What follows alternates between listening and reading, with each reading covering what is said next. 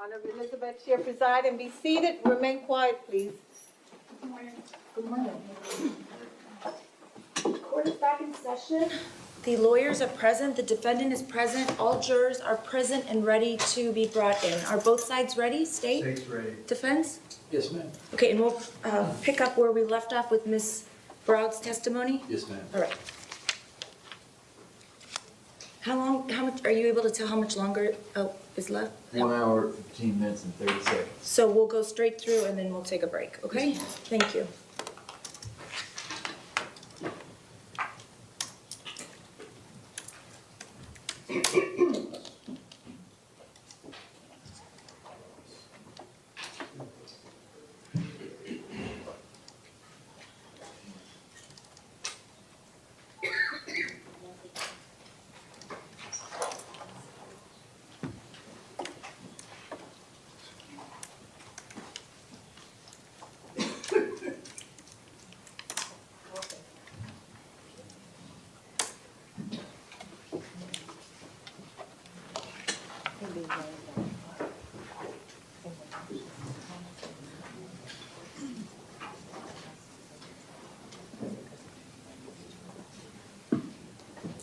Okay, so what numbers are they? Can you just go this way?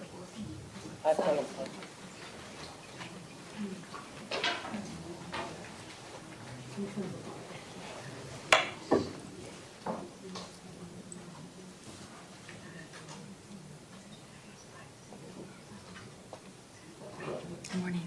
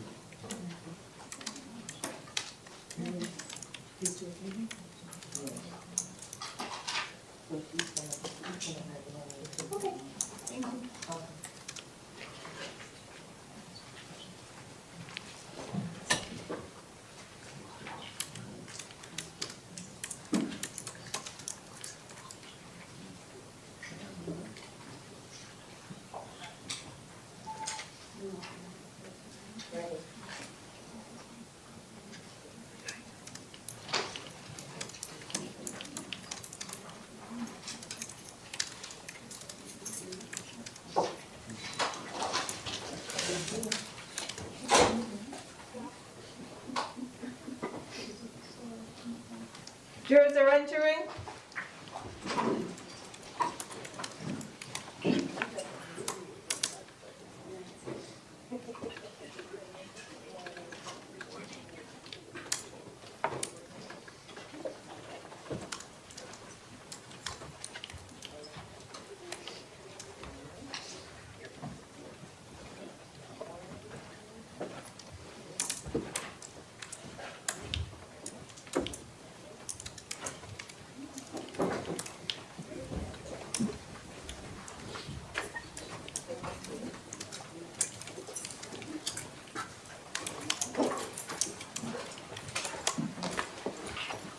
Okay, good morning, ladies and gentlemen. Everyone else may be seated. We are going to continue this morning with the video testimony of Fanae Browd. Defense, whenever you're ready, if you would please continue to play the video. Thank you.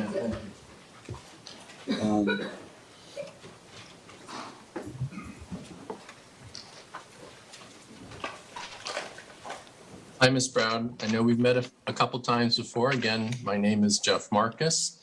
And as I've always said to you, if you need a break and you want to stop, get a drink or something to eat, feel free to stop me for any reason. I'll be happy to accommodate you in any way we can. Thank you. You're welcome. So I don't think I need to go back into how you met Linda Cruz. It was in New York, and you all came down to Florida, and it worked out that it was close to being around the same time, correct? I came before her, yes. Right. Was it just a few months before her? No, it was a while before her. Okay, years or months? I'm sorry? Was it years you came down before her or just a few months? No,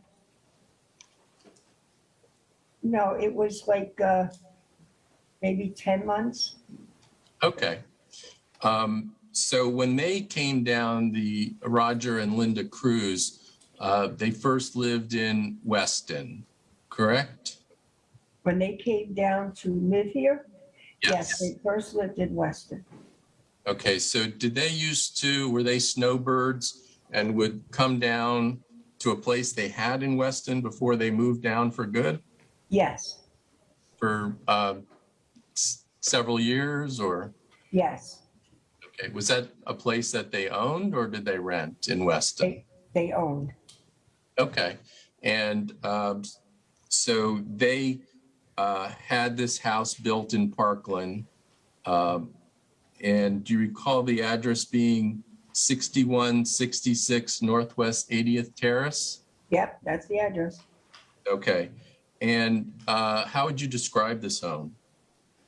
I would describe the home as large with a lot of land. I know there was over an acre.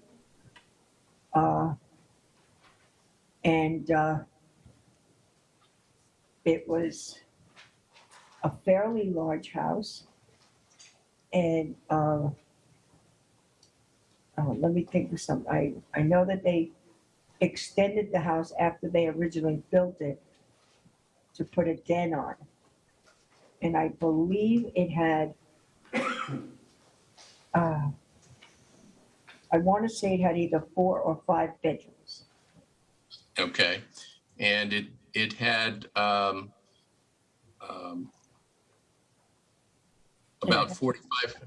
4,500 square feet. Yes, about that. Okay, and so everything was new. It was a brand new home when they first moved in, right? Yeah, they bought the land first. They picked a lot, and then they built the house. Okay, and did it have a pool? Yes, it had a pool, a tremendous backyard, and screened-in patio. A jacuzzi? It was part of the pool. Okay. Was there a wooden swing for the kids?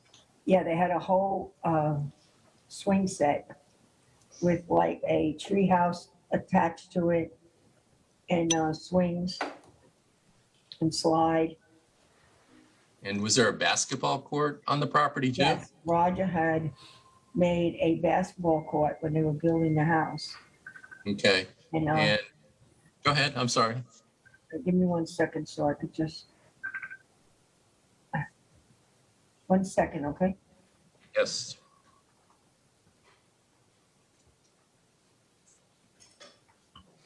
Aiden, Nana has to call you back, all right? I'm in the middle of I'll call you back, sweetheart. All right? Bye. I have to answer those calls because my children get nervous if I don't answer the phone. So I No. apologize. You don't have to apologize. That's a good policy. So the backyard was really big. Yes, the correct? backyard was very big. It was fenced in all the way around. And it had a lot of grass. But yes, Roger had the basketball court built when they built the house. We're going to show you a picture that I'll call State's Exhibit A.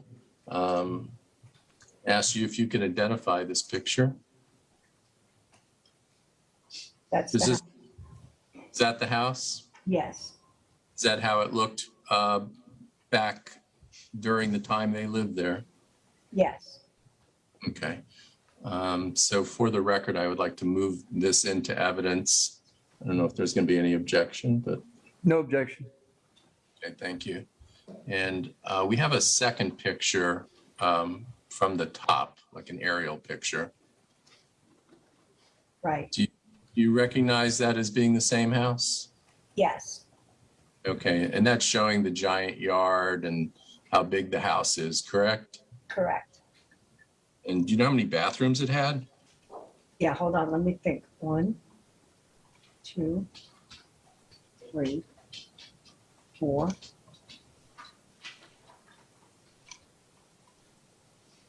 I think it was like, I think it was either 4 or 5 bathrooms.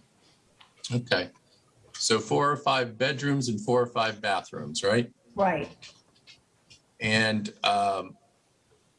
Roger was still alive, and even though he hadn't been there that long, he added to the house, correct? yes, they added the den in the back of the house. Okay.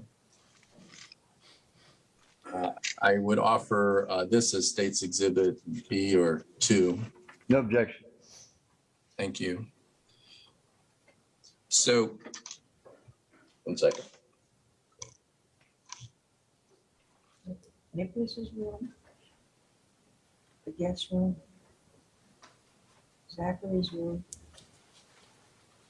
all on the same side. And then you walk down and the bed was there. I think that's the window in the hallway. This part right here.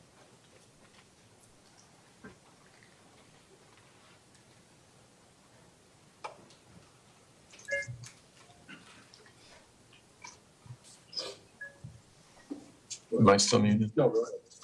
You can take it off the screen.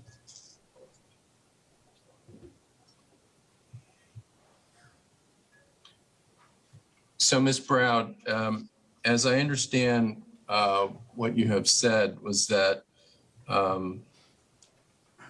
Linda Cruz unfortunately had miscarried many times, correct? Yes, four that I know. Right. And did they decide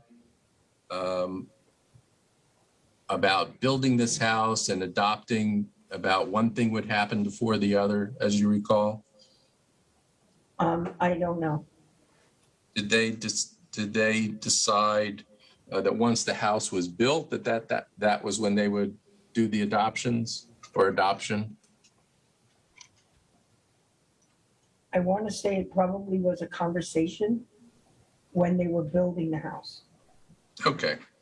So as you described Linda Cruz, she could be very private about her life, correct? Absolutely. And she wasn't one of those people that would tell everybody about her business, correct? That's correct. And as you described, she even hid the adoption from Roger's family, his kids, and her family, correct? Yes, And to some extent, she greatly hid it from you until only a month before the adoption.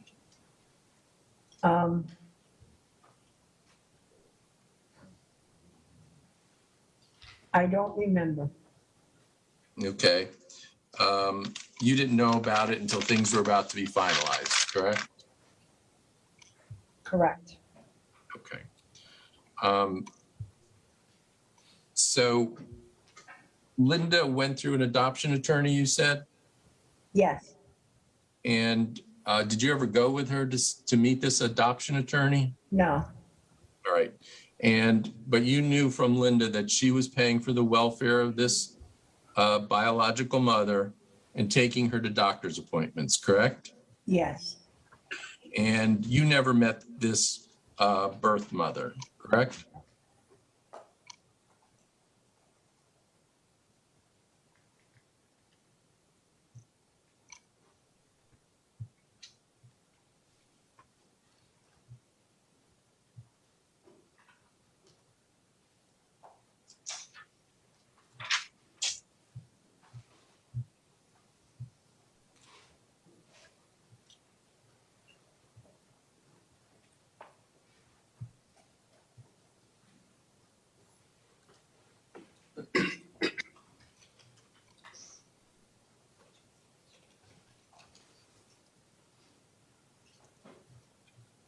Do you need a minute?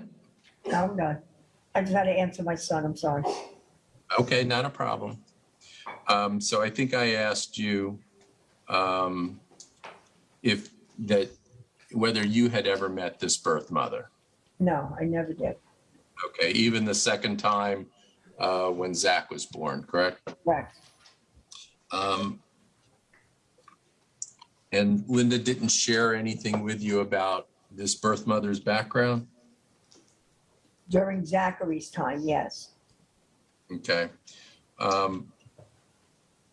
Was Linda trying to make sure the baby was healthy by going through an adoption attorney and taking her to the doctor's office visits? I'm sorry, say that again? Okay. Was Linda trying to make sure, Linda Cruz trying to make sure that this birth mother was healthy by going through an adoption attorney, someone who specialized in that, and also taking her to the doctor's office visits herself? Yes. Okay. And earlier today, I think you said that you didn't meet Nikolas for about a month. Yeah, I didn't see him right away. Okay. I think it was like a month after he came home. Okay. So I need to ask you, and I don't mean it disrespectfully, okay? Uh-huh. Do you remember giving a deposition to me and the defense attorneys on December 29th of 2021? I remember giving you a deposition, but if you want me to look at something, I can. They have everything here. Okay, and that would be fine if I'd be happy to have you look at the pages I would ask you, excuse me, ask you to look at. Okay. I could put it on the screen for you too, or if they have it right there. Yeah, they have it right here. Just tell them Okay. where it is. Can someone please give her first, it's the December 29th deposition, page 16, line 16.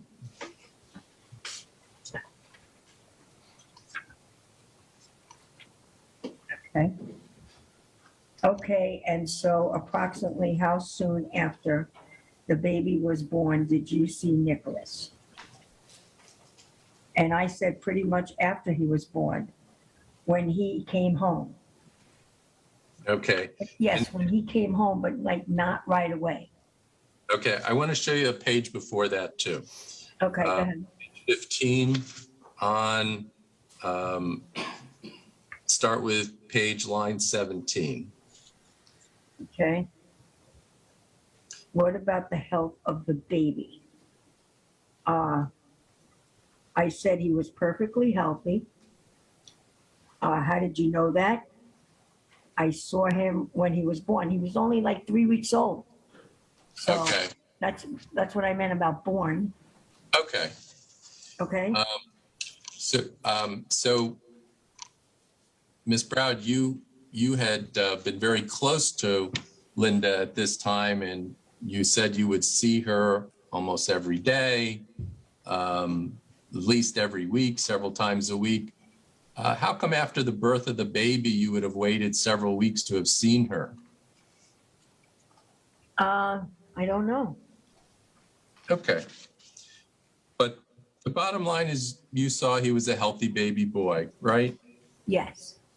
And there was no concern about the defendant's health was brought to your attention. No, nothing. Okay. And before, earlier today, you were asked about when Zachary was born. And I think you decided, or not, I'm sorry, not that you decided, I think you said that it was 2 years between Nikolas and Zachary's birth. Remember you said that? Yeah, approximately, I said. Okay. So I just want to try and figure that out. So is it your recollection that Nikolas was born September 24th, 1998.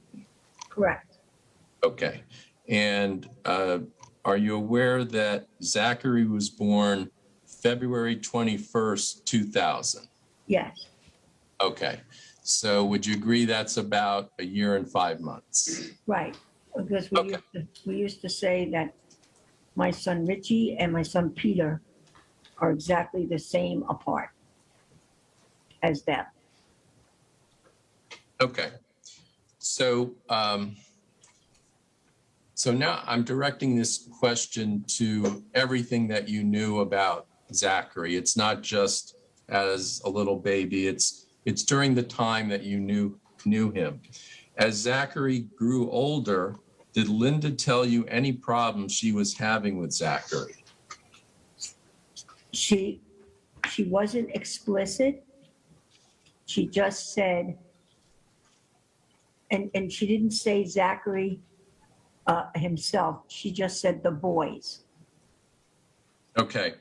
And so, just so we're clear, that was when you were at, I think you called it, that's when you were changing the title to you, and that was the last time you saw Linda Cruz? Yes.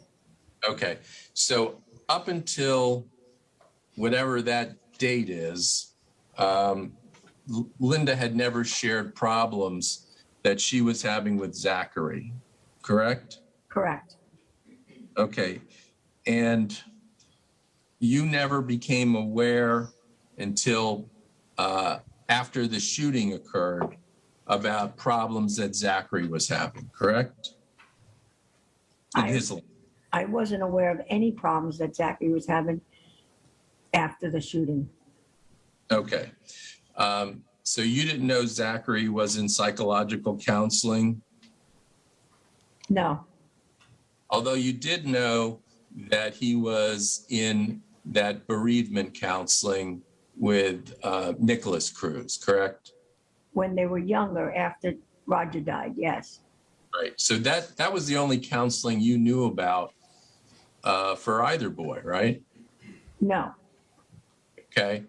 She would Go ahead.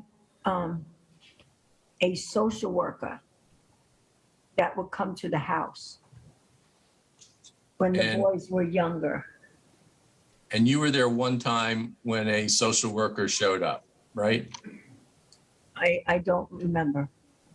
Okay. But you're not aware of Linda calling the police because Zachary wasn't coming home at night? No, I was not aware. And you weren't aware that Zachary was having, excuse me, let me start over, that you weren't aware that Linda was very concerned with Zachary stealing from stores? I was not aware. And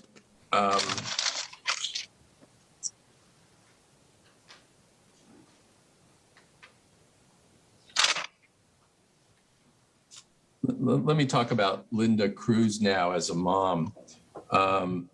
So during this period of time that you were especially close with her when, after the boys were born, of course, you thought she was an amazing mother, correct? She was an amazing mother. Okay. In fact, you thought she was an amazing person too, right? She was an amazing person. Okay. And being a mother, she was in her glory, correct? Absolutely. And she took being a mother to these children very seriously, correct? Yes. She would hug him quite a bit, wouldn't she? That is Nikolas. She would hug both of them, yes. Okay. But didn't you think it was even more than a normal mother would hug and hold a child? No, Okay. But she certainly gave both children love and affection. yes. And discipline. Okay, Gotcha. okay, and we'll talk about that too. When Nicholas first went to preschool and he was having academic delays, did she move him to another school that better suited him, had smaller classrooms and special services? Yes, Okay. And you thought that was a good thing, right? yes, And I think you talked about this morning that she would sit with him as a young boy for hours doing homework with him, yes. correct? Mhm. So she wanted to make sure he got his work done as best as possible, right? That's correct. And she would tell him he had to do it, right? She would say to him, yeah, he had to do it. But he was kind of belligerent and would fight with her, wouldn't he? Right, he wouldn't sit long enough to do it. I even tried to help him several times. And you had a little different approach to sitting with him than Linda did, didn't you? Yeah, Okay. Tell us how you did it with Nicholas. I would tell him he has to do this or he can't go play with his toys or whatever. He's not leaving until it's done. Okay. And And- did he And do it? I would help him because his writing skills were horrible, you know, and I would have to help him with holding the pencil, tracing. He was his IQ was much lower than the child his age would normally be. So what age, we're talking 3, 4, 5 years of age at this point? Kindergarten, Oh, kindergarten. Okay. So is that about 5 or 6 years of age? right? Okay. So when you would sit with him, you were tougher than Linda was, weren't you? Yep. Okay. And were you more effective than Linda because you were tougher? You Yeah, think? I think so. Okay. So he would respond to you because he was a little scared of you, wasn't he, Miss That's Brown? correct. Okay. So he couldn't get away with as much with you that he might have with his mother. Is that what you're saying? Yes. Okay. But in a loving way. I mean, I was always hugging him, you know, tell him Right. I love you, but these are things you have to do. Right. I'm not suggesting you beat him or anything like that, but Don't, because I didn't. okay. But you were very firm with him, and he Yes. was a little scared of you, and that was a good thing that got him to do what you wanted him to do. Correct? Right. Uh-huh. Okay. So when he wanted to, he could get his work done with supervision. Yeah, okay. I think you're missing what I'm trying to say. Nicholas could not do it on his own. You had to hold his hand with the pencil and trace the letters. He could not do that on his own. He didn't have the ability. That's why they had ordered occupational therapy for him. And he did receive fine motor training, didn't he? Yes, he did. Okay. And Linda made sure he got that kind of fine motor training, correct? Well, actually, the ESC that I explained to you earlier, when I don't know if you're familiar with what that is, but they have a whole council of people that do a meeting on a monthly basis for these children that have these disabilities. Right. They're And- exceptional students, aren't they? Pardon? They are exceptional students that Right. they Right. receive extra services, correct? Uh-huh. And And- so, go ahead. Okay, and what they do is they pull these kids out of the classroom and they have these people that work one-on-one with them. So it could be occupational therapy, physical therapy, not physical therapy like you're thinking, physical therapy for walking and hand coordination and stuff like that. Okay? Right. So he got fine motor training in exceptional education, right? Uh-huh.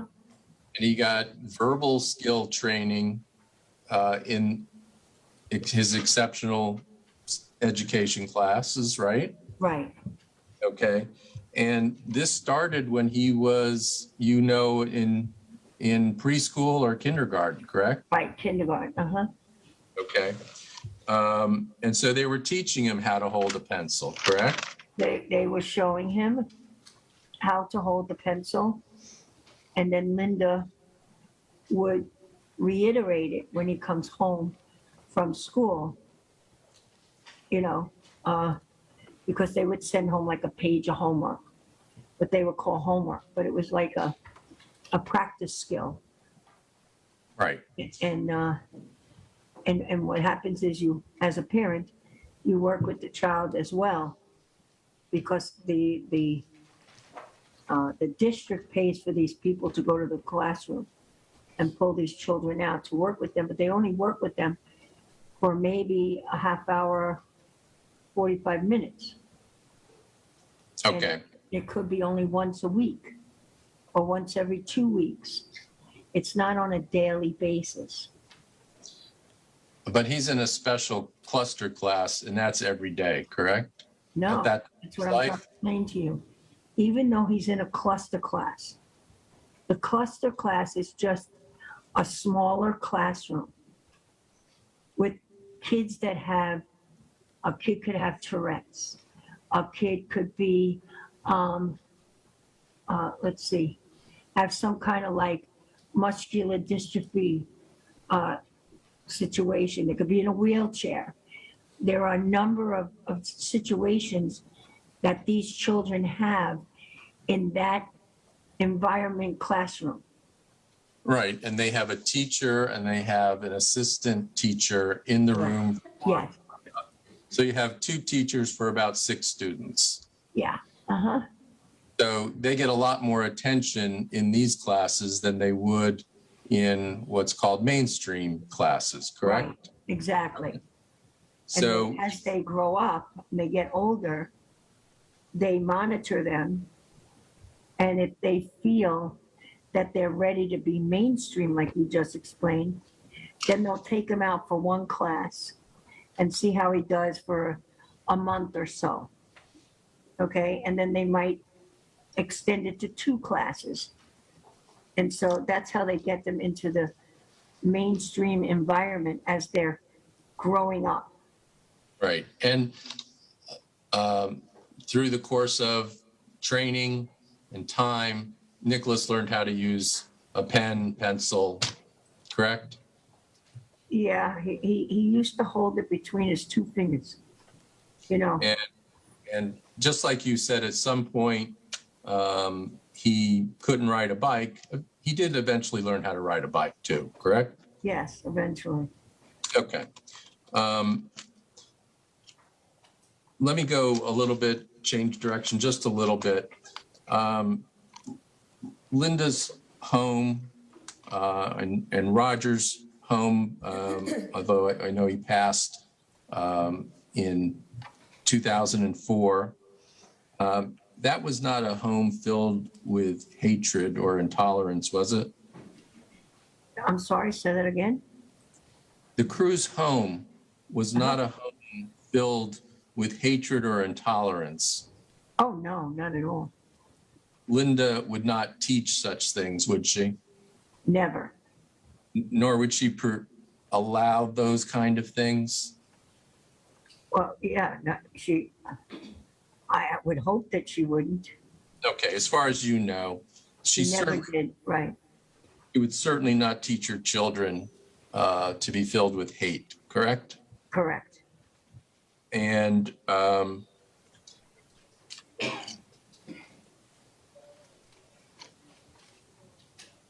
there were some doctors that you were aware of that Linda would take Nikolas to, correct? Can you be more specific? I will. And I told you this once before, but I'll tell you it again. There was a pediatrician named Dr. Marcus who is no relation to me. Right, That was Nikolas's pediatrician, correct? yes. Pediatric Okay. associates, yes. Right. Mhm. And that was a doctor that you were emergency contact for, weren't you? Yes, Okay. But you weren't a part of actually being involved with taking him to Dr. Marcus, were you? yes, Oh, you did go on occasion? yes. Okay. Were you aware of his diagnosis of ADHD? Yeah, later on, yes. When you say later on, you mean after the shooting? Oh, no. Like, like when he was in kindergarten, around that time, maybe a little bit before, because he was very hyper.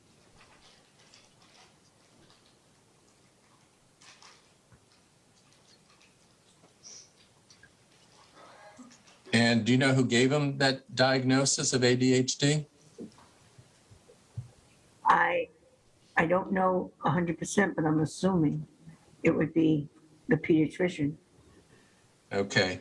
Do you recall giving me a different answer at that deposition on December 29th, 2021? It's on page 26 if you want to look at him, look at it, page 26, line 8.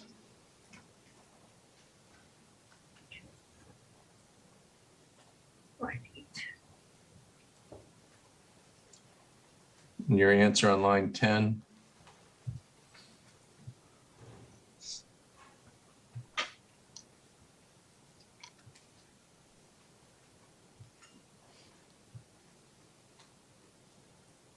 Okay, well, I said no. But, like I said, later on, I know he was diagnosed with ADHD, because he was very, well, you had to be a moron not to know. So he was very hyperactive. He couldn't Okay. sit for 2 seconds. Okay. So you had said you weren't aware of any diagnosis Dr. Marcus gave him, but you assumed he had ADHD anyway. Right. Okay, that's fine. Thank you. You never actually participated in any counseling with the family, especially Nikolas, did you? No. And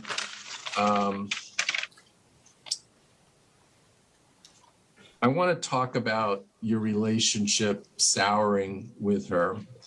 And you didn't really go into it this morning, but you don't think much of Roxanne Deschamps. I think it's D-E-S. I actually, I never thought in my whole life I would hate somebody, but I hate her. Okay. If that answers your question. Yeah, sort of. So you now know that the defendant and Zach went to live with Roxanne Deschamps after Linda died, correct? Yes. Well, they Okay. were going through Linda's phone, trying to find people to go to, numbers to call people. Okay. And you believed that Roxanne manipulated Linda, didn't you? Absolutely 100,000%. Okay. And that's one of the reasons you don't like Roxanne Deschamps today, No. is because you think she took advantage of Linda Cruz. I don't think she did anything to help her. Okay. But you also think she actually manipulated Linda too, right? Yes, uh-huh.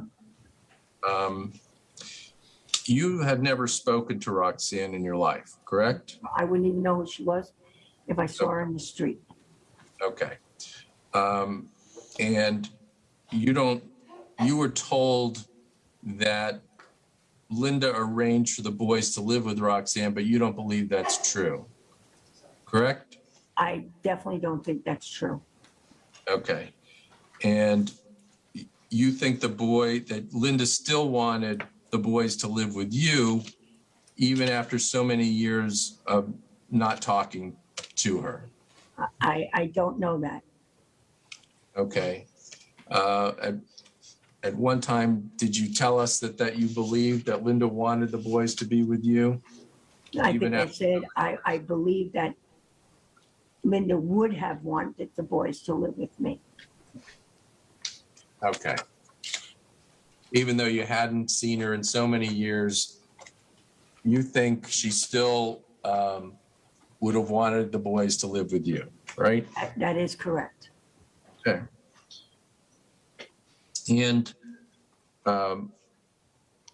when Roxanne came into, how did Roxanne come into Linda's life?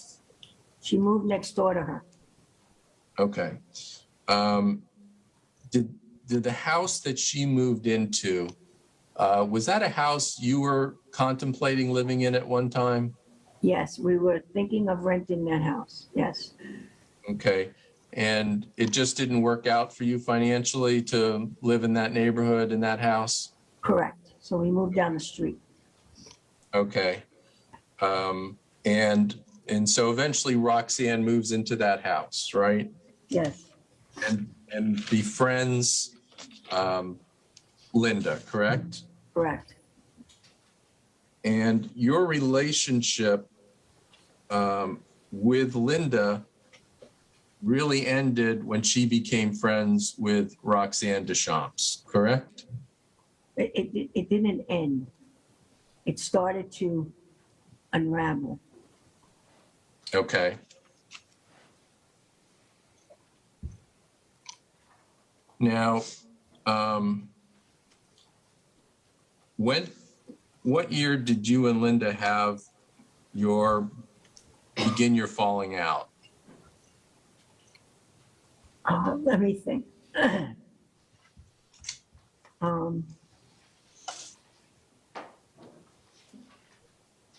Miss Marcus, I let me think a second, okay?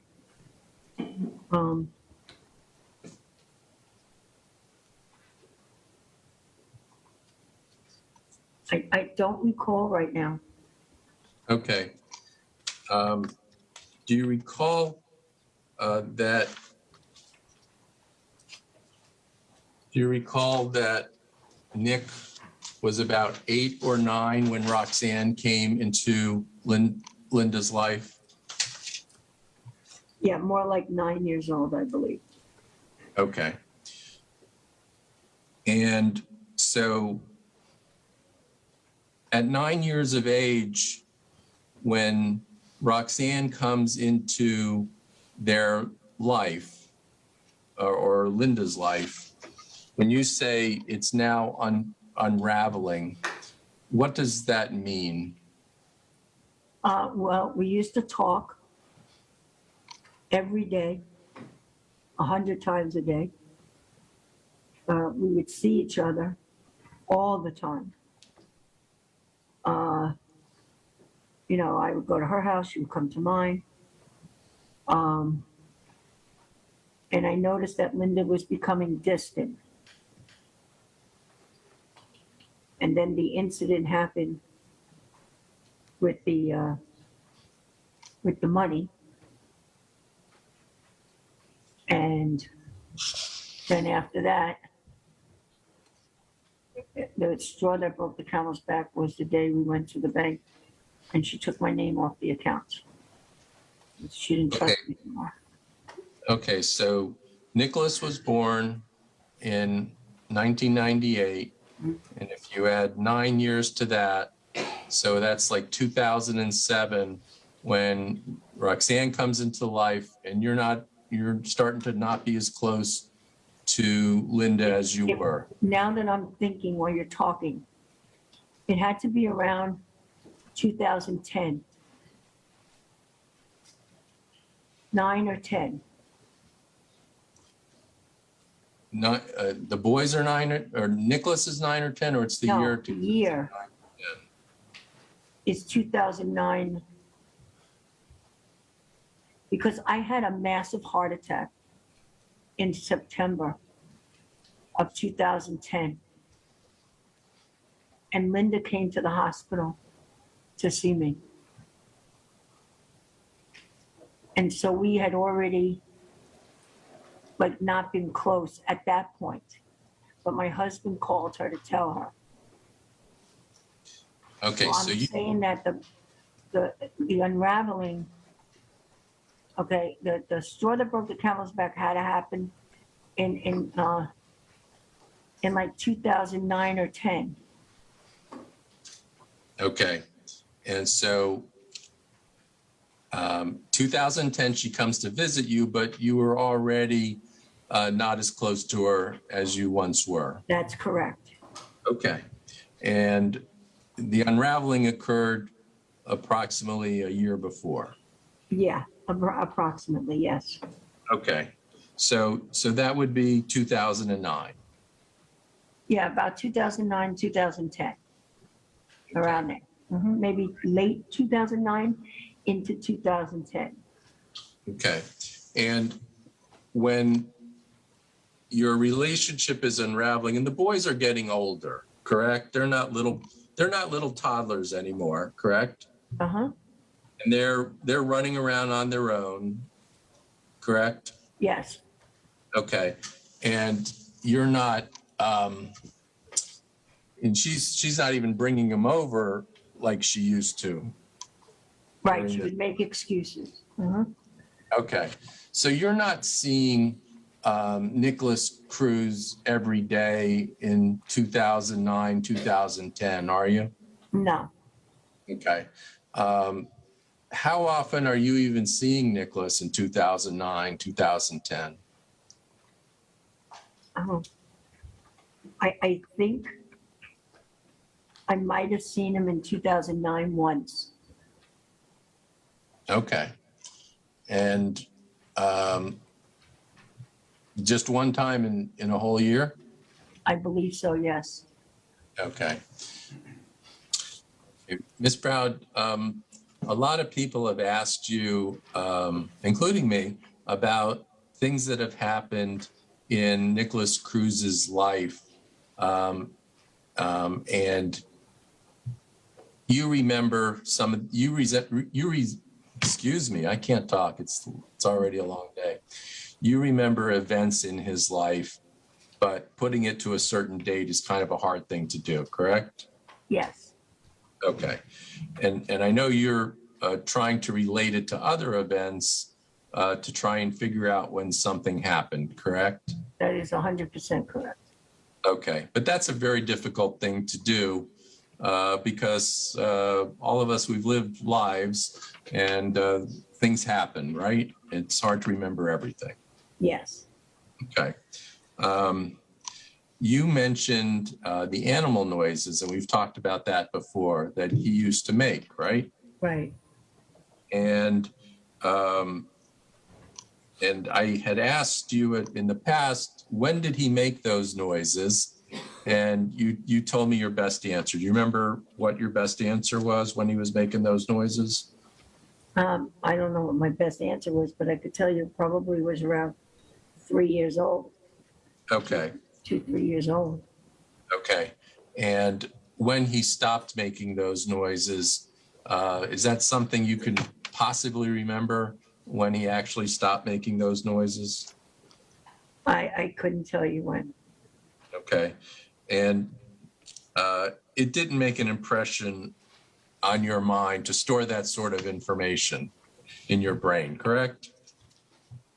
Of when he stopped, I don't know if I was around when he stopped. Okay. Do you remember saying it's hard to remember because he probably went on to something else? Probably.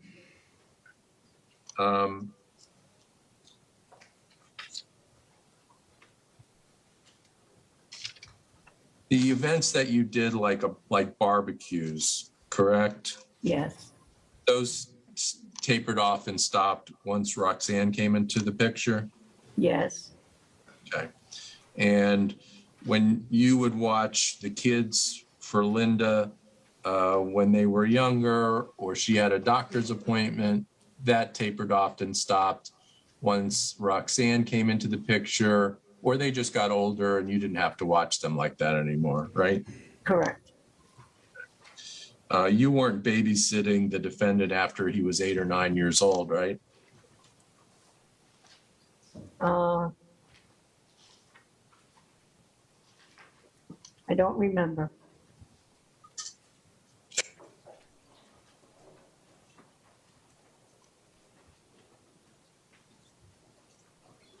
If I could try to refresh your memory about that, if someone can hand you the deposition from April 7th, 2022, on page 31, line 20 through 22.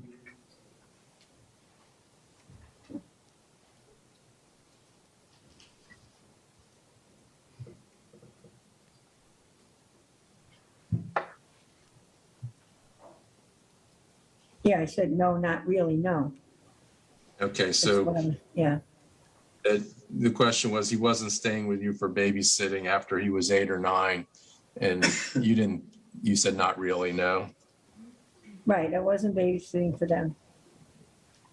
Okay, that was at a much earlier time in their lives, correct?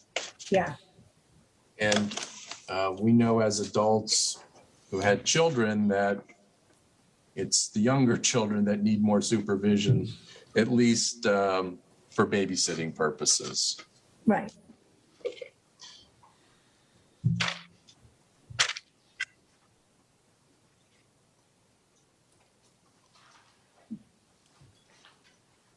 When you were, when he was 4 to 5 to 6 years old, and you were around him at times when he was eating, correct? Yeah, Okay. Would he say to you words like, I don't want this, I'm not eating this?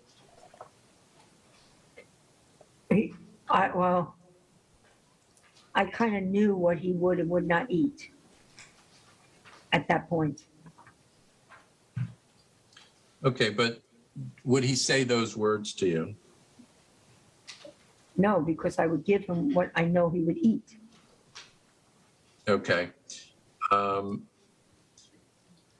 If you still have that. If I made a, okay, let me back ahead. up for a second, Mr. Marcus.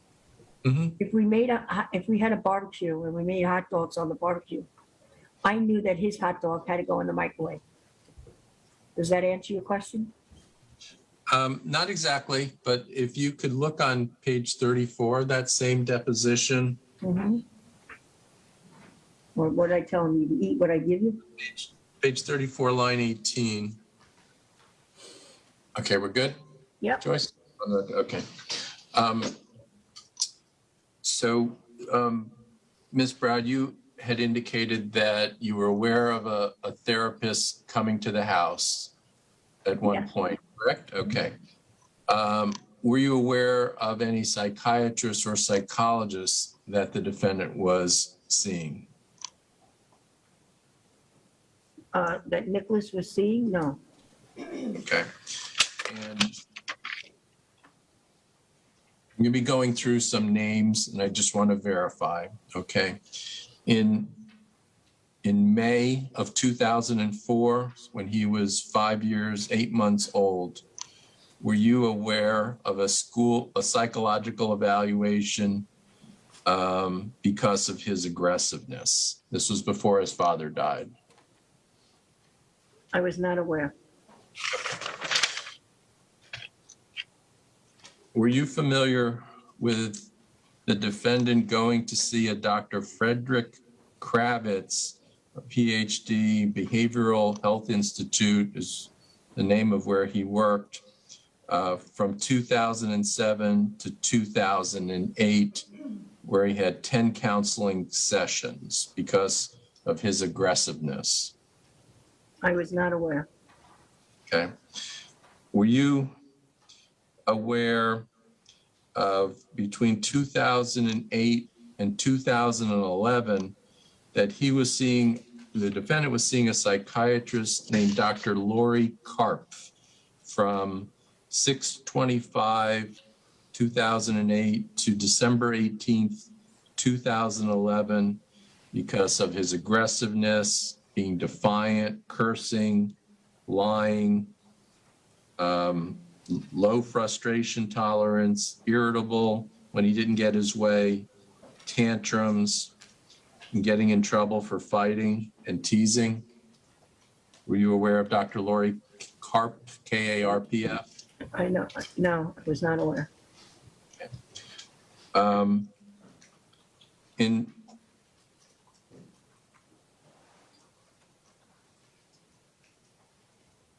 Were you aware of Henderson Behavioral Health seeing him? I was not aware of any of his psychotherapy sessions. Okay. Were you aware of him receiving school counseling in 2009 on a weekly basis? I was not aware. Were you aware of him receiving school counseling at West Glades Middle School in 2011? At West Glades? Yes, West Glades Middle.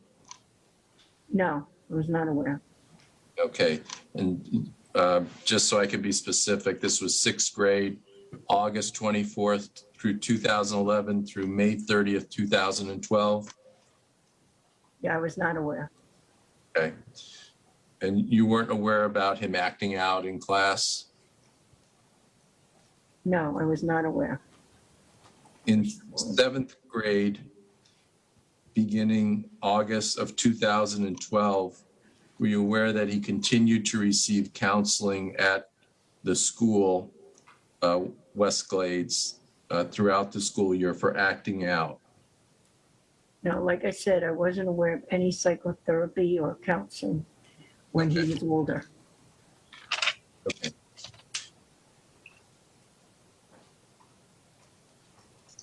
Were you aware that on January 15th, 2013, Henderson Behavioral Health came to the home because the defendant was cursing his mother, punching holes in the wall, and throwing objects in the house? I was not aware. Were you aware that on that time that he was diagnosed with disruptive behavioral disorder? I was not aware. Were you aware in May of 2013, he had a second set of sessions with Henderson Behavioral Health? Nope, I don't know anything about Henderson. Okay, I mean, I know And- who they are, but with Okay. him, I don't know. okay.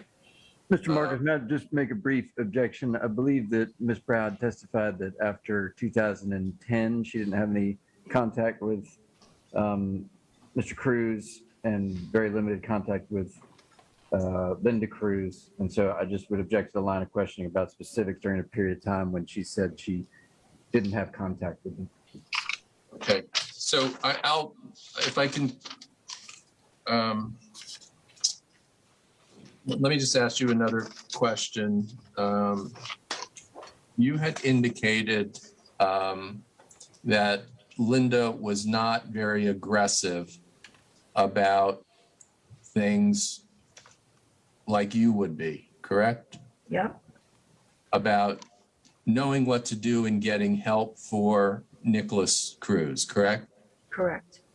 Okay. So you were unaware of, I'm going to read dates to you when he had therapy. And I think I know what your answer is, but I'm going to ask you the questions. Were you aware on June 4th, 13, that a case manager came to the house to have a session with the defendant and Linda Cruz? No, I wasn't aware of anything after 2010. Okay, so if I asked you, you're not aware of any of these dates that he had therapy at his house, and I'm going to list them right now just to save time. 6/19/13, 6/20/13, 6/26/13, 7/3/13, 7/10/13, 7/17/13, 7/22/13, 7/24/13, 7/31/13, 8/6/13, 8/7/13, 8/14/13, 8/21/13, 8/21 again 13. One of the sessions was with a therapist and one with a case manager. 8/28/13. None of the above. Okay, and those are all sessions with either a case manager or a therapist coming to the house. Right. Were you aware of problems he was having involving at the middle school, at West Glades Middle School, and things that he was doing? I was not aware. Okay. And I'm going to give you some other dates of therapy with either a case manager or a therapist and ask you if you're aware of any of these dates where he saw case managers or therapists with his mother. September 10th, 2013, September 11th, 2013, September 19th, 2013, September 23rd, 2013, September 26th, 2013, September 30th, 2013, October 1st, 2013, October 2nd, 2013, October 14th, 2013, October 16th, 2013. Are you aware of any of those therapy sessions that he had with counselors or case managers? As I explained before, I don't know anything after 2010. I don't know what counseling he had, what kind of therapy he had, or any diagnosis that was made at that point. Okay. Were you aware of what Linda Cruz was facing with Nikolas Cruz during this time period of his life? I was not. Were you aware that while these incidents were happening, he was still having therapy by Henderson at his home on October 23rd, 13, October 24th, 13, excuse me, not October 24th, October 29th, 13. I was not aware of any therapy with Henderson at all. Were you aware that he continued therapy through the end of 2013? 2014, he was seeing two psychiatrists, Dr. Brett Nagin, a personal psychiatrist, and Dr. Nirma Ortiz, a school psychiatrist. In 2014, were you aware of that? I was not. Did you become aware that Nikolas Cruz went to an alternative school named Cross Creek? Yeah, later on. I'm sorry? After this happened, I Okay. know about it. Okay. Were you aware that he was able to get A's and B's, among other grades, while he was at that school? I wasn't aware of his grades, but it doesn't surprise me. Okay. Why doesn't it surprise you that he could get A's and B's? Because my son is very similar to Nicholas, and he goes to school, and he tells me he made AB honor roll, and he can't even write, so. Okay. That's Were you why aware? those schools don't surprise me with I think they do it just to give the child to feel better about themselves. Okay. Were you aware that he was mainstreamed back to MSD, Marjorie Stoneman Douglas? After the fact, yes. And do you know that they have to go through a procedure in order to be mainstreamed Yes, again? I know that. Okay. Were you aware of My own personal, experiences? correct. Were you aware that Linda Cruz had a parent advocate who helped her with both the defendant and Zach? When you say a parent advocate, be more specific, please. Okay. Were you aware that Henderson Behavioral Health offers a parent advocate services where they don't counsel the children, but they help the parent deal with Yes. the system? Yes, you're aware of that? I am aware that they tell you that, yes. Okay. But you weren't aware that Linda Cruz availed the use of a parent advocate as well as having therapy for her son? Object again, Mr. Marcus, to relevance and lack of personal knowledge. Ms. Brown's indicated she's unfamiliar with this information. You can answer the question. You were unaware of that?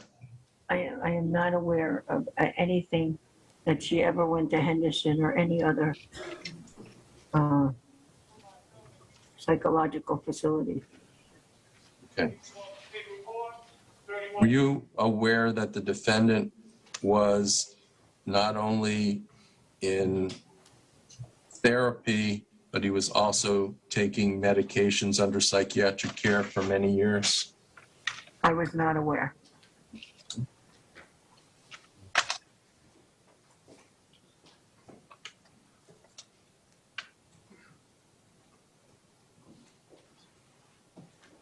You did testify before that Linda did not have a drinking problem, correct? Absolutely not.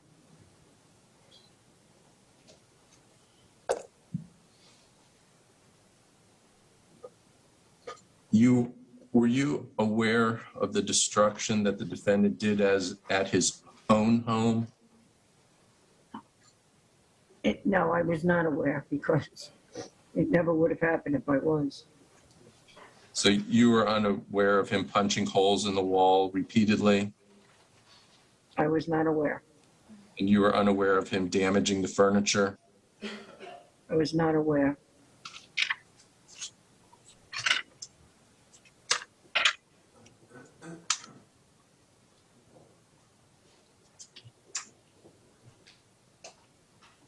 Are you now aware that despite all the help Linda Cruz got, defendant's behavior remained out of control? Yes, I'm aware of that now.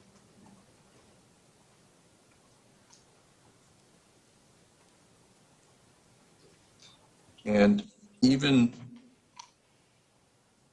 before, let's strike that. Do you agree that the defendant's aggressive behaviors that occurred before Roger died stayed pretty much the same after he died? He wasn't really aggressive at that young age. He was aggressive with his sounds and his growling in your face type thing. But he wasn't aggressive like that, by no means.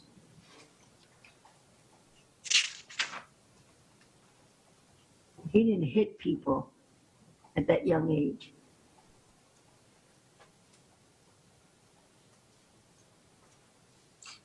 Do you recall from the deposition of December 29th, 2021, page 32, making a different statement? Page 32, line 13. Give me a second. And you could read before that so you can see that I'm talking about before his father died and after his father died. Mhm. What line? Page 32, line 13 through 16. But if you want to read before that, please Yeah. do.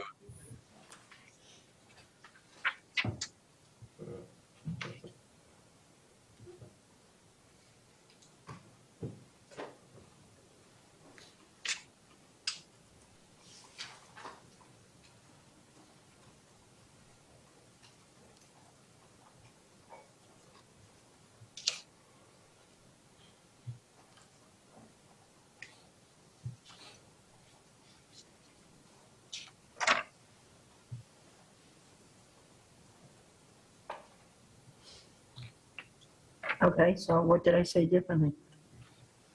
Well, I asked you then, as far as his behaviors that you witnessed, did Nicholas' behaviors change afterwards or stay pretty much the same in reference to before Roger's death and after Roger's death?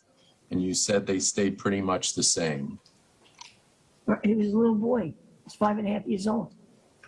Okay, Yeah, he stayed the same until he got a little older. okay. And, well, his aggressive behavior is what I'm referring to. But like I said to you before, he wasn't aggressive like you're thinking he was. He didn't hit people, okay? He was just aggressive with animal noises and imitating animals. Didn't you say he kicked and bit and spit? Later on, yes.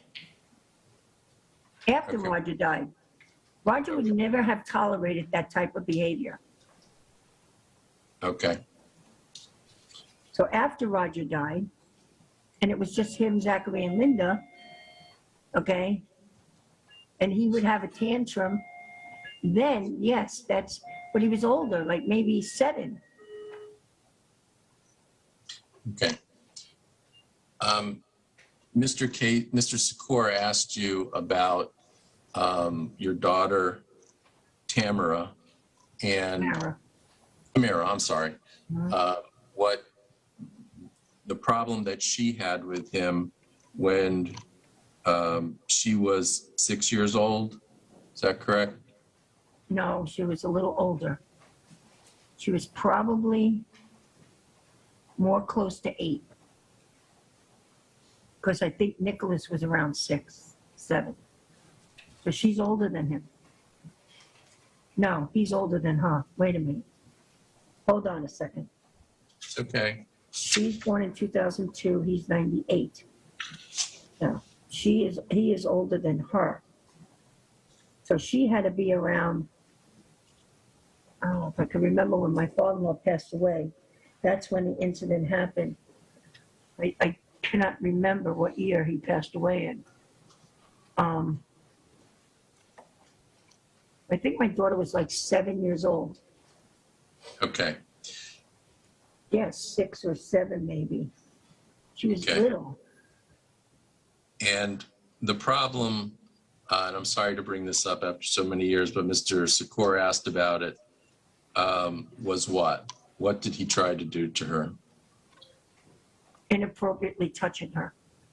Okay, he tried to put his hand in her shirt all the time, Yeah, and he tried to watch her shower. yes.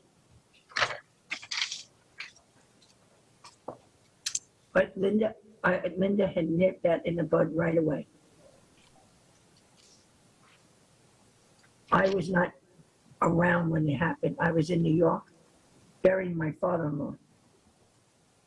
That's why I wish I could remember what year it was. Now, you previously has said about Linda Cruz could be easily manipulated by people, correct? Yes, And that Linda put Nikolas Cruz on a pedestal, correct? let's put it this, she favored him over Zachary. Okay. She would make excuses for his behavior, Yes, true? that's correct. Okay.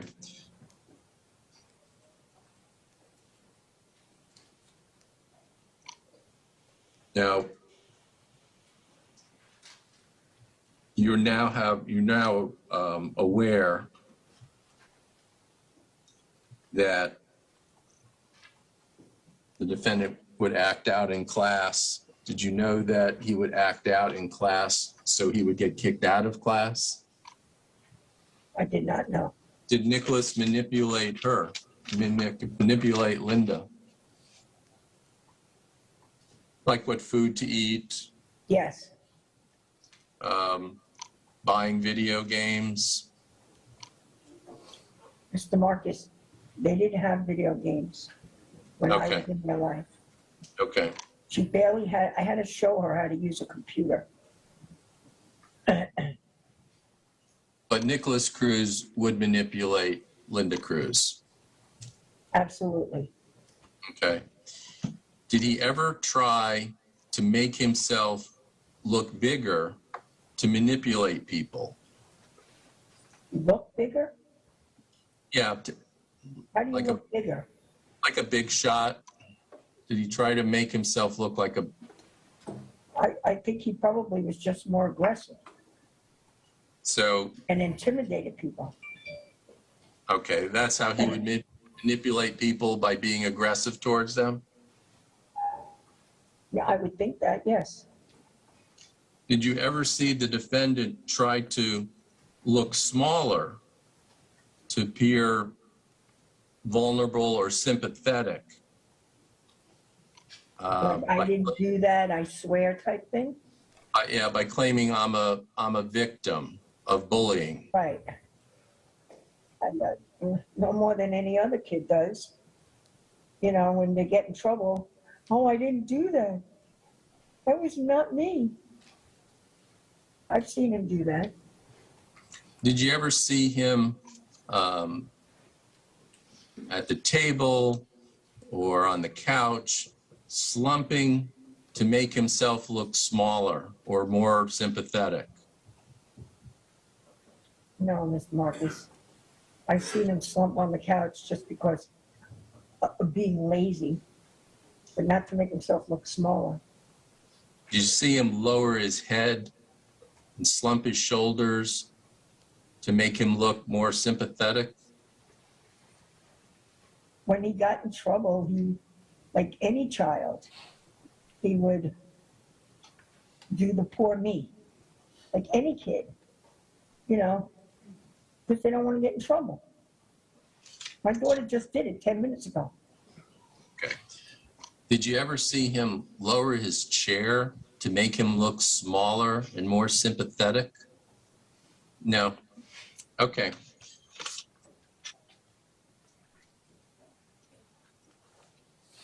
All right, I have no further questions. Perhaps Mr. Secor has some follow-up. Thank you, Ms. Brown. I appreciate it. It's been a long day. I know, it's okay. Apologize. Ms. Browder, just a couple of quick things to follow up with you. Remind me again the year that you had your heart attack. 2010, September. Okay. And you said, or did Linda come and visit you then? She did. Okay. And was that after you had had your falling out with her with Yes, the bank It issue? was. Uh-huh. Okay. And after she came and visited you, And the boys came too. oh, they did? Okay. Yes, And, the boys, Nicholas and Zach. yes, ma'am, thank you. Was the time when you went to sign off on the car loan, was it after the heart attack? No, before. Okay. So was the visit in the hospital when you had your heart attack, was that the last time that you saw Linda? That was the last time I saw Linda. And was it the last time that you saw the boys? That was the last time I saw Nicholas and Zachary. Okay. And after that visit, was there any communication between you and Linda going forward? No, but she did communicate with my husband. Okay. And did you ever get any specific information about what was going on with the boys in school from your husband? No.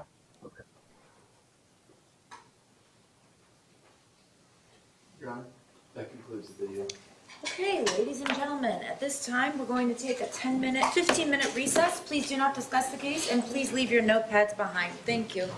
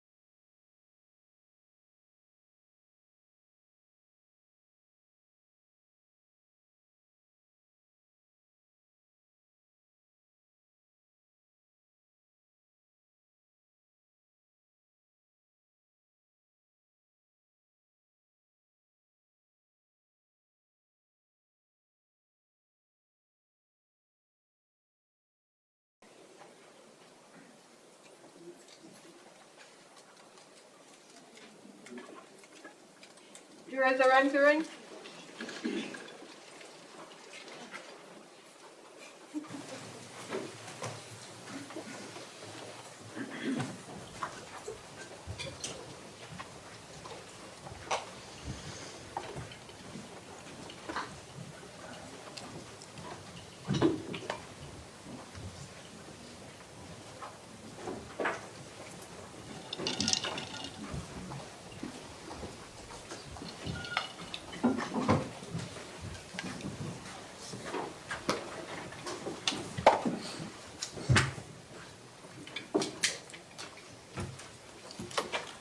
Okay, all jurors are present. Everyone else may be seated.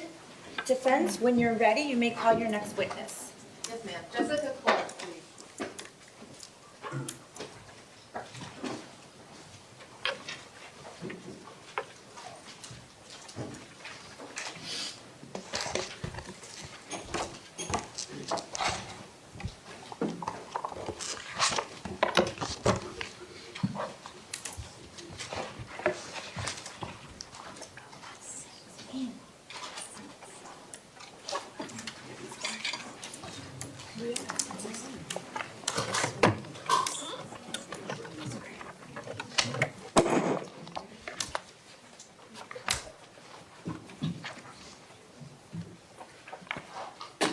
Good morning. Good morning. Please raise your right hand. Do you solemnly swear or affirm the testimony you're about to give is the truth, the whole truth, and nothing but the truth? Yes. Thank you. You can put your hand down and be seated.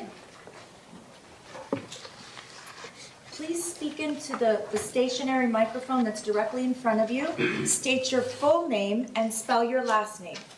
Jessica Clark Flournoy, Clark C-L-A-R-K, Flournoy F-L-O-U-R-N-O-Y. Thank you. You may inquire when you're ready. Thank you. Good morning, ma'am. Thank you for being here. Morning. Why are you here today? I do not wish to be here. I've been served a subpoena. Okay. And what is your occupation? At the moment, I am an admissions counselor. And how long have you done that? An admissions counselor since 2015. Okay. And what did you do before that? Prior to that, guidance and counseling and ESE family counseling. Well, guidance and counseling now, but prior to that was ESE family counseling. Okay. And was that your first position with regard to education in the private schools? No, I originally started off as a substitute teacher back in 1999 and then secured a teaching position for about 3 years, 3.5 years, and then from there moved into a behavioral specialist for a short period of time, and then that led me into the ESC family counseling role. Okay. And what is your educational background?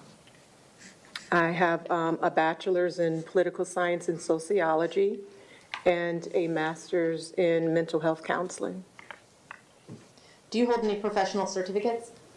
with the Florida Department of Education, guidance and counseling. Okay. Guidance and counseling, is that the certifications that you have on your teaching certificate? Correct. Okay.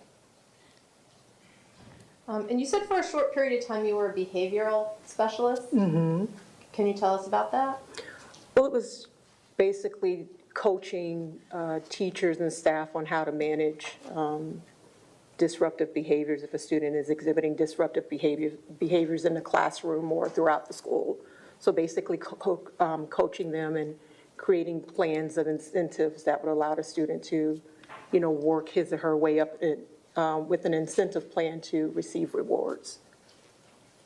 Okay, and then, so from there you became an ESE family counselor? Yes. And how long did you do that? From 2005 until 2013. Okay. As an ESE family counselor, did you attend IEP meetings? Yes.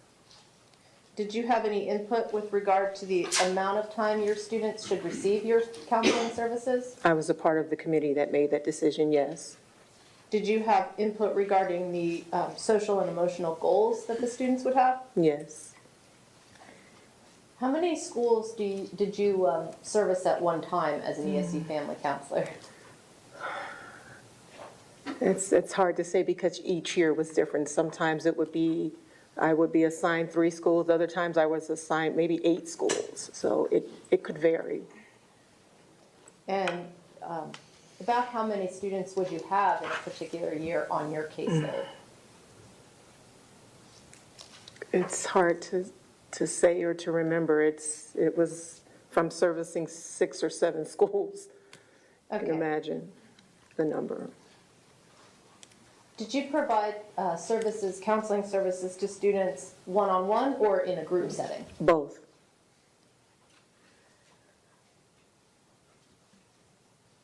And the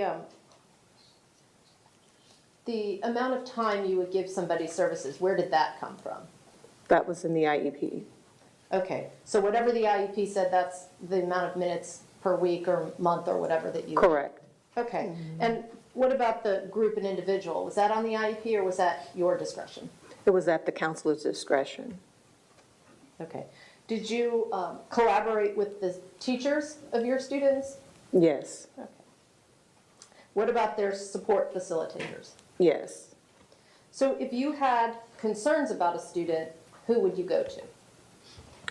I would go to the ESC department, the ESC specialist, or sometimes the grade level administrator. When a new student is placed on your caseload, what do you generally review about them before you meet them? The IEP, The most recent one, previous ones? the most recent one, yes. Okay. Do you remember Nikolas Cruz? I do. Who do you remember him to be? I'm sorry. Who do you remember him to be? When I first met him, Well, was he one of your students? he was one of my students Okay, and where was that? at West Glades Middle School. Okay, and were you his family counselor? Yes, Okay, can you describe your role as his family counselor? was to provide counseling services, working on his social emotional goals, as written in his IEP, so that's what we would work on, the counseling goals.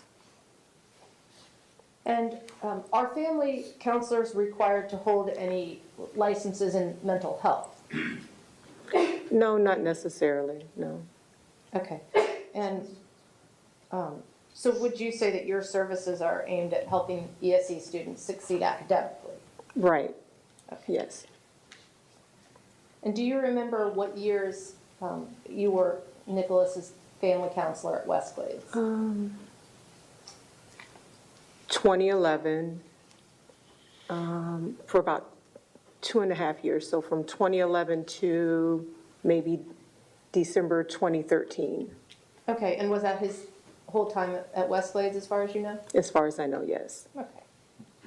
Do you recall what his IEP eligibilities were when he came into the school? I think he had an eligibility of EBD, Okay, do you remember any other ones? maybe speech and language Okay. as well. And so, did you review the IEP that he came into West Glades with from his elementary school? Yes.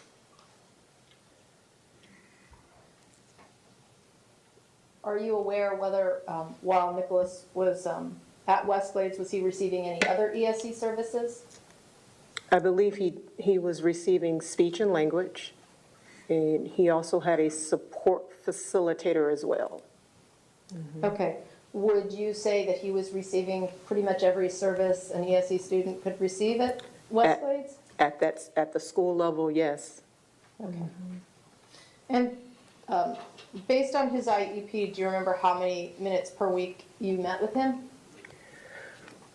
Initially, I think it was 30 minutes per week, and it increased. Okay, do you remember when it increased? Maybe going into his 8th grade year, maybe. Okay. Was there a maximum amount of time that a student could receive counseling services? I think 30 was the ideal, but we went up to 45 minutes. Okay, so initially he was receiving the maximum, but then you said he went up to, 45 minutes. okay. And did you document all your meetings with him? Yes. Did you review those documents prior to coming in to testify? Did I review some of my documents? The notes that you made, I yeah. perused some of my notes, yes. Okay.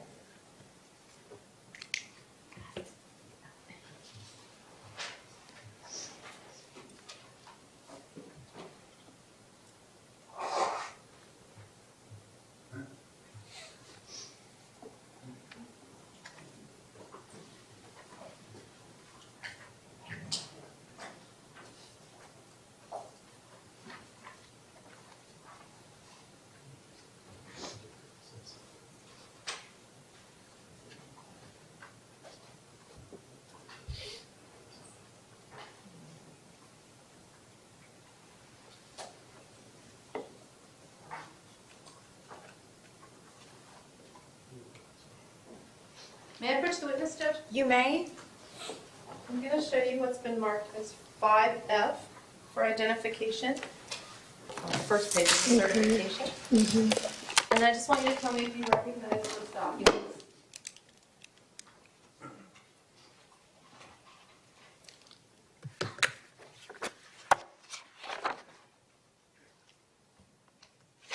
These are my notes.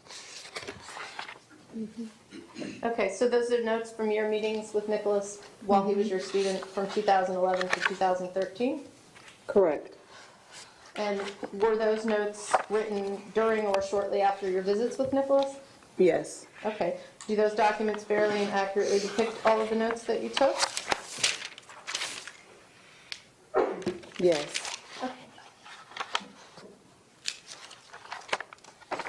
Thank you. Judge, at this time, we would request that defense 5F be entered into evidence. Okay, does the state have any objection? No, Your Honor.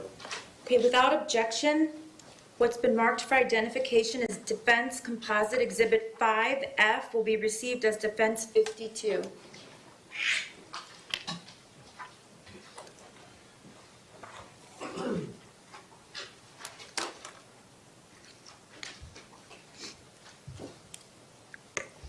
When you first began meeting with Nikolas in the 6th grade, were you meeting with him in group sessions or individual sessions? Initially, the group session. It was a group session. Okay, and do you remember how long you met with him in group sessions? Maybe about 2.5 months, maybe 3 months in a group. Okay, and then after that? It turned to individual sessions. Okay. Do you recall alternating for a couple of months also group and individual? I don't recall. Okay. So your recollection is that after a few months you only saw him individually? Mm-hmm. And did you ever meet his mother, Linda? Yes. Do you remember how many times you met her? I don't remember how many times I did meet with her, no. Okay, what was your overall impression of Linda? Wonderful mother. Just wanted the best for her son. Very concerned about him. Very involved. She was involved.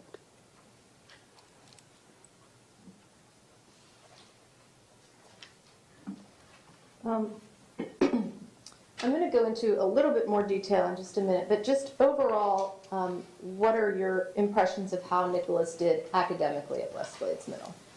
He struggled academically. He had academic challenges. He was very insecure in his abilities, so he definitely struggled. Okay, what about his behavior? I think over time, his behavior worsened. In the beginning, I think he was really trying to do well in school academically and to do well all around, but it did progressively, got worse over time. Okay. In your sessions with Nikolas, did you feel he was forthcoming with you? I did. Okay. Was he ever disrespectful to you in any way? Not to me, no. Okay. So you said in the beginning, you thought academically he was really trying to do well. Okay, and what sort of things would he do that would make you think he was trying to do well in school? He was very concerned about his grades. He always wanted to check Pinnacle, always wanted to see, if he was able to raise a grade point average. He worried about assignments, due dates, and he really wanted to do well. He said that he would try harder to improve his grades. So, but he was always wanting to check Pinnacle. Can we look at my grades? Can we look at my grades? Okay, can you tell the jury what Pinnacle is in case they don't know? It's a system where students' grades are recorded and they can go in and check their assignments and check their academic progress along the way.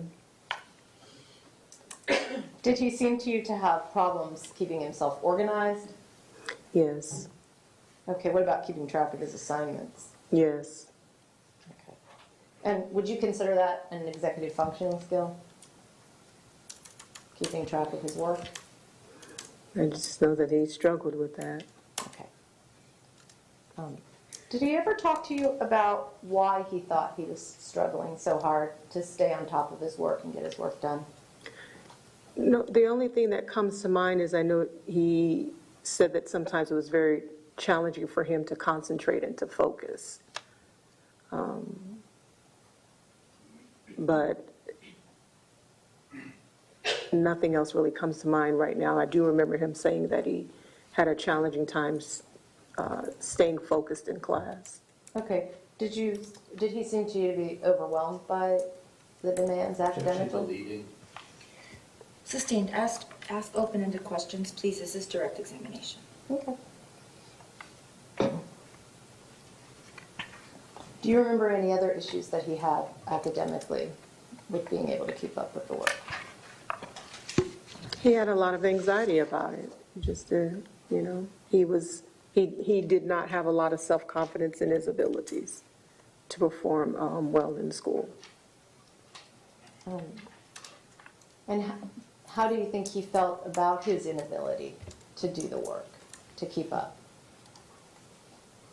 Well, he wasn't happy about it. He was sad about that.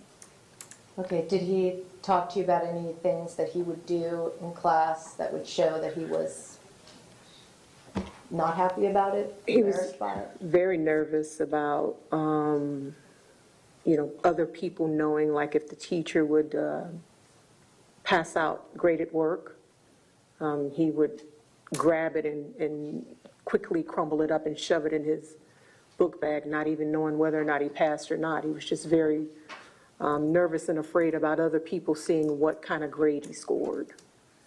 So, he was just very nervous about people knowing his grades. Okay, and what about advocating for himself? Did you work on that with him? We tried working on that. He didn't like to ask for help in class. He was very nervous about people knowing what he didn't know. And so we worked on maybe nonverbal cues. Maybe like I gave him a strategy to use like a blue note card or something for him to be able to place it on his desk. And that would indicate to the teachers that he's asking for help. He needs help without having to say it out loud. Okay, and did the teachers know about that? And that was discussed with the teachers prior to enacting the strategy.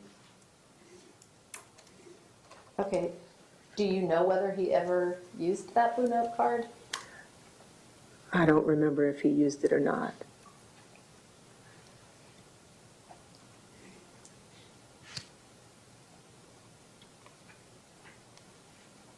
So overall, was Nikolas able to maintain good grades while he was at Westglades? No. Did he ever have any successes, any small successes? I think that in the 6th grade, he tried to put forth a lot of effort and to improve his grades. And there were little moments where it seemed like it was on the upswing, but not sustainable. Okay, so when he would do well, did he talk to you about that and how he felt about that? And felt good about himself. Something as simple as raising a grade point average from an F to a D. He felt very good about that. Okay, let's talk about how Nikolas did socially at West Glades. Do you know whether he had many friends? I don't know. Did he ever talk to you about friends, wanting to have friends? Yes, he did want to have friends. He wanted to be liked by his peers. And did he seem successful in that, to your knowledge? I think he struggled with that, with, making friends. Okay, did he tell you how it made him feel? He was sad about that. He really wanted to be accepted by his peers and to be liked. He did. Okay, did you feel that he was not successful in that? I think he struggled in that area, yes. Do you remember ever talking to Nikolas about his brother? I do. Do you remember what you talked to him about with regard to his brother Zachary? He was very nervous about the possibility of Zachary catching up to his grade level. That made him very anxious. And I think, if I can recall, that he had mentioned that his brother would, make him feel bad about himself. In what way? Maybe call him a name, call him stupid or something like that. Okay. Would you describe Nikolas as a bully? The grades that I had him for 6th and 7th and some of 8th, no. He was so consumed with being liked and wanting people to like him.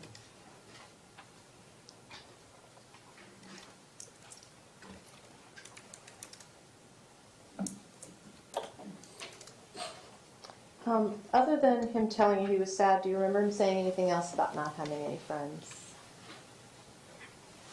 No, I don't recall. Okay, if I were to show you one of your notes, would that maybe refresh your recollection? Sure. Okay.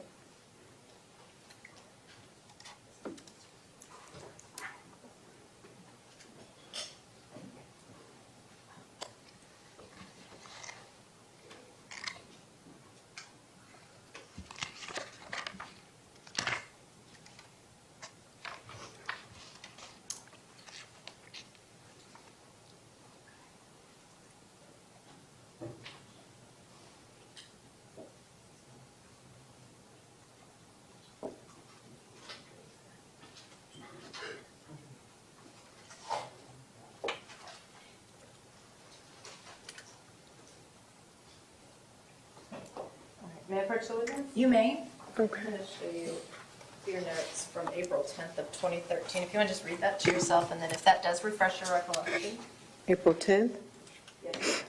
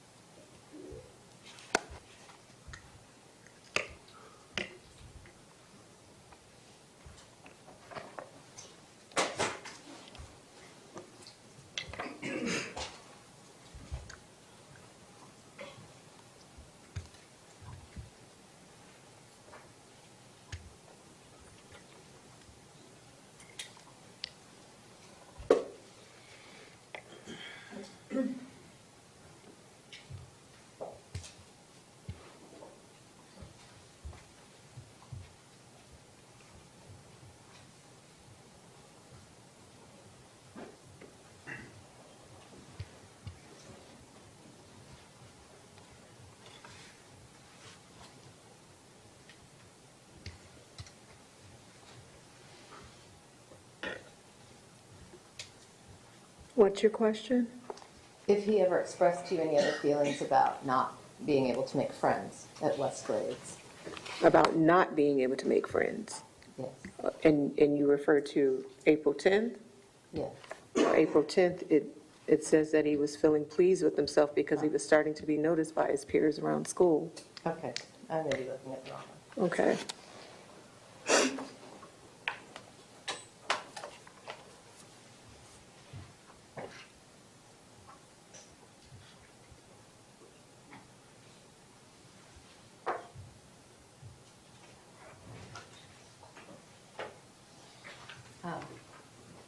So to your knowledge, was he able to maintain any significant friendships at Westglades?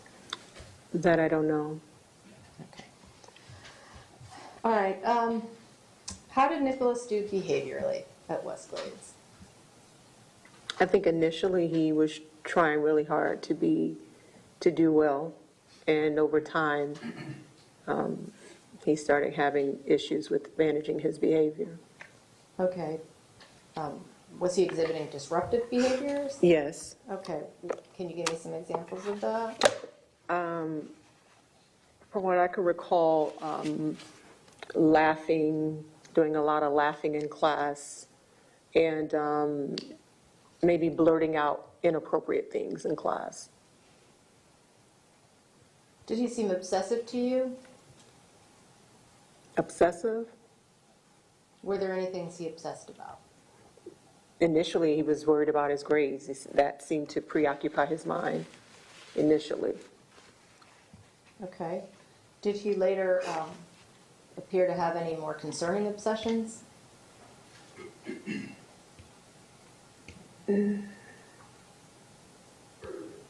Not that I can recall. Is something in my notes you want me to refer to? In just a moment. Did there come a time when he wasn't permitted to go to walk around the school by himself? There did come a time where he had to have an escort to go from class to class and to go to lunch as well. Okay. Do you know how he felt about that? I don't think he liked it much, no. Do you know if he had any issues getting to and from school on the bus?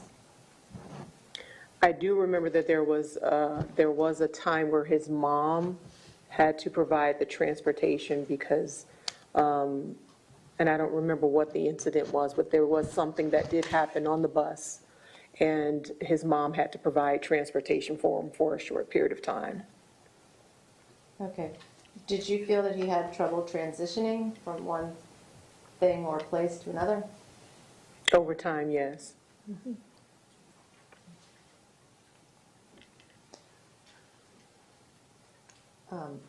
Do you recall him ever getting in trouble for destroying property at school? That I don't recall.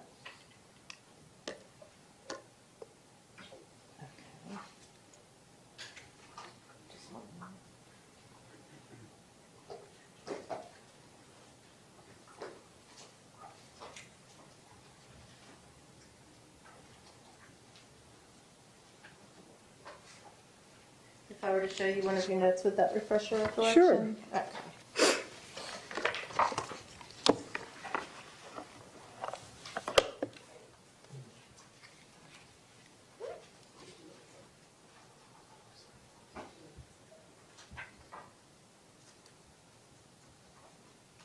May I approach? I'm going to show you your note from 11/25/13. Okay.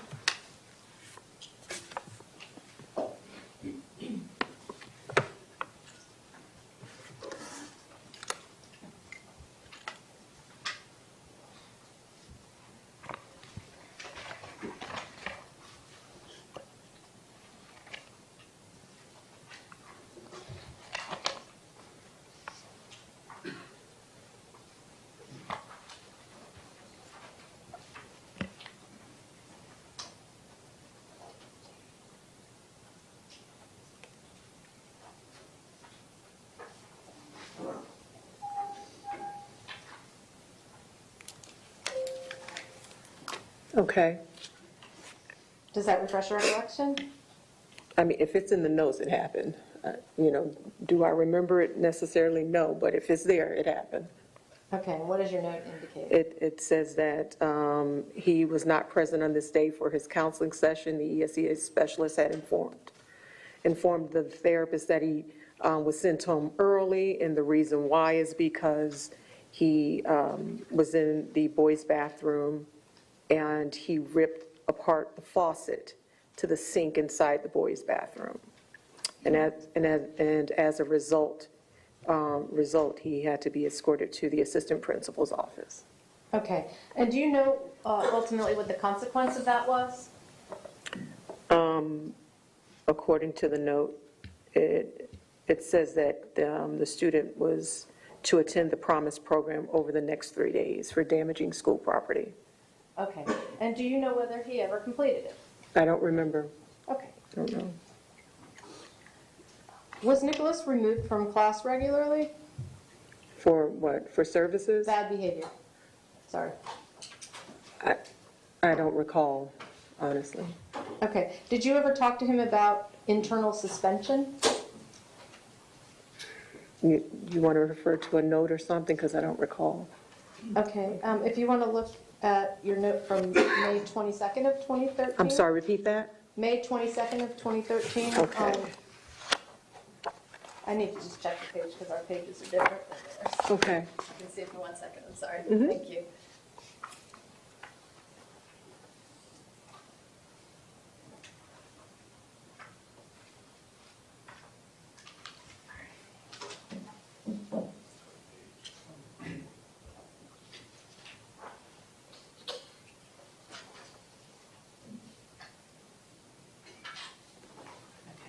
So I'm going to refer you to page 2304, May 22nd of 2013. See?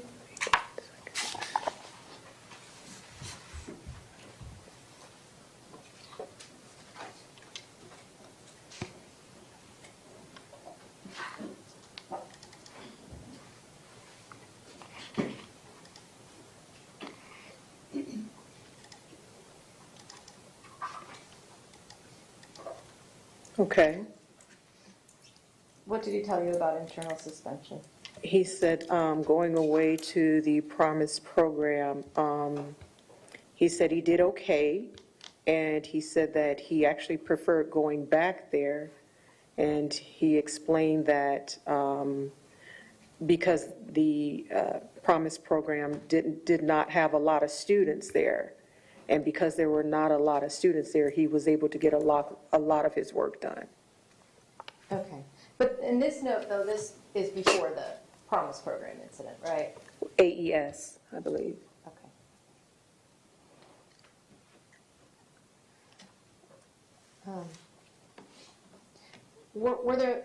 Was there a class when he was in the 7th grade where he didn't misbehave? Do you remember that? I don't remember.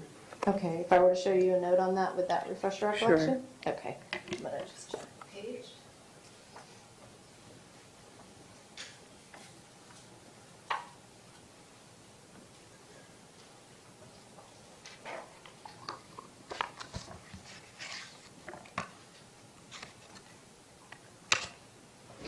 Okay, date. 9/19.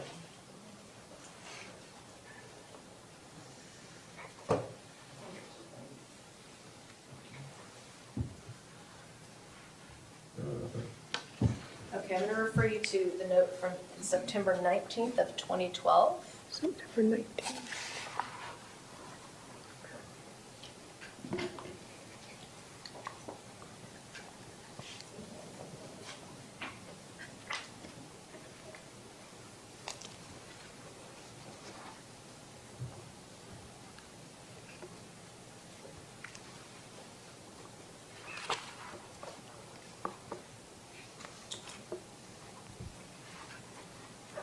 Okay, And do you remember what he told you about that 4th period class?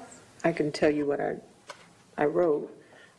He said that he's been uncontrollably laughing in three of his classes, and he explained that he can't control himself when he starts to laugh. Okay, did he talk to you about his 4th period class in that note? 4th period class, he says he said he doesn't misbehave in his 4th period class. Why? And I questioned questioned him as to why he does not, and he explained that his fourth period teacher is strict and she runs a structured classroom, and no one in that class gets out of line. Okay. I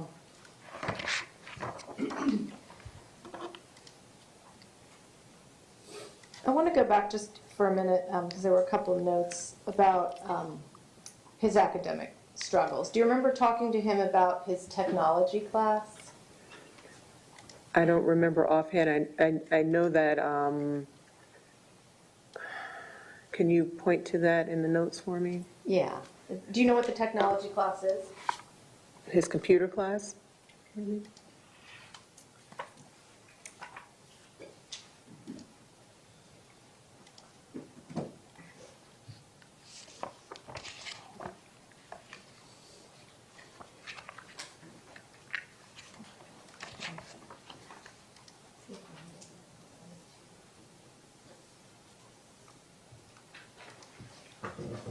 going to point you to April 11th Okay, of 2012. okay.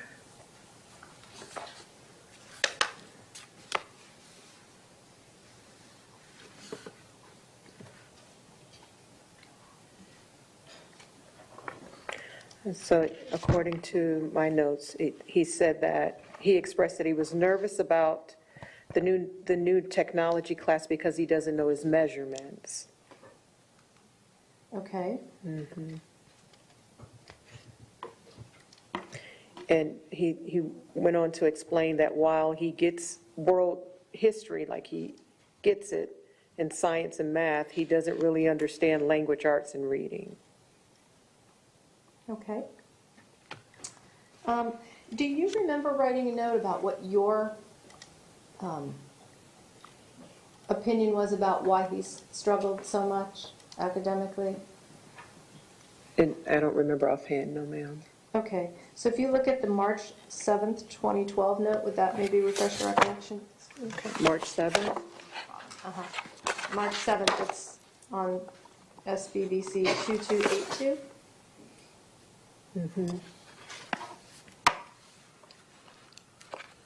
I apologize, it's his opinion, not your opinion, I'm sorry. Okay.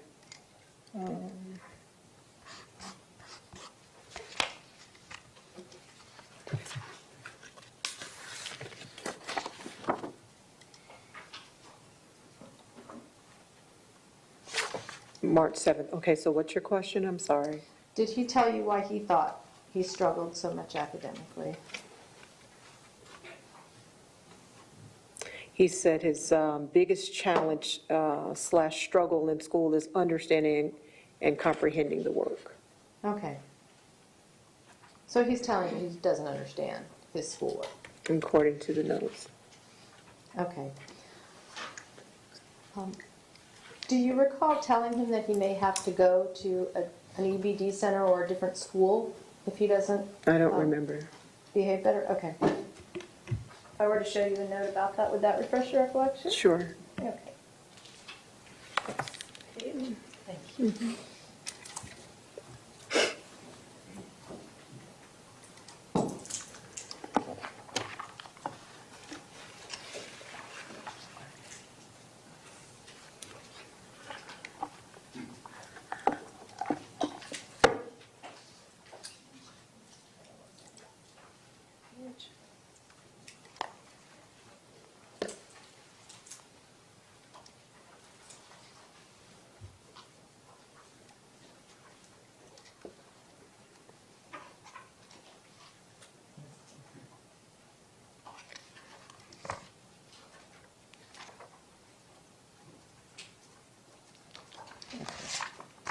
It's 22.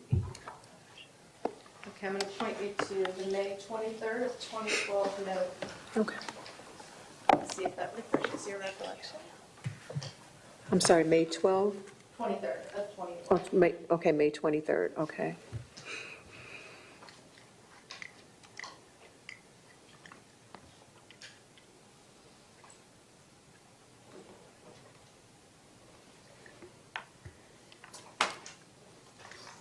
Okay. We went over, We did discuss that regarding the consequences, the risks and the potential consequences that he would face if his poor behavior persists. And it does mention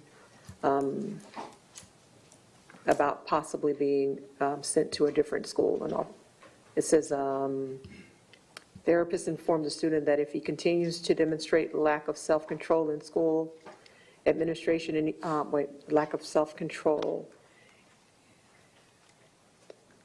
lack of self-control, then school administration and ESE department may begin to wonder if this school is the appropriate setting for him, and could possibly make a recommendation for him to attend a behavioral school or even an SED center. Do you recall him ever telling you he wanted to leave the school? I don't recall. Okay. If I were to show you a note from 8th grade, would that perhaps refresh your recollection? Perhaps. Let me just find the page.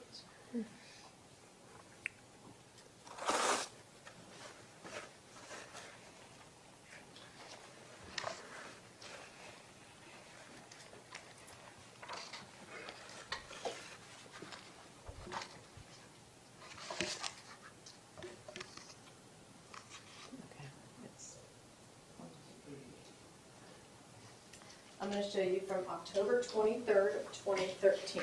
See if that refreshes your recollection.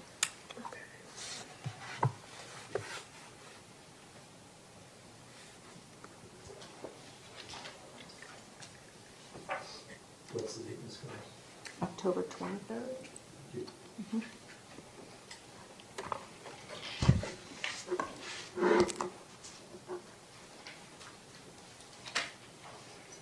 Okay.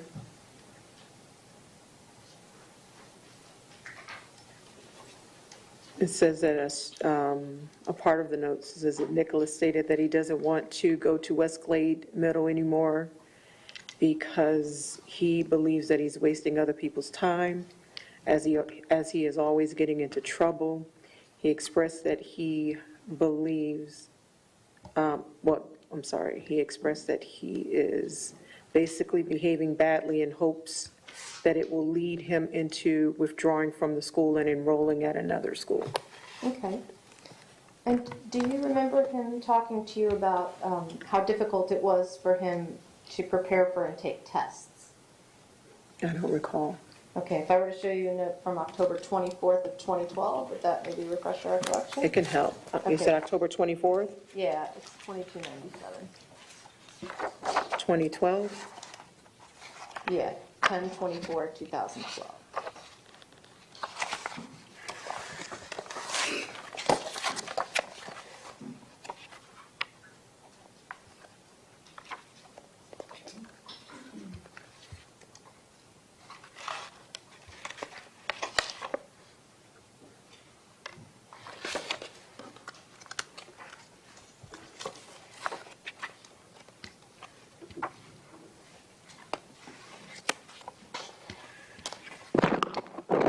Okay.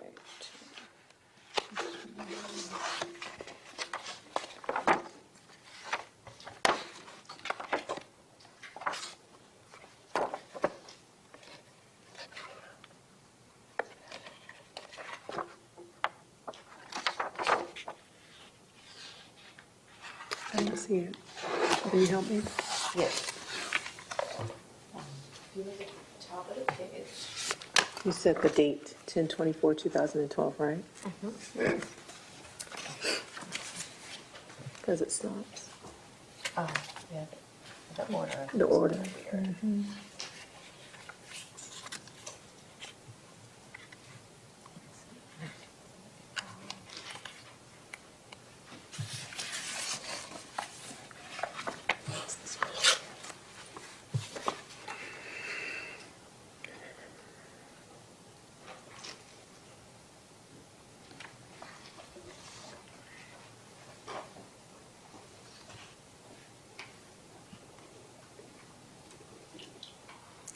What was your question? Can you repeat that? Did he please? talk to you about difficulty taking tests Okay. and preparing?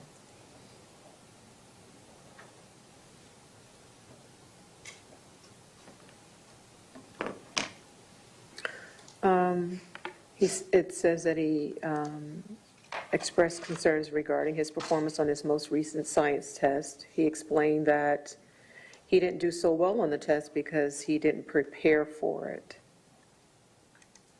He says he doesn't know how to study for a test. And when he does try to study for one, he seems to forget the test material. He went on to say that he is often distracted by his thoughts and is unable to concentrate on tests. Okay. Did he ever offer you any excuses for his behavior, or what you thought were excuses? I don't recall offhand. I do know that I've challenged him. I did challenge him a few times on some of the choices that he made in class or something like that, but I don't. Is there something you can point to me? Well, I'll just ask, did he ever tell you he couldn't control himself? He was out of his control? According to the notes, laughing. He mentioned something about laughing. He can't control it. Okay. Did he ever talk to you about medication? No. Okay. Do you think Westlades was the appropriate educational environment for Nikolas? Over time, it became clear that it was not the appropriate place for him. Okay, why? Because the resources that they had available, they applied every resource that they possibly could, and they just did not have everything to be able to meet his needs, all of the resources to meet his needs there. Okay. May I have a moment, Judge? You may.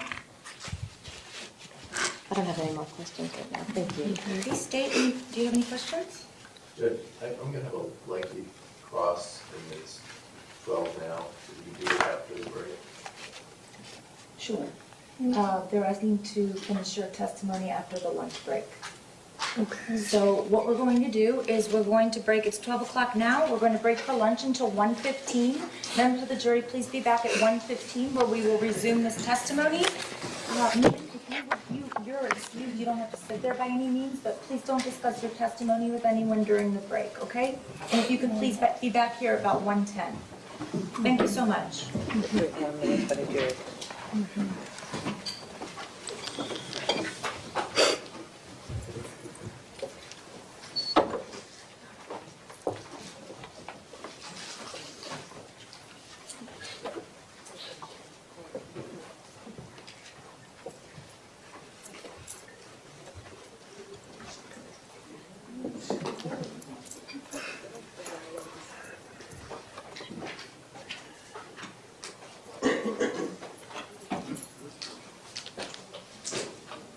Okay, we're in recess, the jurors have been excused.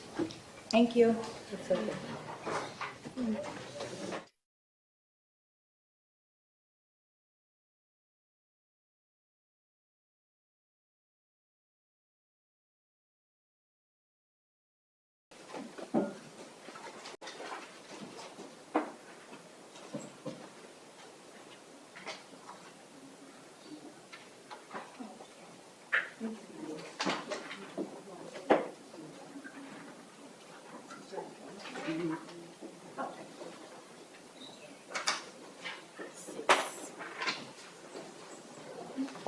Thank you.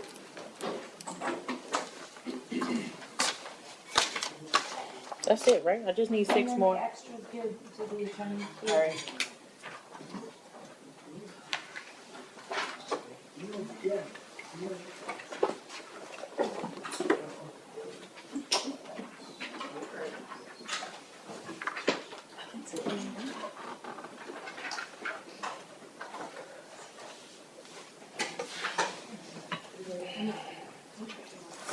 We're still waiting on one juror.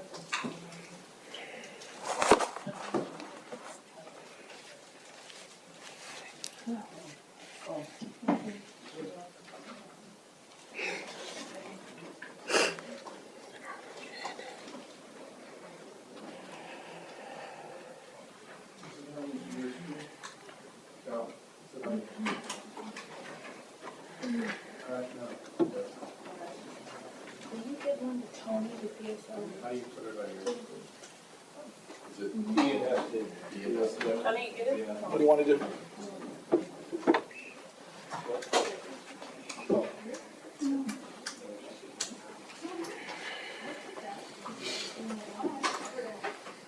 You know there's water. Ma'am, there's water in there. You're so kind. Thank you, dear. Thank you. Get it on the screen. Face down.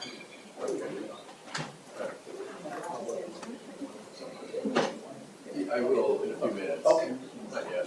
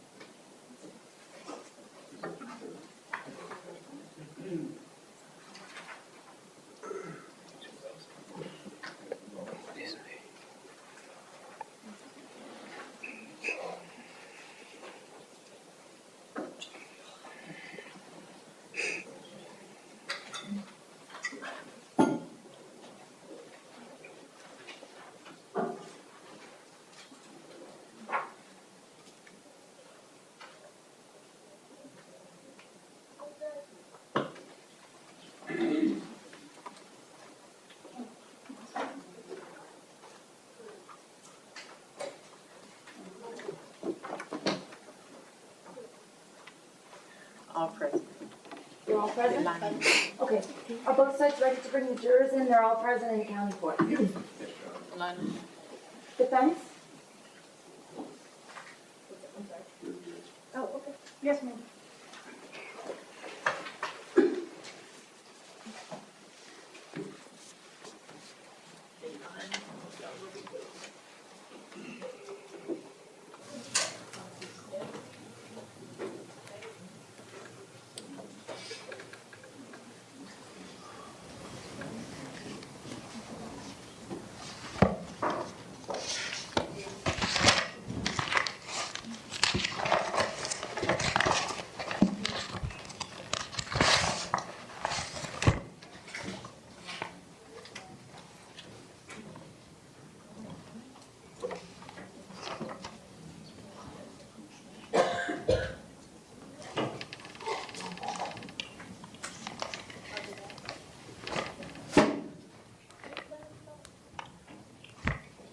Jurors are answering.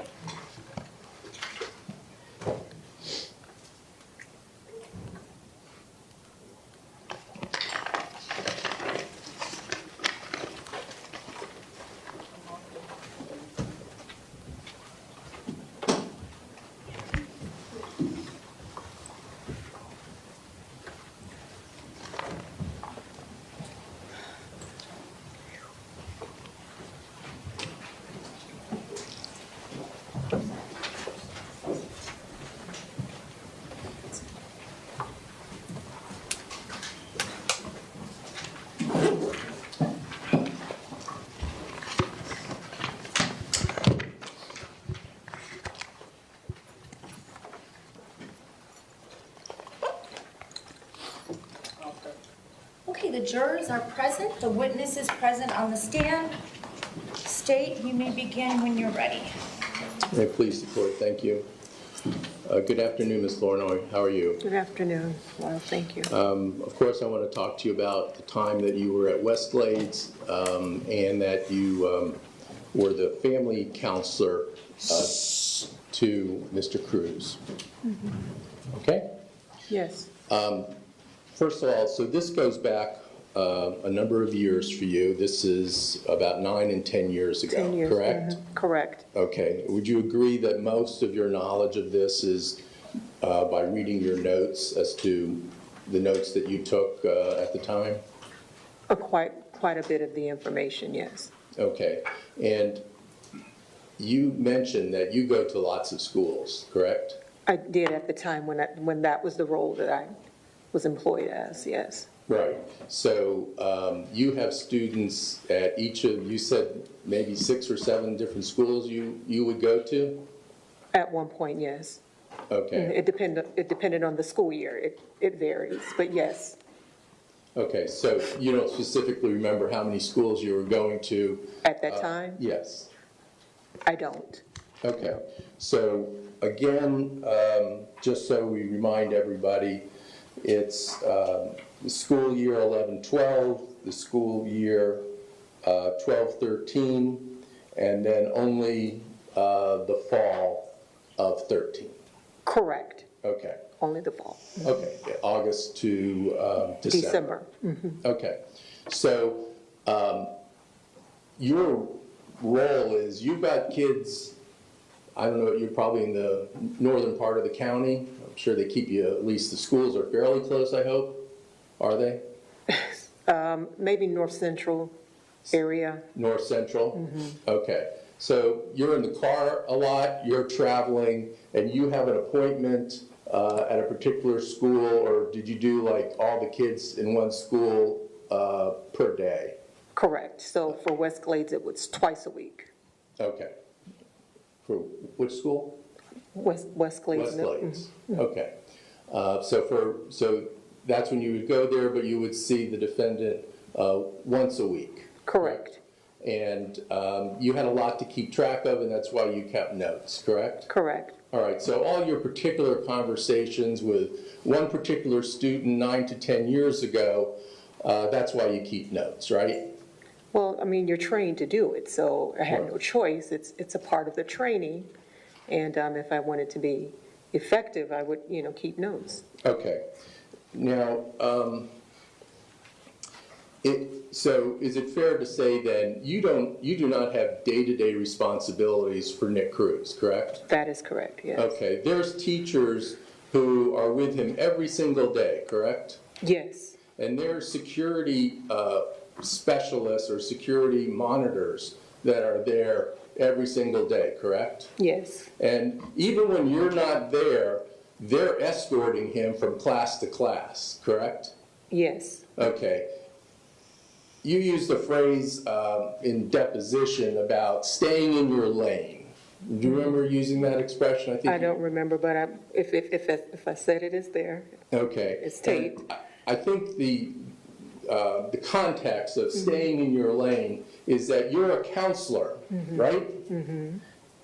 And I'm not being rude, but for the court reporter, we like people to say yes or no, so. Oh, yes, so it's sorry, clear. my apologies, Those yes. hums don't show up so well. Okay, Okay, so you're a counselor, and I'm not going to say just a counselor, you're a counselor, correct? correct, Okay, so whatever is going on in the classroom, you're not witnessing it as a teacher, correct? that's correct. And you're not sitting in the classrooms like a behavior specialist might, correct? Correct. And did you know Miss LaTanya Fondren? I'm not good with names, but maybe by face. Okay. LaTanya Fondren was a behavior specialist at West Glades. Okay. Do you know who she is now when I say that? No, You still don't know her, okay. And you were a behavior specialist at one time, correct? for half a school year, Like 4 months, I think you told us, right? probably, right, from maybe February to June. Okay, that's 4 months. All right, so a behavior specialist, well, tell us, what does a behavior specialist do day to day? Well, it was mainly like coaching the teachers and the staff on how to manage disruptive behaviors, maybe creating like a behavior plan where there's an incentive, a reward system involved so that the student can earn points towards receiving an incentive. Okay, so I'm not sure if your job was the same as Ms. Fondren's, but it also can involve working with the student directly, correct? Correct, Okay, so it's not just teaching the staff how to deal with a behavior problem. It's also sometimes sitting with the behavior problem, correct? correct, sorry, correct, yes, yes. Did you know Ms. Fondren at one point was sitting in the classroom with the defendant 4 classes out of 6 a day? Did you know that? I don't remember. Okay. I wouldn't say that it didn't happen. Okay. It wasn't, I don't believe it's in your notes, but you don't remember that a behavior specialist had to sit with him for 4 classes at a 6 a day. You don't know that, correct? I'm going to say I don't remember. I'm not going to say I never knew it. And I understand the 9 or 10 years, so the fact that I say you don't remember or know it now, I don't mean any disrespect by it. Okay. Did you know Carrie Yon? A teacher, Miss Yon? I don't remember. And you don't remember speaking to her about the defendant, do you? I don't remember. Okay. Is it in my notes? Is that? No, I don't believe it is. Oh, okay. Okay. So you weren't aware of Miss Yon's problems with the defendant, were you? You couldn't be now, right? You don't remember it. I don't remember that. Okay. Did you know that Miss Yon was afraid of the defendant to be alone with him in his classroom? Did you know that? I don't know. Did you know that she wouldn't teach him unless there was an assistant principal or a behavior specialist in his room? She was an 8th grade language arts teacher. You're not aware of that, correct? I'm not aware of that. And of all his years, 8th grade was the worst, wasn't it? Yes. Okay, like you said, beginning of 6th grade, he was doing okay until the end of the 6th grade year, correct? Correct. And then 7th grade, his behavior started or continued what started at the end of 6th grade, and the 8th grade was the worst, correct? 8th grade was the worst, yes. Okay. Now, you don't have a recollection of how the defendant got to Cross Creek, do you? No, I don't. I know it was a process. It was a process, but you don't feel you were involved in that? I'm not going to say that. I don't remember. I don't. Okay. Now, the process, you do know that if a student is going to be taken from a general education school like West Glades and go to Cross Creek, which is a more restrictive environment, correct? Correct. And it has behavioral problems as well as ESC services. It takes care of behavioral problems as well as ESC services at Cross Creek, correct? Correct. Okay. And you're aware that the school, that is not your school because you had lots of schools, but West Glades would have to go through an ESC committee process to get him into Cross Creek, correct? Correct. I knew there was a process, yes. I'm sorry, can you? Yes, I knew that there was a process, yes. Okay. And after going through that process, he was sent to Cross Creek, correct? Correct, Or- after I'd already left. Okay. Now, were you aware of a functional behavioral assessment that was done on the defendant? I believe that there was one done, yes. Okay. And let me show it to defense. State's Exhibit 27B. Mr. Marcus, will you just repeat the identification number? I didn't hear you. 27B, Your Honor. Thank you.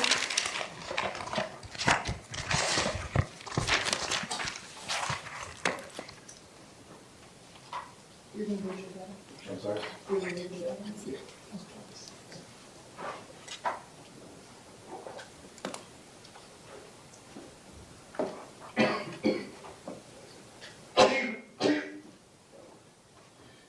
Your Honor, at this point, 27B is self-authenticated document already from certificates. It represents SDBC 1057 through 1068. These are school board records. That's moving into evidence. Does the defense have any objection? No, ma'am. All right, the court will receive what's been previously marked for identification as states 27B, as in boy, as states 485.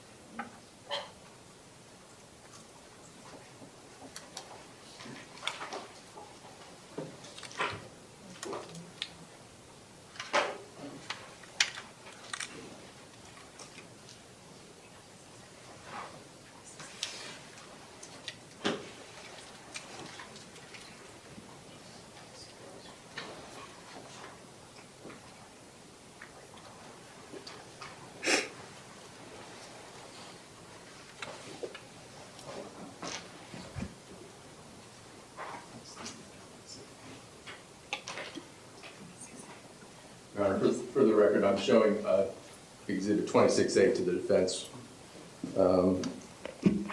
That's the holdup. Wait, is that different than 27B? State's Exhibit 26A. This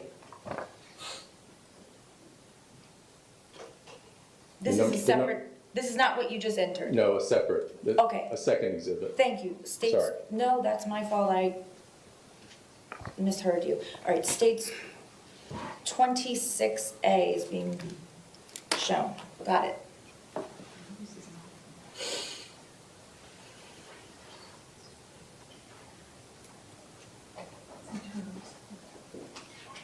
Your Honor, the state would offer as a school record 8247, 8248, 8249, 8250, 8251, 8252, 8254, 8255, and 8256 school records as a composite exhibit. Does the defense have any objection? No, ma'am. Okay, without objections, what's been marked for identification as states 26A, which is a composite exhibit, will be received as 486. So I'm going to show you now what's marked as 485. Just give you an opportunity to look through it, and then I'll show it on the screen in a moment. But I wanted to give you an opportunity to flip through that, please.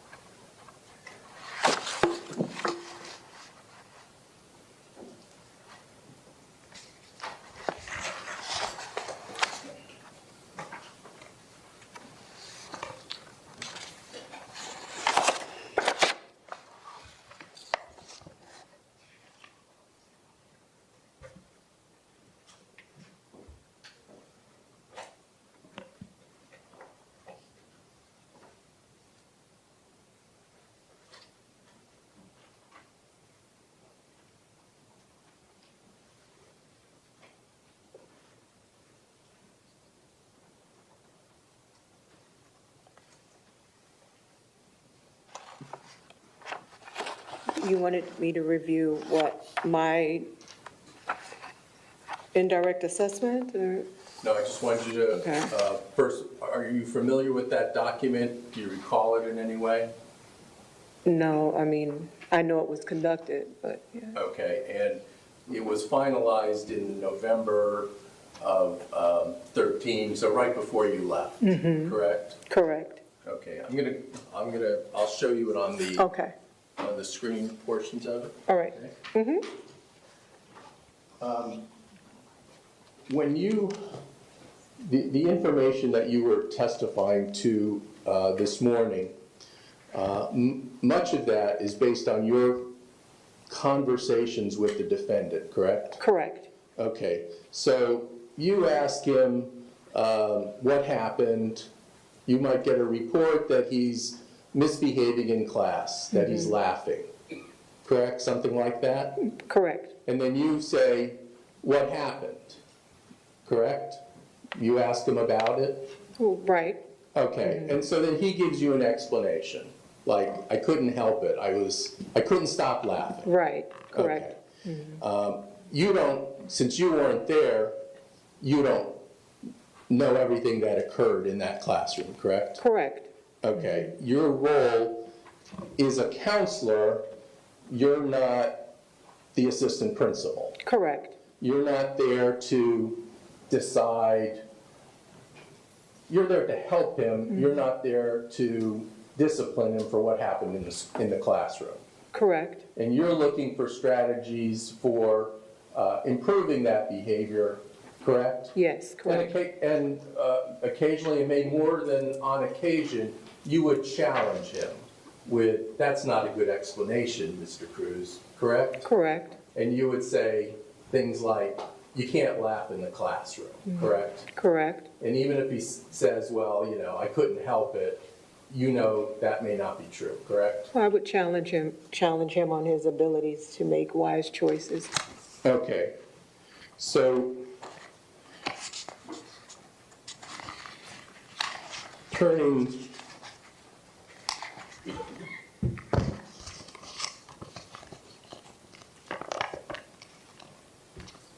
let's see this.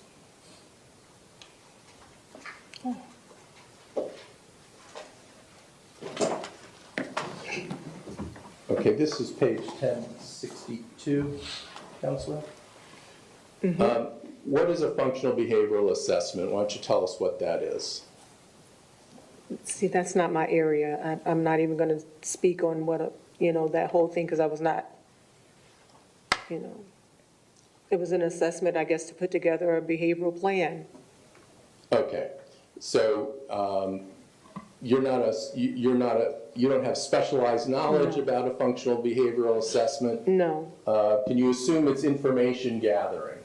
right, Okay, and it's probably informational gathering so that decisions can be made to improve his behavior? As far as speculation, the witness has indicated she doesn't have the required foundation to testify about the contents of the functional behavioral assessment, and we'll put on other witnesses that can explain. Okay, oh, that'd be she cool. can answer in general if she knows.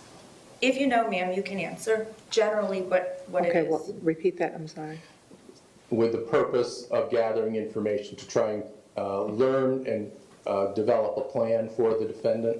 That, yes, Okay, that much you do know for sure. that much I know. Okay, so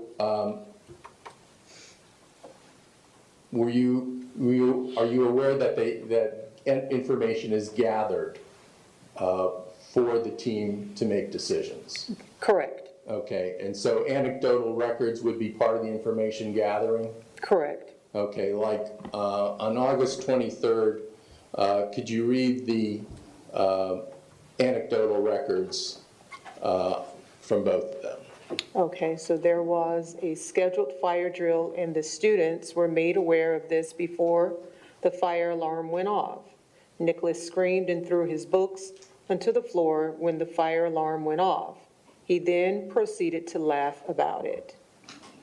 In between classes, a teacher observed Nikolas walked into his classroom, which wasn't Nikolas's class, kicked the recycle bin over and said, "F this school." He then took off running. Okay. In regards to what he told you about laughing in class, is this example on August 23rd, 13 about laughing when there's a fire drill going off? Is that indicative to you that it wasn't something he couldn't control? Do I think that he was in control of this day, his actions on this day? Yes. Yes, Okay. These are intentional behaviors, correct? he made the choice to do that. Okay.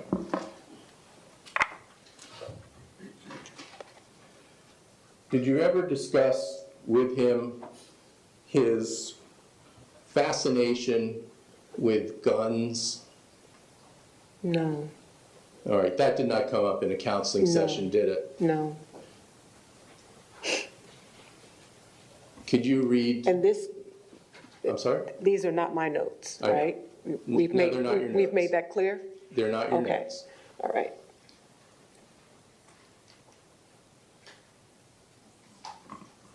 Can you read the two notes from 9/4/13 and 9/11/13, please, to the jury? Okay, there are 3 notes for 9, you said 9-4? I'm sorry, the last two, The last 2 for 9-4. yes. All right, all right. Students were taken to the auditorium for... Actually, I'm sorry. That's okay. I misspoke. I meant the last two on the page. Okay, so Nicholas drew questionable depictions on his vocabulary worksheet. Nick was asked to erase them and fix his work. Nick drew naked stick figures showing body parts and drew pictures of people shooting each other with guns. And that was 9-4. 9/11, Nicholas returned from being out of internal suspension after discussing and lecturing about the Civil War. In America, Nicholas became fixated on death and assassination of Abraham Lincoln. Some questions he asked were, what did it sound like when Lincoln was shot? Did it go pop, pop, pop really fast? Was there blood everywhere? After the war, what did they do with all of the bodies? Did people eat them? And the subject matter of guns or killing was not part of your counseling sessions, was it? No, it did not come up in the Okay. sessions. You were unaware of those issues? Yes, unaware. You had mentioned this morning on direct examination, the defendant talking about him still being at the school. Do you recall that? Him being at the school? Yeah, it's like, how am I still at this school? Do you recall that? From reading some of my notes earlier? Yes. Yes. Okay. And what was he saying to you when he was saying, how am I still at this school? When I surmised reading the notes was that he wanted to actually go to a different school. Okay. And so was his behavior, was he acting out to get out of Westglades? Did he tell you that? I think in that note that day, he was saying that he wanted to go to a different school. He couldn't understand why he was still there. Okay, let me show you, again, this is from this same document. the Okay. Functional behavioral assessment, and this is not your note, Okay, from 9/27/2013, the bottom note. Can, the last one, the very last one? yes, the very last one. Okay, so Nicholas behaved very well. However, he asked a lot of questions at the end of the class period, and was starting to get worked up. Another student also informed me, once Nicholas was escorted out of class, that Nicholas asks him all the time, how am I still at this school? Okay. And that tells you that he's acting intentionally in order, whatever his goal is, it's to get out of that school. It Correct? appears that way. Okay. And I want to show you from the page 8 of this document of the the results of the functional behavioral assessment, middle of the page, on October 1st. October 1st.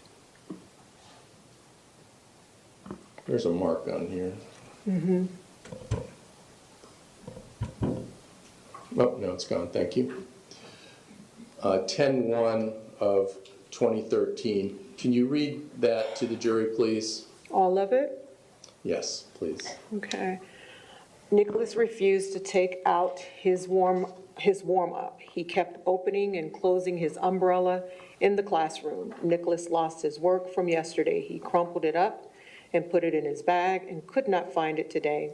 I gave him a new sheet and he proceeded to begin his work. He then ripped it and wrote in very large, illegible handwriting on the paper. I tried to assist him, and he stated, "I don't want your help." When talking about figurative language, and I don't know what that is. You want to help me with that one? Onomatopoeias? That one. Nikolas shouted out, "Like a gun shooting?" Nikolas will find any excuse to bring up shooting guns or violence. Nikolas was very defiant with instructions today. He had a hard time staying focused and was looking for any excuse to get up out of his seat or get attention. When another student commented on a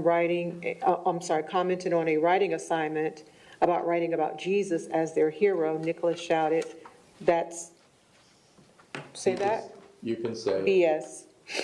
He was reprimanded and sent to another class in the classroom away from that student. Nick continued to make noise during SSR. Nikolas asked several times to use the bathroom. He was told repeatedly that he could if I called security to pick him up and asked if he would like to do so. He got frustrated and said, "I hate security. I hope they die." Then he stated to me, "F you." I called security to pick him up immediately. So you were aware that he needed security to be escorted from place to place? At one point I did, that was told to me, yes. And you, I believe, testified about how he didn't like that. Correct. Okay. But he also wasn't going to change his behavior, was he? It didn't appear that he was.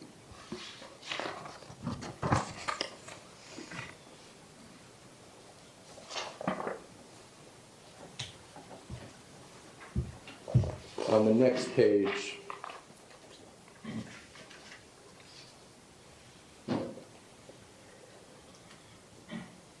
well, I appreciate you reading it. Thank you. Sure.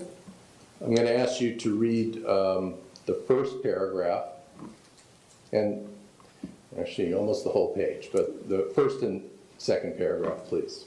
Okay, to be clear, I'm not reading the whole page, just first and second, right? Right. Okay, so during the last 20 minutes of class, we discussed the book, and I answered some questions about the book. I'm sorry, yes, and I answered some questions about the book. Nikolas began reading the last couple of pages of the book out to the students, intentionally trying to ruin the book for everyone else. I asked him to stop, and he told me that he dislikes the book, and then he stated, "I like guns. Can we talk about that?" Then he continued to read the book out loud again. I called security to have him removed and stood by the door so that he would not run out. This continuation on the 17th. Mr. Lindsay, assistant principal, observed in reading class. Nikolas was okay while Mr. Lindsay was there. After Mr. Lindsay left, Nick said, "Thank God he left. I don't like him." Nikolas did some work, but was throwing paper balls and cursing. He was able to be redirected somewhat. He also threw a pen cap and a pencil sharpener across the room at 2 students. Could you remember Mr. Lindsay? I do now, yes. Is he, and I don't mean this in any negative way, is he a large man? I don't remember him being a large man, Okay. no. All right. And in this example on, with Mr. Lindsay, the assistant principal, being in the class, and the defendant was acting okay, and then he wasn't acting okay when Mr. Lindsay left the class. Does that tell you that he can control himself when he needs to? It tells me that he has the ability to make wise choices. And he knows not to act out in front of an assistant principal, correct? Correct. And he never acted out with you either, did he? He didn't. Okay. Somehow, he was able to be in your presence as a counselor, and he didn't hit you, right? Correct. He didn't throw something at your head, did he? He did not. He was able to conform his conduct to what would be expected of him at that time, couldn't he? He was cooperative. But when he was in a classroom with students and female teachers especially, he would act out, wouldn't he? According to what I'm reading, yes.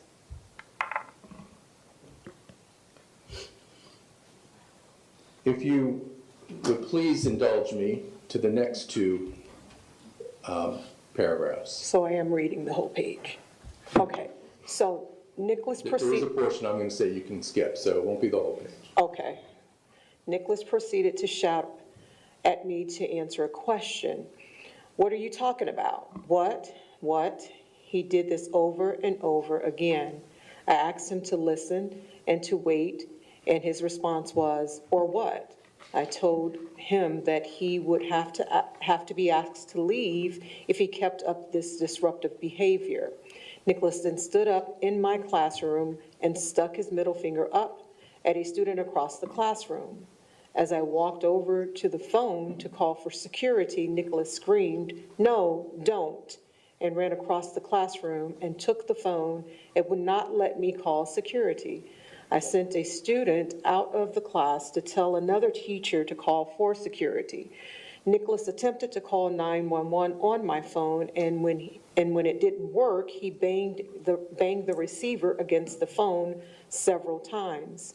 He eventually stopped and grabbed his belongings and ran out of the classroom.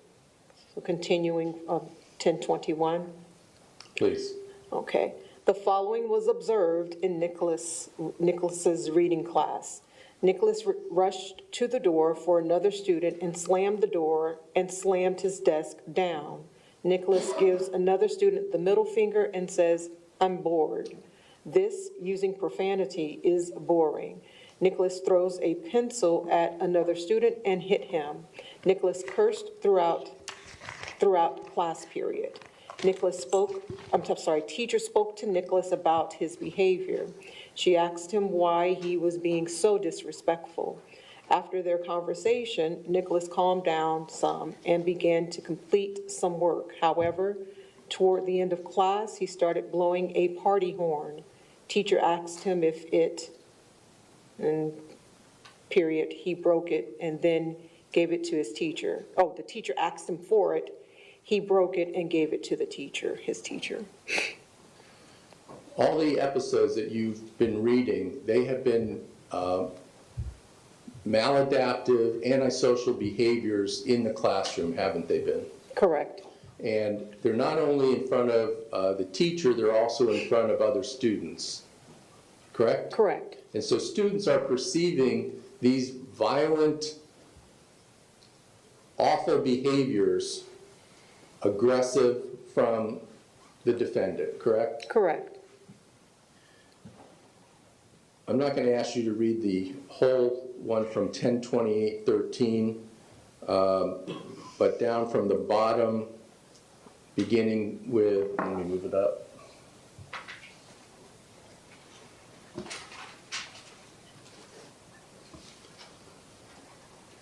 I then asked him to stop cursing. Did you read that? I'm sorry, where are we? It's about, I guess, 3 paragraphs from the bottom. Okay. Okay, I asked him to stop cursing and interrupting other students while they work. He told me, "You are creepy, just looking at me is creepy." I then asked him, "What would you rather be doing?" His response was, "I would rather be on the street killing animals and setting fires." He then ran out, and Mr. Austin was in pursuit to make sure he did not head out to Miss Watkins' portable. There's a, I'm sorry, thank you. Mr. Austin was a security officer at the school, wasn't he, or did you know who he was? I don't remember. Okay. And would you agree that talking about rather being on the street killing animals and setting fires, that is also antisocial behavior? I would agree, yes.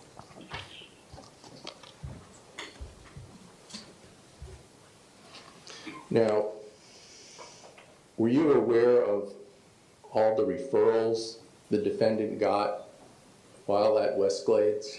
I was aware that he did receive some referrals, but to the extent of the amount, no. Okay. And what is the referral process like, if you know? Do you know how? When a teacher writes a behavioral referral, Yes. I don't know the process of it. Okay. And why would a teacher write a referral if you know?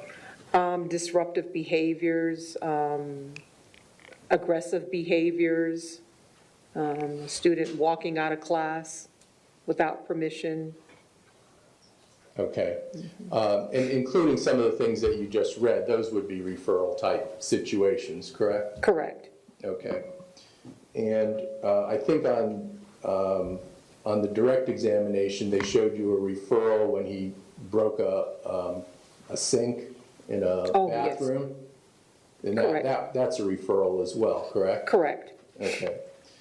Now, showing you what's, I'm going to show it on the overhead.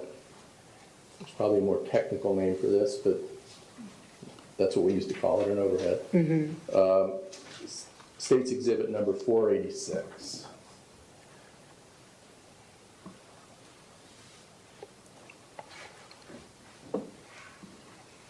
So the first one is from Coral Springs Elementary. I'm not going to address that. That was in elementary school.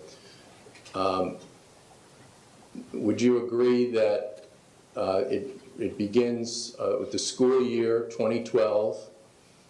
There's a referral number for each incident, correct? Correct. And how many students are involved? So it's one. The student would have a unique number, correct? Correct, his student number. Okay. The next would be the referral date. So would that be 2012 being the year, 05 being the month, and 15 being the day? Well, this is the first time I'm seeing this, but yes, I would think so. Okay. And then Nikolas Cruz is the name Correct. and the grade, correct? Yes, correct. And the time, of course, correct? Correct. And then there's a school number, 3871, representing West Glades Middle, correct? Correct. And then there is the reason for the referral, correct? Correct. Okay. And beginning with the one on May 15th, 2012. Yes. Sorry. Before we go into the reasons for referral, you had indicated that the end of 6th grade was when he began his misbehaviors, correct? According to my notes, I believe that leading up to 7th grade, he started to really act out. Okay. And so would this indicate to you May 15th of 2012 is the first one reflected in this document? The first referral for that school year? I'm sorry? Yes. For that school year, the first Yes. referral written for, yes, For 2012. for 2012. And the next one being May 17th of 2012, Yes, and then May 30th of 2012, yes, June 5th of 2012. yes, And the next one appears to be not until February of 2013, correct? correct. Okay. Are you able to get that mark off? Am I doing it? Click on your X. I'm sorry? Click on your X on the screen. I'm not getting that. Yes, you just did. Oh, okay, now I have it.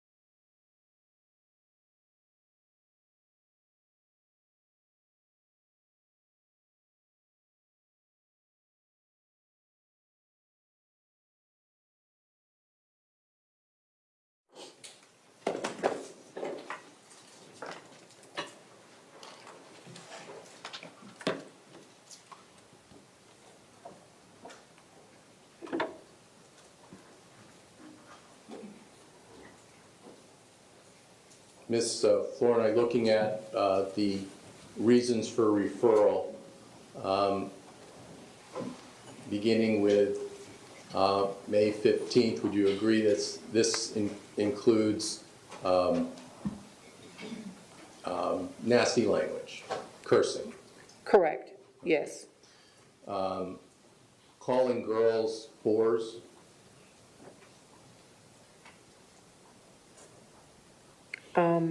It says, called a girl in class a crazy, do I say it? I mean, I don't know. Ma'am, if you're just reading a document, you're not going to offend me by reading the exact word that's sure? on the document. So I don't want to disrespect anyone in this you courtroom. are not going to disrespect. If you'd rather spell it, if you're more comfortable doing that, that's fine. It's going to take a longer time to spell it, so I'm Okay, going to so- say it. Nick called a girl in class a crazy ass bitch. Okay, and then later on in there, and excuse me if I'm saying words that you're not comfortable with. We're just quoting what was said. I'll just ask the question, and you can agree or disagree. Does it also say later during the same class, Nick yelled out whores when I mentioned 2 girls in the class? It says that on here, yes. Okay, and on the next one, there's more cursing, correct? The May 17th. The reason for referral? Yes. And Yes. the May 30th, more cursing, correct? More cursing, yes. And June 5th of 2012, the defendant called his teacher a name, correct? He called his teacher by his first name. Okay. All right, that's right, he called him Big P, correct? His name was Petey, correct? We called him Paul first, and then the teacher insisted that he corrects the behavior, and then he referred to him as Big P. Okay. The next one is another example of obscene language. It's another example, yes, yes.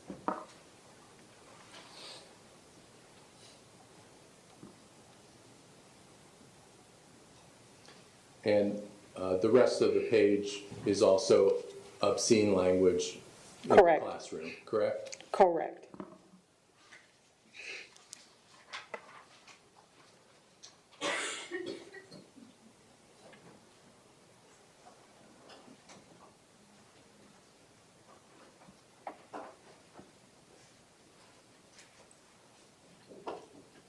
Your Honor, I just, at this point, would just I'd like to allow the jury a chance to read the document. Okay.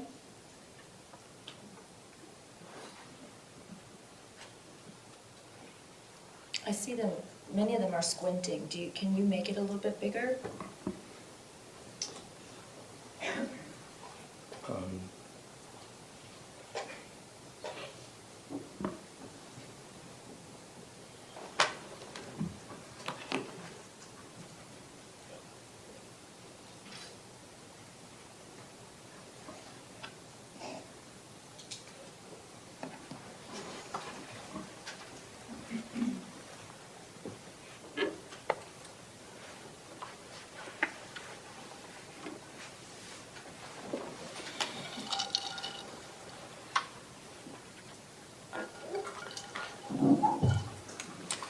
Ms. Flournoy, are all the ones on the screen now, are they still from 2013? We can't see Yes. it. Oh, maybe we can. Yes. The date on mine is cut off. It's the line that starts on top, 2013-03-04. It's not, mine is not Oh, cut. I see, I see.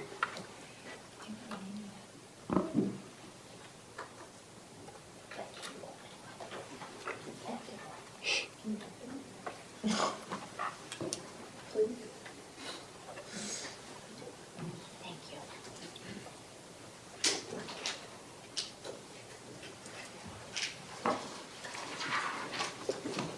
Continuing to publish, this is page 8249.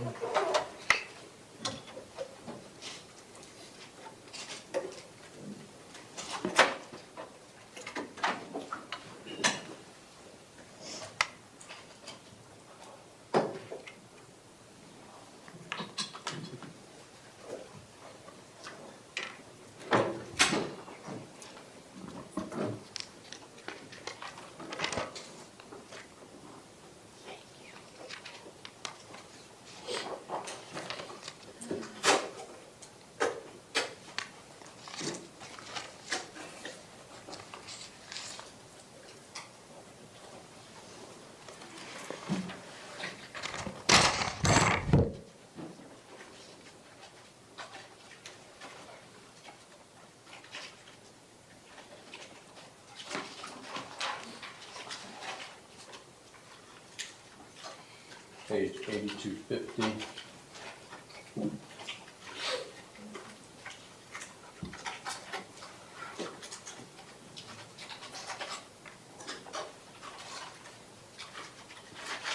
Now, the top of this page is to begin on September 4th of 2013 through October 22nd of 2013.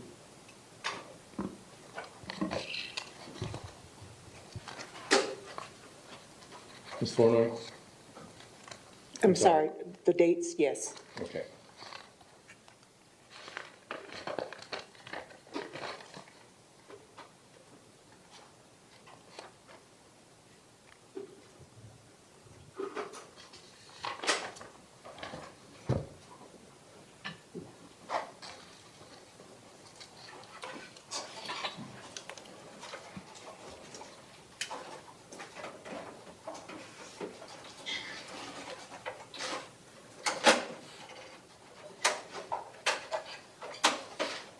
Page 8251. This is from October 29th, 2013 to December 12th of 2013.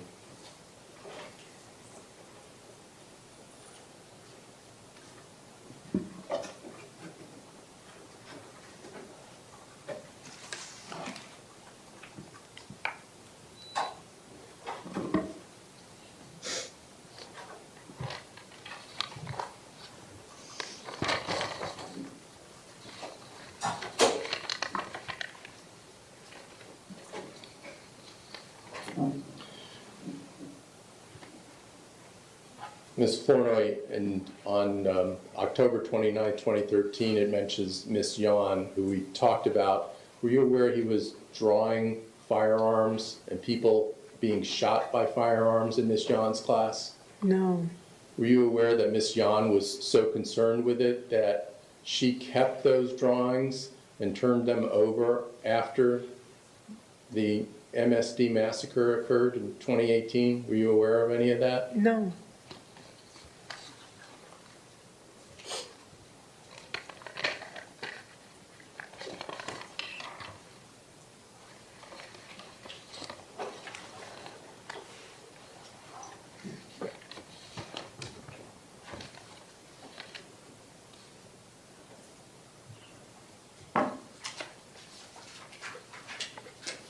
Page 8252, from December 17th, 2013 to January 24th of 2014. So by this time, you're not there, correct? Correct.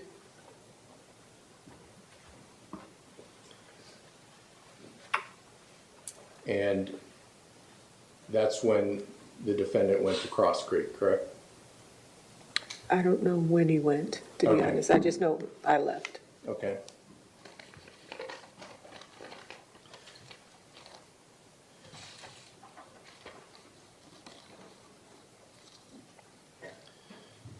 Now,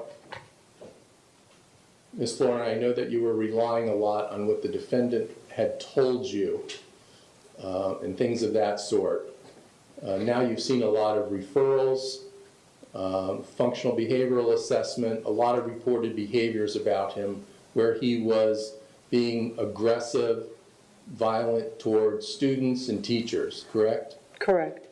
Your earlier statement that he was not a bully, that's no longer correct, is it? Correct. Thank you.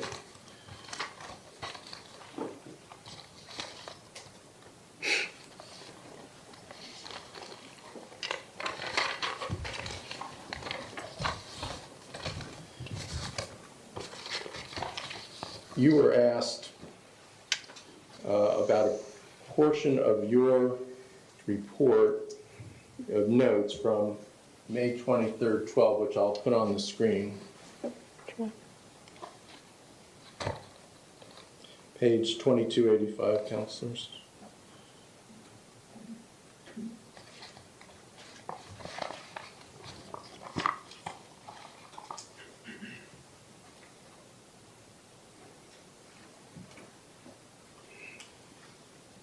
So you recognize these notes from May 23rd of 12, Ms. Flournoy? Yes, And you were asked about this on direct examination, yes. where therapist and student, I'm moving in a little bit, third line down. Okay. Therapist and student discussed the importance for him to pull himself together and to turn his behavior around. And you informed him that if he continues to demonstrate lack of self-control and administration, the ESE department may begin to wonder if the school is the appropriate setting for him, correct? Correct. And so you talked about a behavioral school or even an SED center. What's an SED center? Severely emotional disability, I believe, I forgot. Okay. And so Cross Creek is a behavioral school? Your Honor, objection. It's not a behavioral school. It's a school for Okay, students. what is your objection, please? That's a mischaracterization of what Cross Creek School is. It's not a behavioral center. Since that wasn't a legal objection, I'm gonna just ignore it.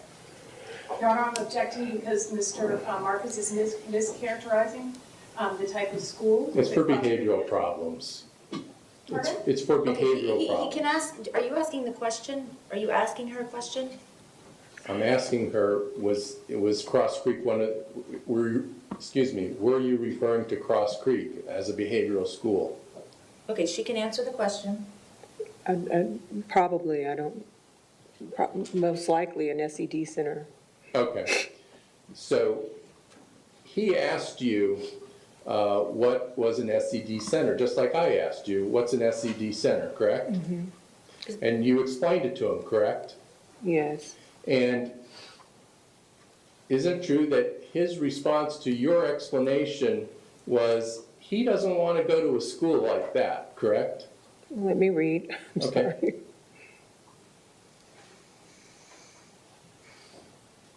Right, he said he did not, he didn't want to go to a school such as that.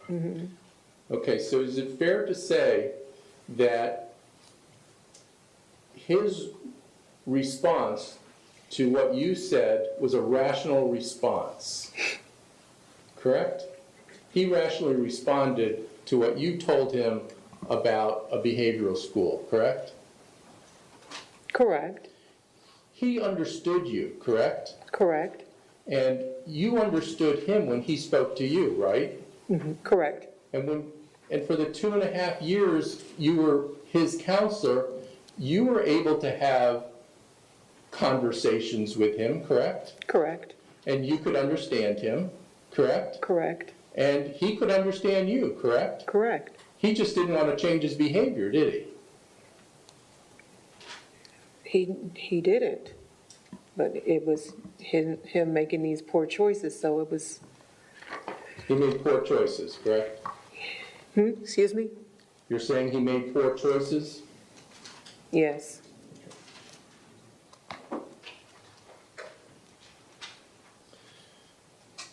Sorry, this is taking a little while. We're almost done. okay. 2289, counselors?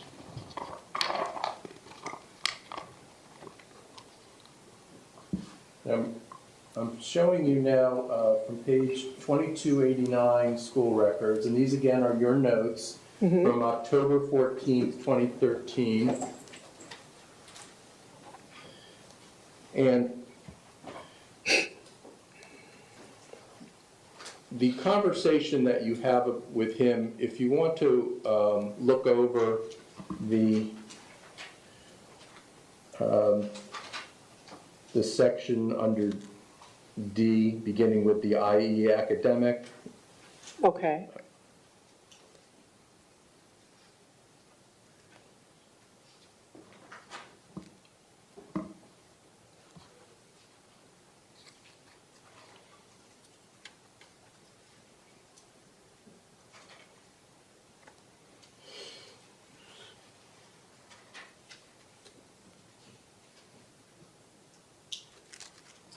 you can stop at counseling topic, or before that.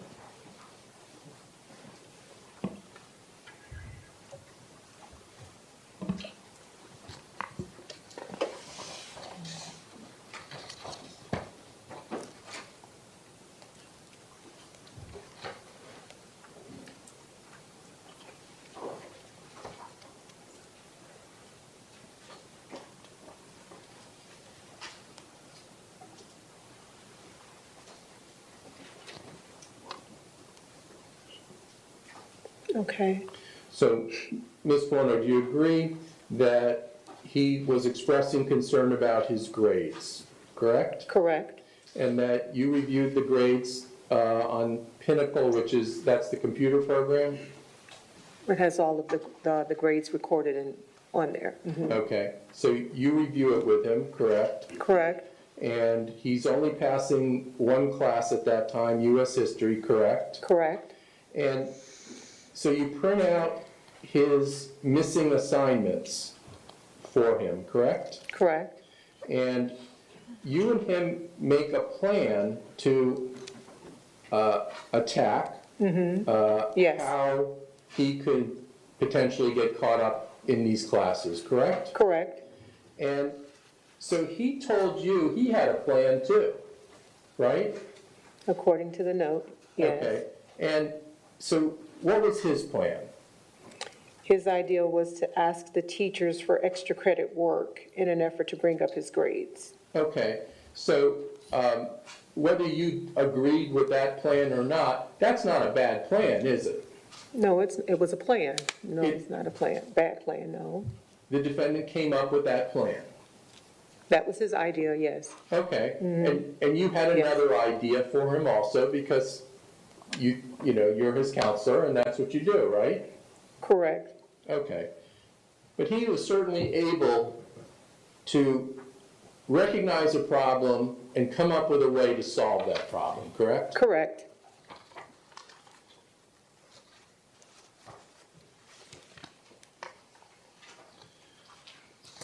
Okay.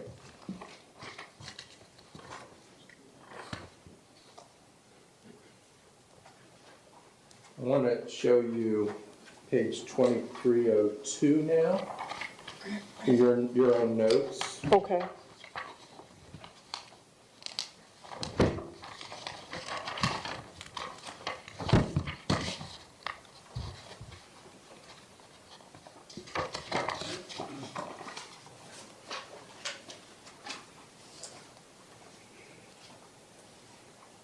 And this is going to be at the bottom of the page, All right. 3/20/13. And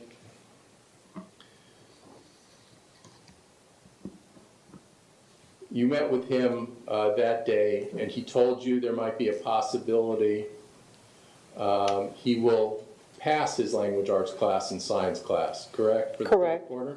For the third quarter, And yes. did he tell you that the reason why he stopped regularly checking his grades is because he felt that if his ship is going to sink, he'd rather go down with the ship being known for something?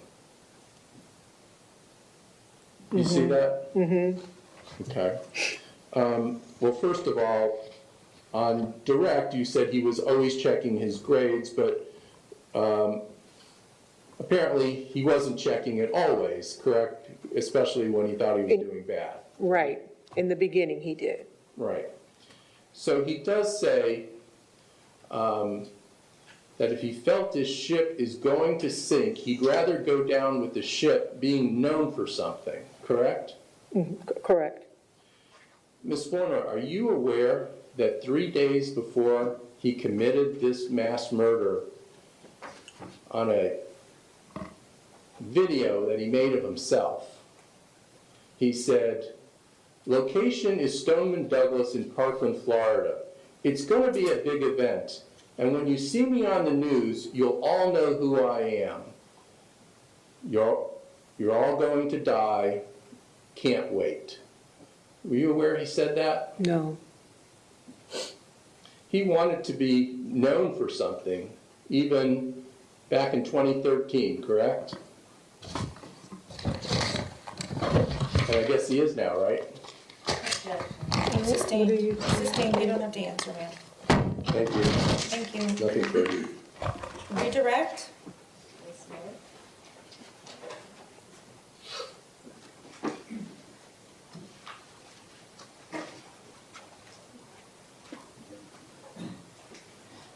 I'm sorry, let's. This goes to pictures. I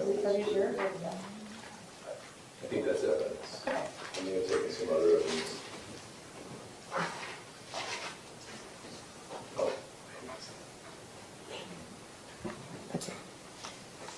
You testified on cross-examination that you were not aware of all of his referrals at Not Westgate. to the extent, yes. Okay.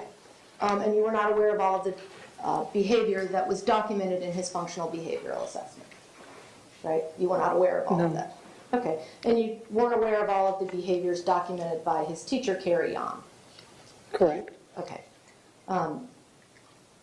And were you aware that Ms. Yon took all of these detailed notes because her cries for help were being ignored? No. And were you aware that she kept all of these detailed notes because she was afraid that the school would inexplicably lose them or destroy them? Objection to leading. Sustained. Were you aware of why she kept all those notes? No. Okay. I didn't know I don't even remember who the teacher is, to be honest. Okay. Now, as his family counselor, would you have wanted to know about all of these behaviors? It would have been helpful. Okay.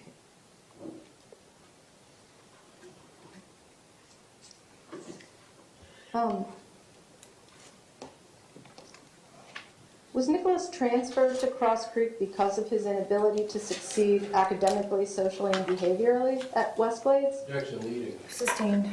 Why was Nikolas transferred to Cross Creek? He was transferred after I left. I mean, West Glades obviously was not the appropriate setting for him. They did not have the necessary resources to be able to, assist the student. And that's just very clear. Okay. And Mr. Marcus asked you about Cross Creek being a behavioral school. Is it in fact a behavioral school or is it something else?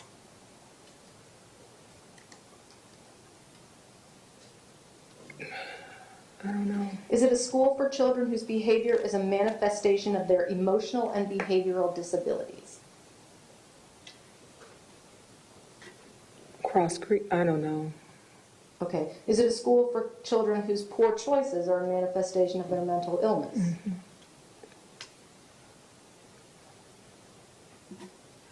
Okay. I didn't get an answer. Okay. If you don't know, it's okay. Yes. Okay. Do academic demands increase as a child moves from grade to grade to grade to grade? Yes. Okay, what about social demands? Do they increase as a child moves from grade to grade to grade? What's expected of them socially is, you wouldn't, let me rephrase, I'm sorry. What would be acceptable for a child of 5 is not acceptable necessarily for a child of 15, right? Correct. So their social and behavioral demands increase. Right. Age-appropriate behaviors, yes. Expectations, yes. Okay.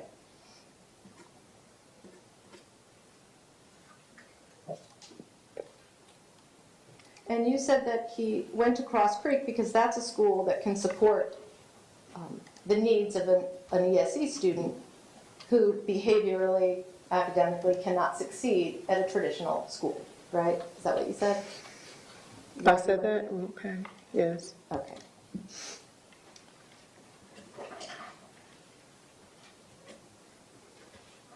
So, in your opinion, is it your opinion that Nikolas could not meet the demands academically, socially, and behaviorally at West Glades Middle School? Yes. Okay, so why would anyone ever think he could do it in high school? I left. Why are you, That's okay. Okay. Thank you. Ma'am, thank you so much Thank for your you. patience. You're excused. Okay, ladies and gentlemen, we're going to take a 10-minute recess. Please do not discuss the case among yourselves, and please leave your notepads behind. Thank you.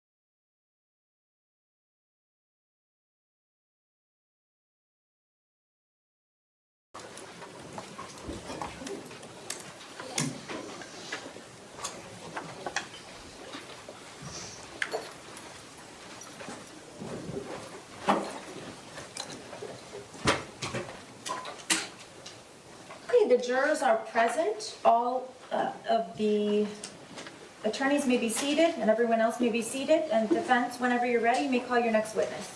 Thank you, ma'am. Thank you. Susan Scully Danziger, please. Would you repeat that? Susan Scully Danziger. Thank you.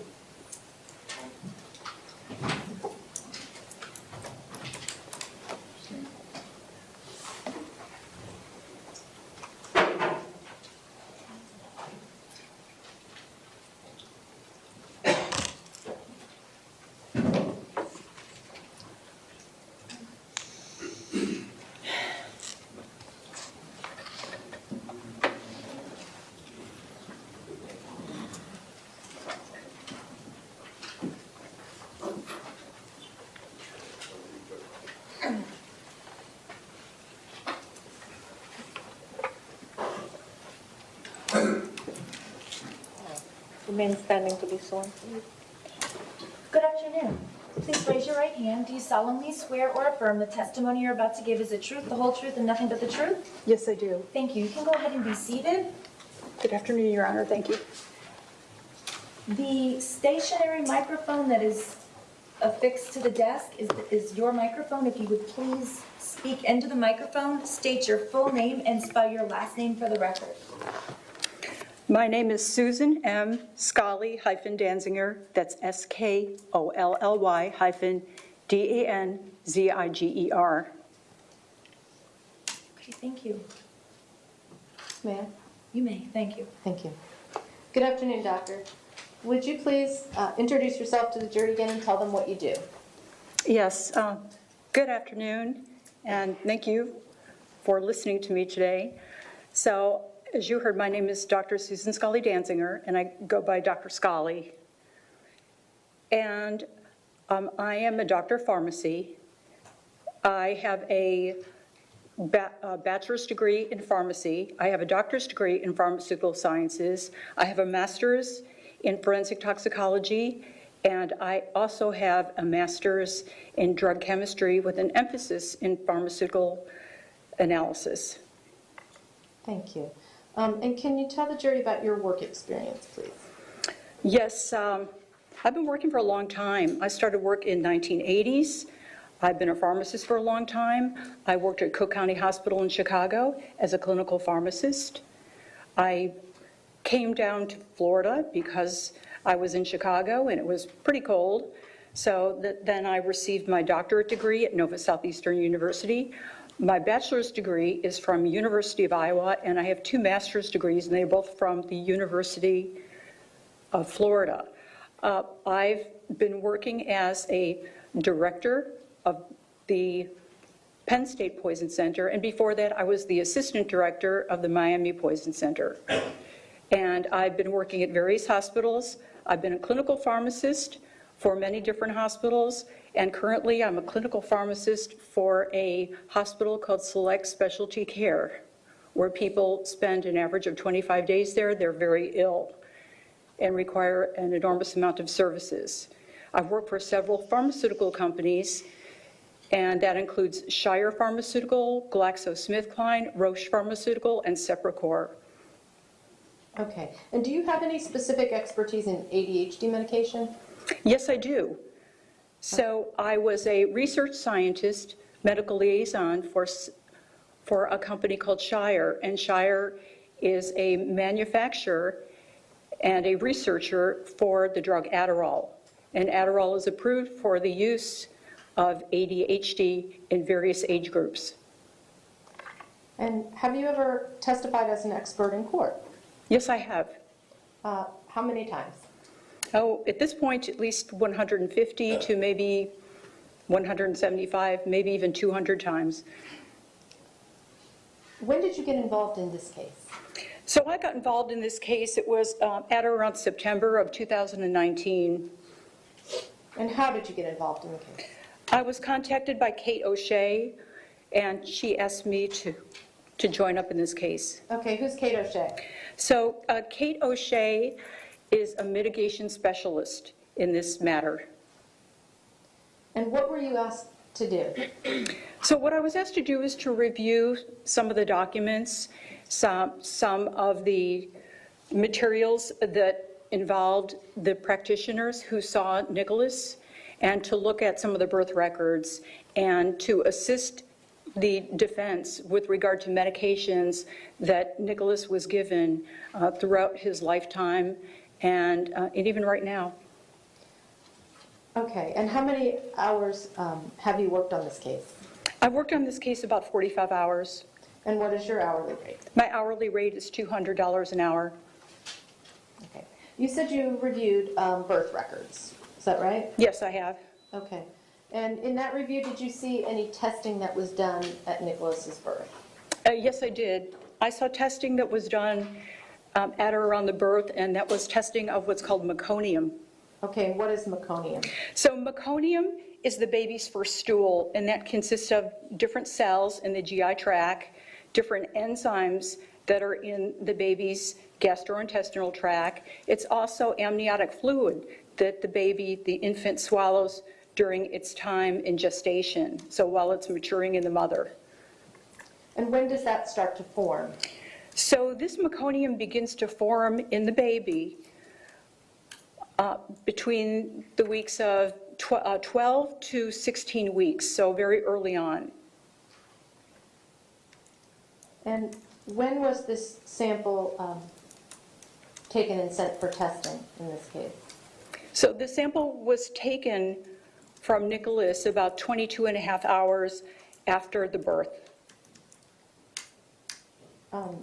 What was it tested for?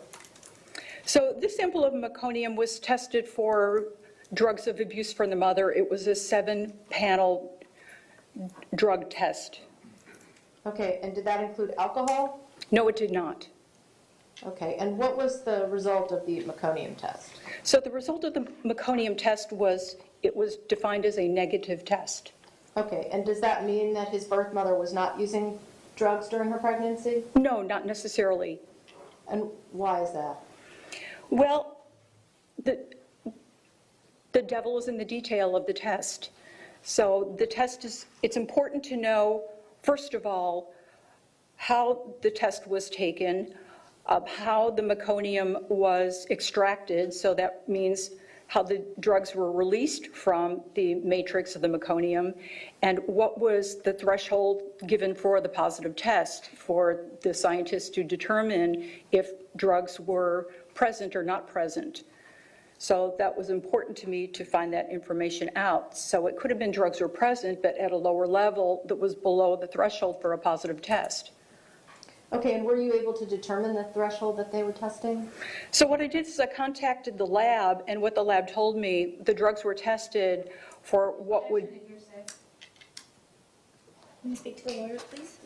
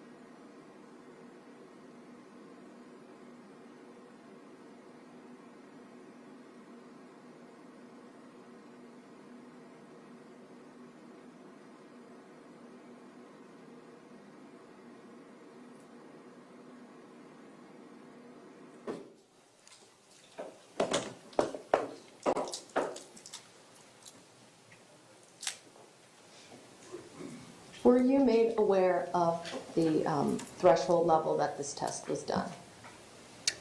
No, I was just told that it was the threshold for a urine test. Okay, and are you familiar in your training and experience with what the threshold of that testing would be, a urine test? At that time, it would be likely at 300 nanogram per ml, so an ml is a milliliter.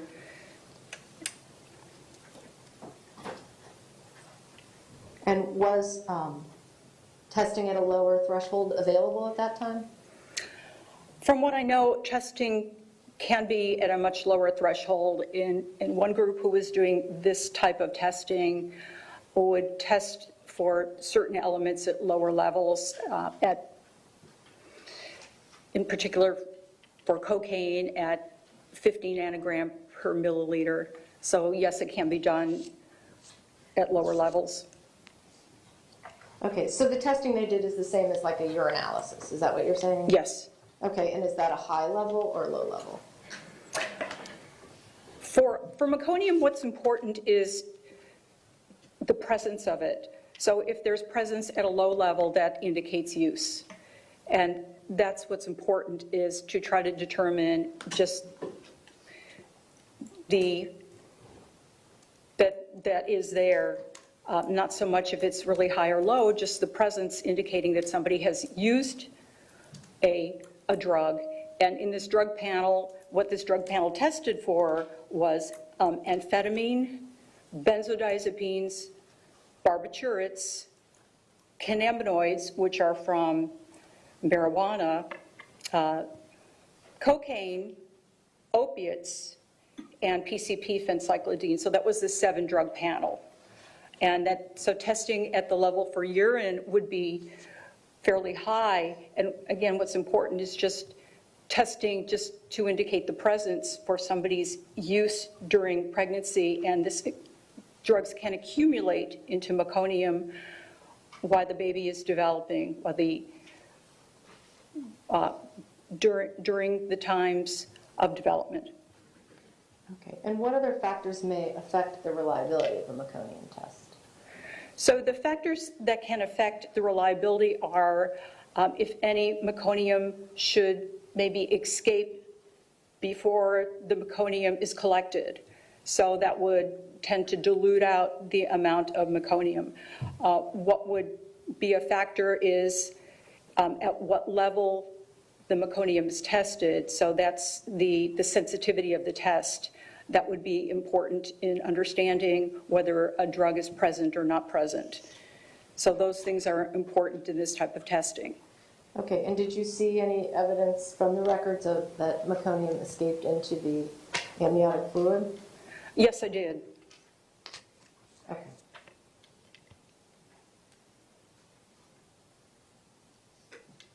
And I want to make sure that it's clear. So when you're saying at a high level, that means, what does that mean as opposed to a low level or sensitivity?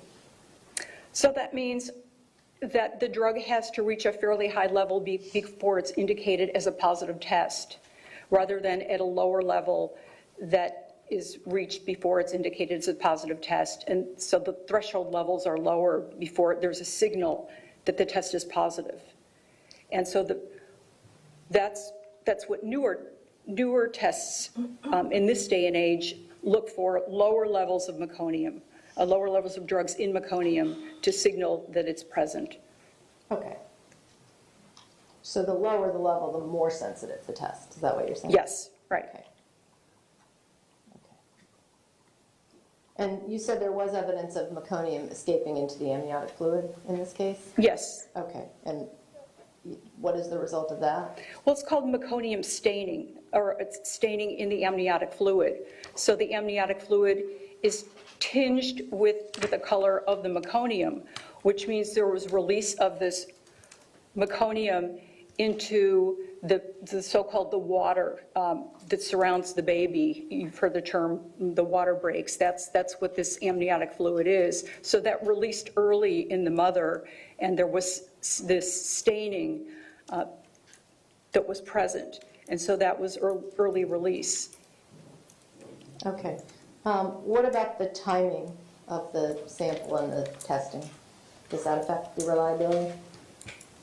Well, what labs do now is they tend to get several samples of meconium because meconium isn't uniform, the drugs in meconium isn't uniformly distributed into the meconium.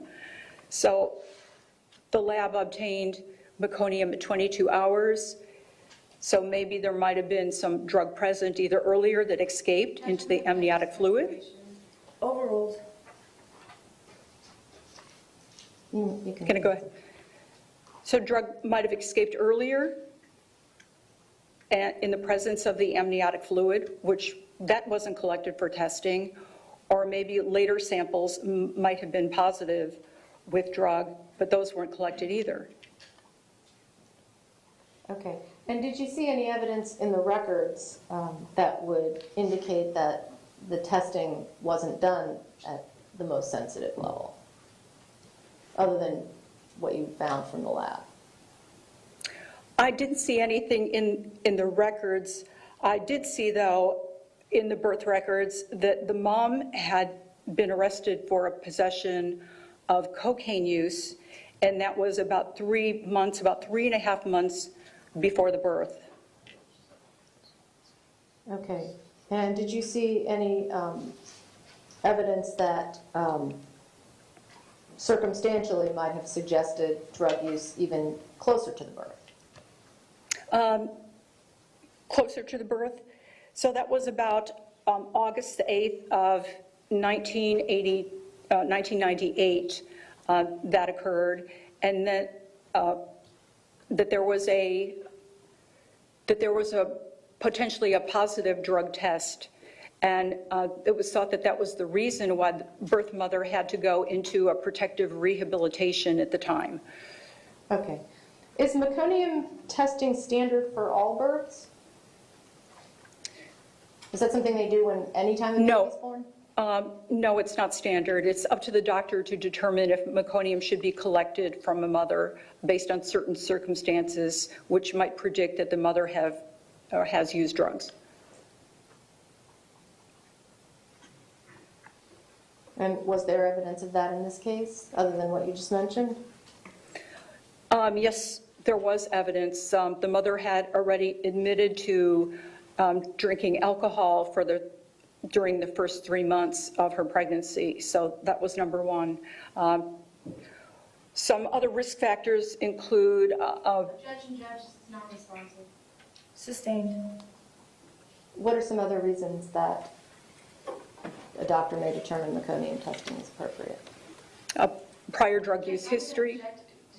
Continuing this line of questioning, this is the viruses. Okay, let me speak to the lawyer's side then.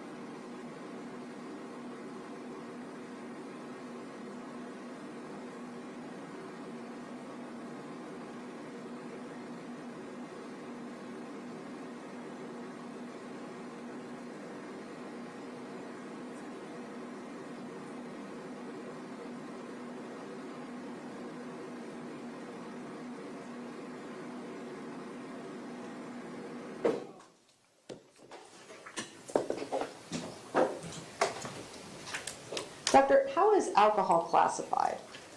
Alcohol is classified as what's called a teratogen, where it can cause some fetal, embryo and fetal malformations. So the embryo, that's when the early form of development within the first 8 weeks, and then after that, the developing baby is classified as a first embryo. And then it's also considered as a neurotoxin, and it can be hazardous to the functions of the brain and the spinal cord. Is the placenta an effective barrier for that? No, it is not. Alcohol can pass through the placenta, and the baby receives the effects of alcohol as well. Okay. Did you receive any information in your review of the records of the type of alcohol that the birth mother was consuming? Yes, I did. What was that? So what I received was information that the birth mother was drinking something called Colt 45 and was drinking an alcohol product called Cisco. Okay, and tell us what Colt 45 is. So Colt 45 is a malt liquor. It has a higher alcohol content than regular beer. Colt 45 is an alcohol content of 5.6% alcohol by volume. Okay, and what about Cisco? So Cisco is a fortified alcohol product, and its alcohol content is 20%. Okay, and are you aware of any governmental orders with regards to Objection. Cisco? This is irrelevant for Overruled. for examination. Judge, can we go sidebar? Okay.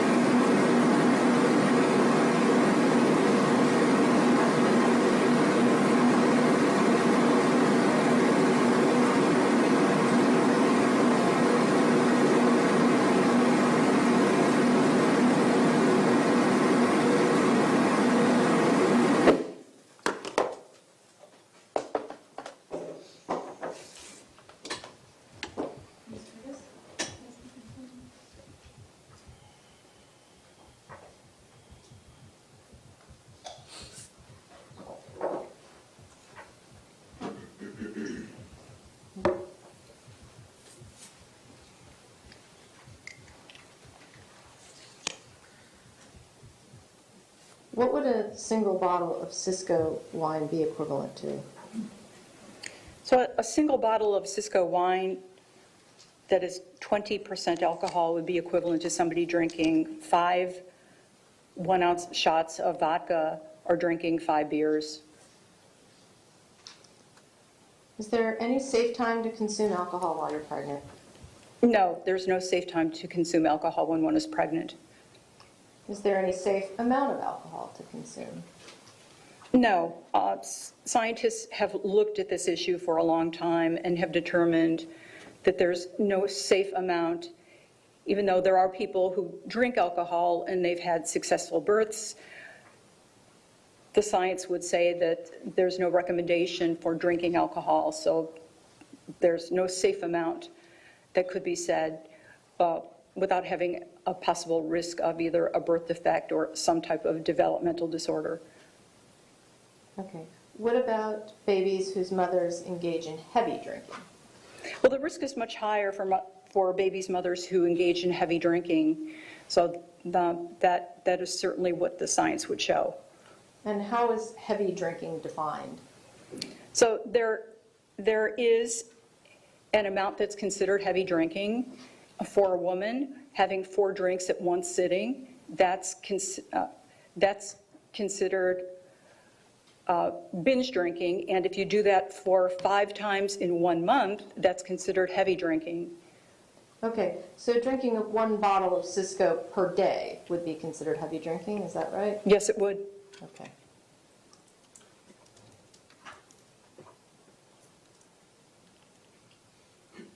Now, you reviewed Nikolas's medication records, his records of his psychiatrist, is that right? Yes, I did.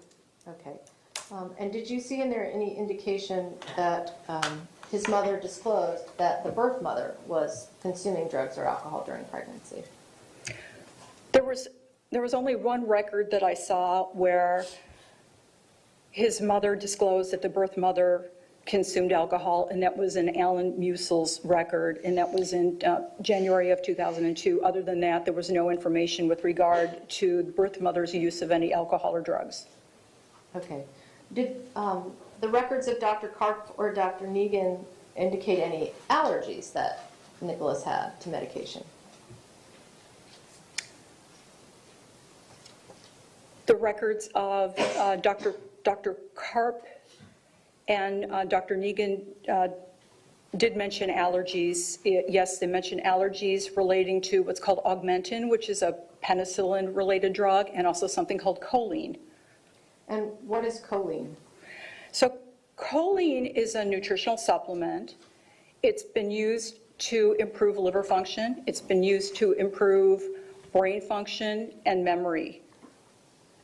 Okay. And did you see any evidence in your review of the records that Nikolas had any sort of liver damage or problems? No, I did not. Did you see anything in the records about why he had been given choline, if he had been given choline? No, I did not see any information about why he was given choline or anything with regard to him being prescribed choline. Okay. And through your training and experience, why would you give choline to a child? Well, from my training and understanding what I've seen, there has been early research, some pilot trials. Sustained. Some pilot trials Okay, from. I sustain the I'm sorry. objection. Next Just from question. your own knowledge, not from, in your experience, what would be the reason, or your understanding of the drug, what would be the reason that you would give it to a child, what it does? Just deficiencies and just improve memory. Okay. And is that something that is, in your experience, an issue with children exposed prenatally to alcohol? Yes.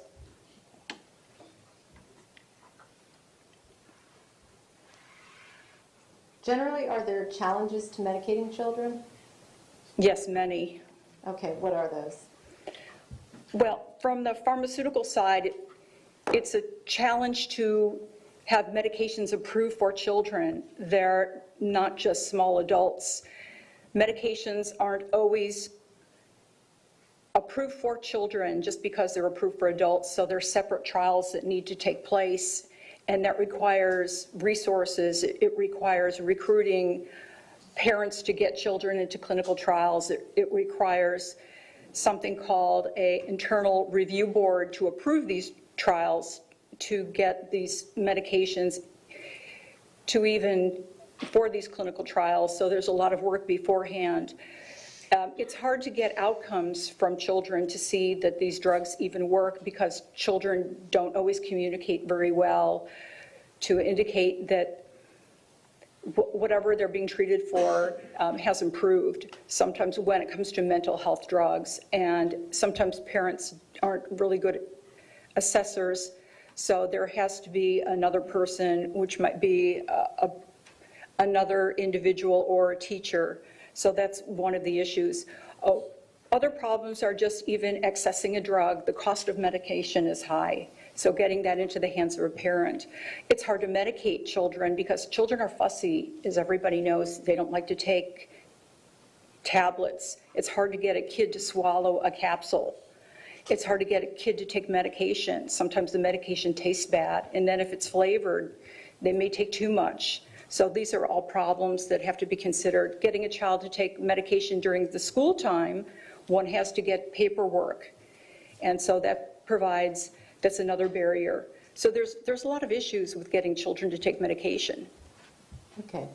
And from your review of the records, do you know when Nikolas was first prescribed medication? Yes, it was in the records of Dr. Marcus.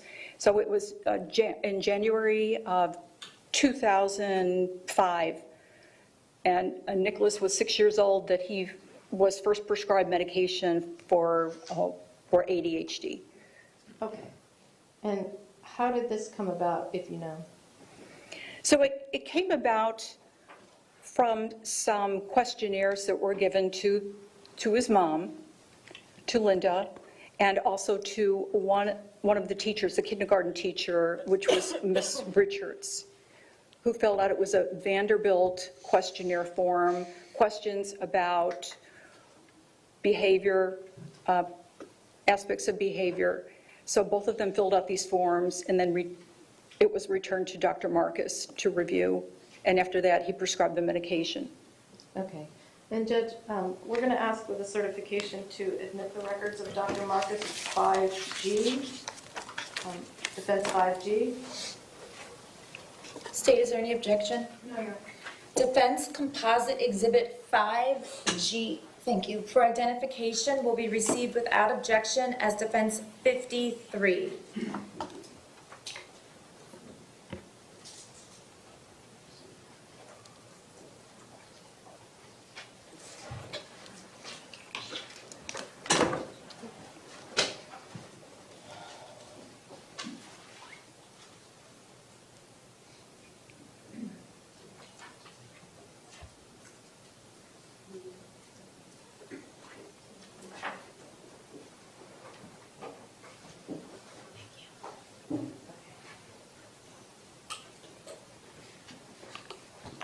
All right, so you mentioned the Vanderbilt assessment. Yes. Okay, going to.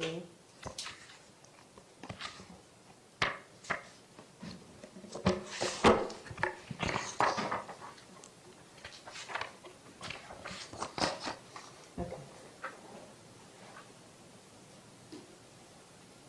Is this one of the documents that you reviewed? I'm trying to make it smaller. Is this one of those documents? Oh. You see it? Well, it was there, yes, in the beginning.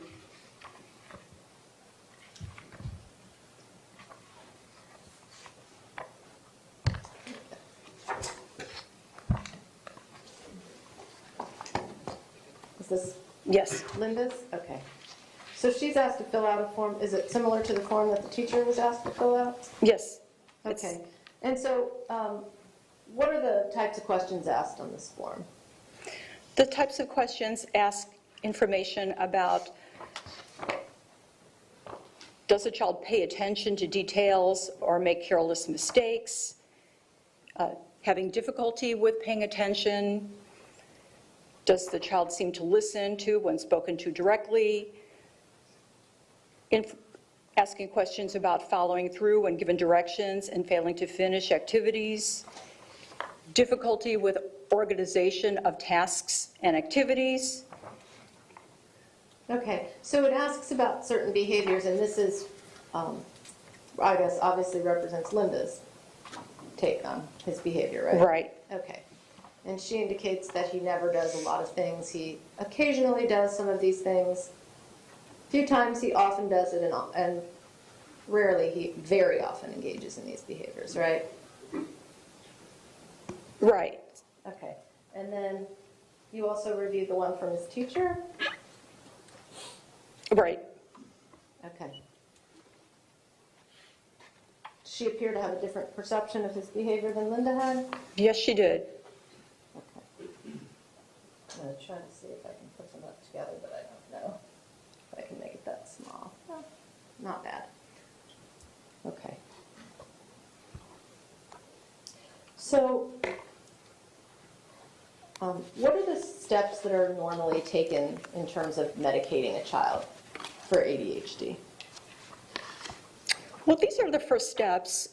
Taking a look at the assessment of examples of symptoms of attentiveness, of impulsivity.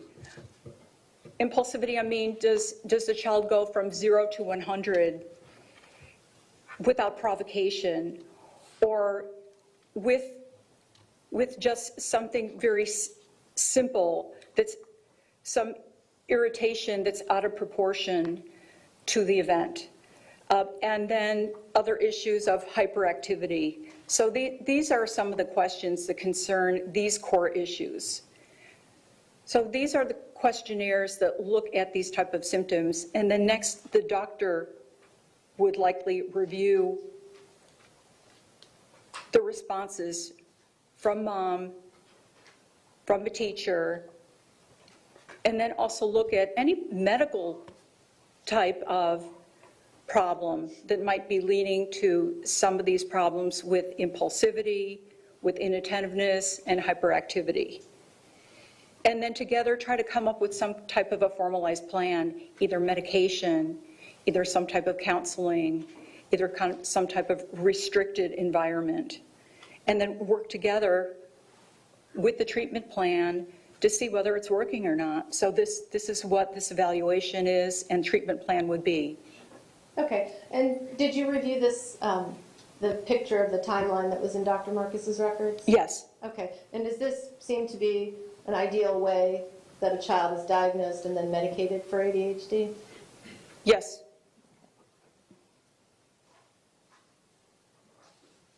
Do you know how many psychiatrists Nikolas was treated by throughout his life? He was treated by 4, but of course there's psychiatrists that are in the jail right now. Okay. And did you review, or were you able to review any of the records from Dr. Moskowitz? No, I was not able to review any records. They were not available. Okay, and do you know why? They were purged after 7 years. That was my understanding. Okay, and is that something that's common in the medical field, that can be purged after a certain time? I believe it was after 7 years of retention that they were no longer kept in storage, and there's some legal implications as to how long a doctor needs to store records, and evidently that was what the doctor felt was necessary for his practice. Okay. Did you see any notes from any of the other records indicating that Nikolas had been treated by Dr. Moskowitz? I did. It was in Dr. Marcus's records. There was a note from Linda Cruz indicating that she had seen Dr. Moskowitz with Nikolas, and that was in February of 2007. Okay, and do you know what Dr. Moskowitz did at that time? At that time, Dr. Moskowitz advocated to increase the amount of what's called Concerta. Nikolas had been on 36 milligrams, and he advocated to increase it to 54 milligrams. What is Concerta? So Concerta is a long-acting type of stimulant called methylphenidate.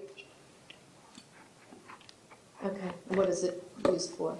It's used to treat the symptoms of ADHD, the impulsivity, the inactivity, the inattentiveness, and the hyperactivity. Okay. And when you reviewed Dr. Karp's records, did you see what medication she had provided to him? Yes, by the time that Nikolas got to Dr. Karp, Nikolas had been on a drug that was similar to Concerta called Focalin. So he was on that, and Dr. Karp then added another medication, and that was in October of 2008, and this is called risperidone. So a different class of drug.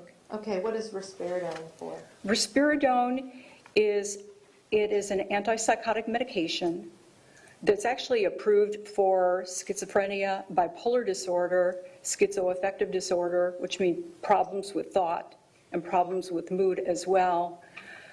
It's also approved for children that have a spectrum of autism disorder who have problems with agitated behavior. Okay, and from your review of the records, did it appear that the risperidone was working on Nikolas? Yes, it did. She had very good success with it when it was prescribed to Nikolas. Okay, and then what happened when he went to, changed to Dr. Nagin? Nikolas was also on one other medication too, so there was a combination of medications. So there was the Focalin. There was another drug called Intuniv, which is a different type of medication that's actually, it's guanfacine. It's a blood pressure medication, but it also serves to decrease activity in the central nervous system and has a calming effect. And then on top of it, the risperidone, but Nikolas was doing very well with that combination. Okay, so what happened when he went to see Dr. Nagin? So when he went to see Dr. Nagin, Nikolas was still on the, he was no longer on the Intuniv. He was still taking risperidone. Nikolas stops taking the risperidone. His mother said that it did not work for him anymore, and he stopped taking that. Okay, and from your review of the records, did it appear as if he should have stopped taking that? Well, it's hard for me to say whether he stopped, but I don't really know the reason why, other than mother just says it doesn't really help him without any reason where it helped him before, and now suddenly it stops helping him. So, and it just ended like that. Okay, so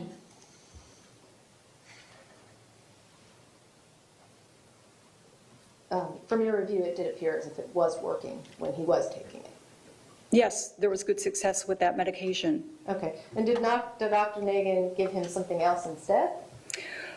Dr. Nagin prescribed a drug that was similar to this Intuniv called clonidine, which is actually, again, a blood pressure medication. It's shorter acting than the Intuniv, and Dr. Nagin was given Nikolas that medication as another type of medication to assist with some of the behaviors with ADHD.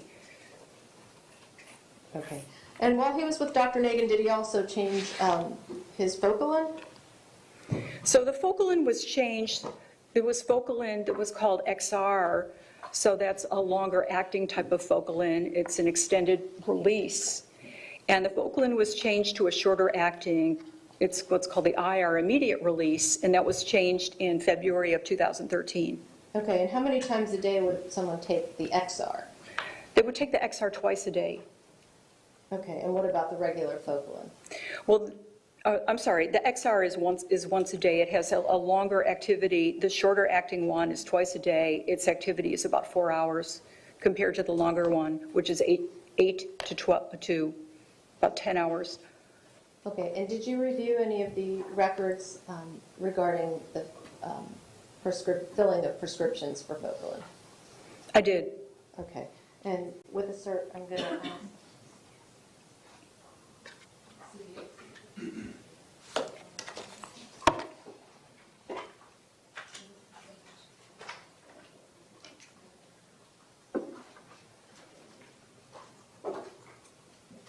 The cert, I'm going to ask that defense 5I be entered into evidence. The CVS records? What did you say before 5I? What did you say? With a cert? cert, we have a certification. Okay, thank you. Is there any objection from the state? No, Judge. All right, defense 5I.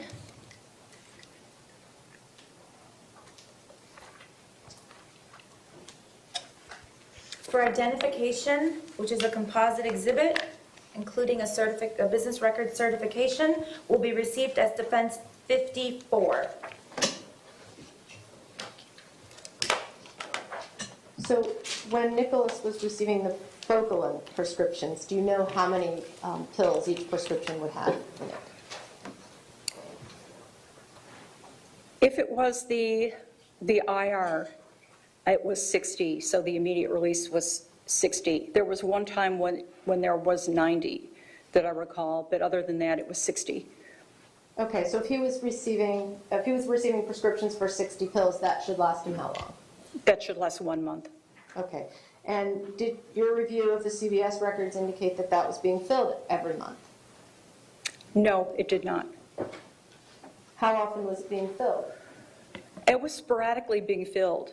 There were some times where it would be filled 1 month after another, and then there were times where it would be maybe 4 months difference, and even beyond that. So what would happen if a child who's taking Focalin only once a day, say took it in the morning, what would happen later in the day? Well, the effects of the drug would wear off, and the child wouldn't have the benefit of the medication later in the day.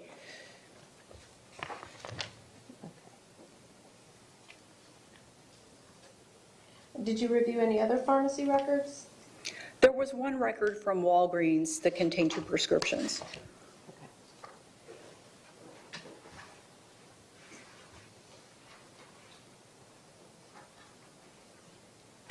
Judge, I'm going to ask that 5H be entered. We have certification on that one. State, do you have any objection? No, Judge. Okay, without objection, defense composite exhibit 5H will be received as defense 55. And what did the Walgreens records show? There were 2 medications. One is for ibuprofen, which most people know is it's a generic type of Motrin for inflammation, aches and pains, to take down a fever. The other one is a Focalin as well. It's an immediate release, and it's for number 30 that were prescribed in August the 15th of 2017. Okay, and did you see from your review of the CVS or Walgreens records that any other prescriptions for Focalin or any of the other medications were filled after August of 2017? No other medications. In your opinion, did Nikolas respond well to his medication regimen? Well, outside of that one time in the 5th grade, it's hard for me to assess that because the medications weren't filled regularly.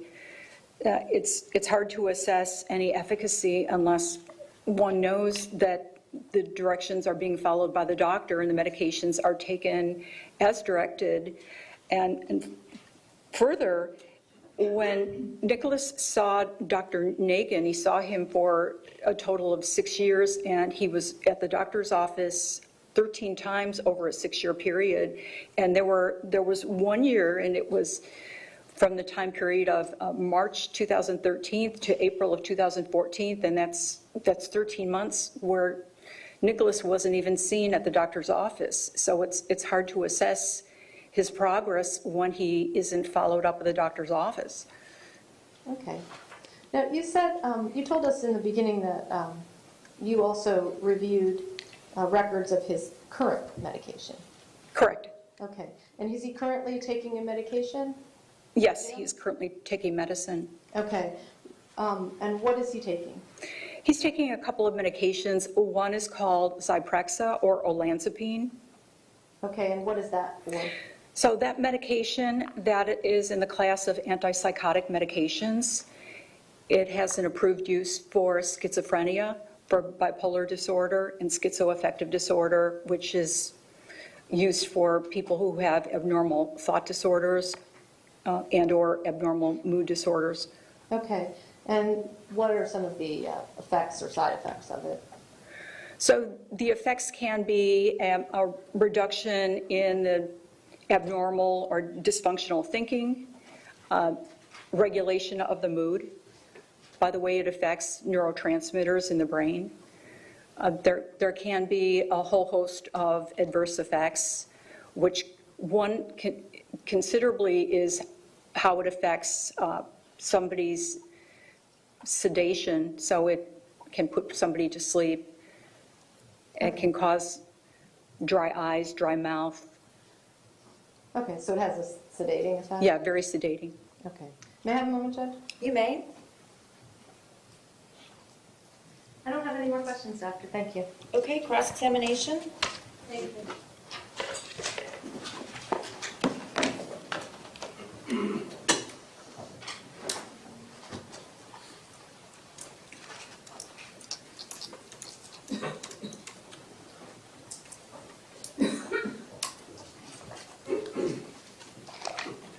Good afternoon, Dr. Slade. Good afternoon. So I know you just went over Dr. Nagin's records a little bit, so I want to start and focus on those. You'd agree with me that Dr. Nagin treated the defendant 5 to 6 years before the shooting, correct? Yes. Okay. And he is a psychiatrist? Yes, he is. Okay. So the first visit that the defendant had was in the beginning of 2012? Yes, it was January 25th, 2012. Okay. And for that year, there were 5 visits total? There were 5 visits total for that year, correct? Okay. Would you say approximately every 2 to 3 months apart? Yes, about 2.5 to 3 months apart, correct. And during each of those visits, there were some minor adjustments to the medications? The first visit, the doctor actually increased the risperidone, and then afterward, mother came back and said he was not taking it. So I wouldn't say that was minor. Nikolas stopped taking that medicine. Well, didn't the doctor then prescribe something in addition to that? He did. Then he prescribed the clonidine. Okay. So I'm saying adjustments, a little bit of this, a little bit more of that, maybe remove one, add one over the course of that 2012 year. Is Right. that a fair statement? Well, yes. Okay. And during each visit, Dr. Nagin noted his observations of the defendant, correct? Yes, he did. And during every visit during that year, he indicated that his thought process was linear, correct? On some of them, yes. That was the language that was used. Yes. No delusions, Correct. no hallucinations, Correct.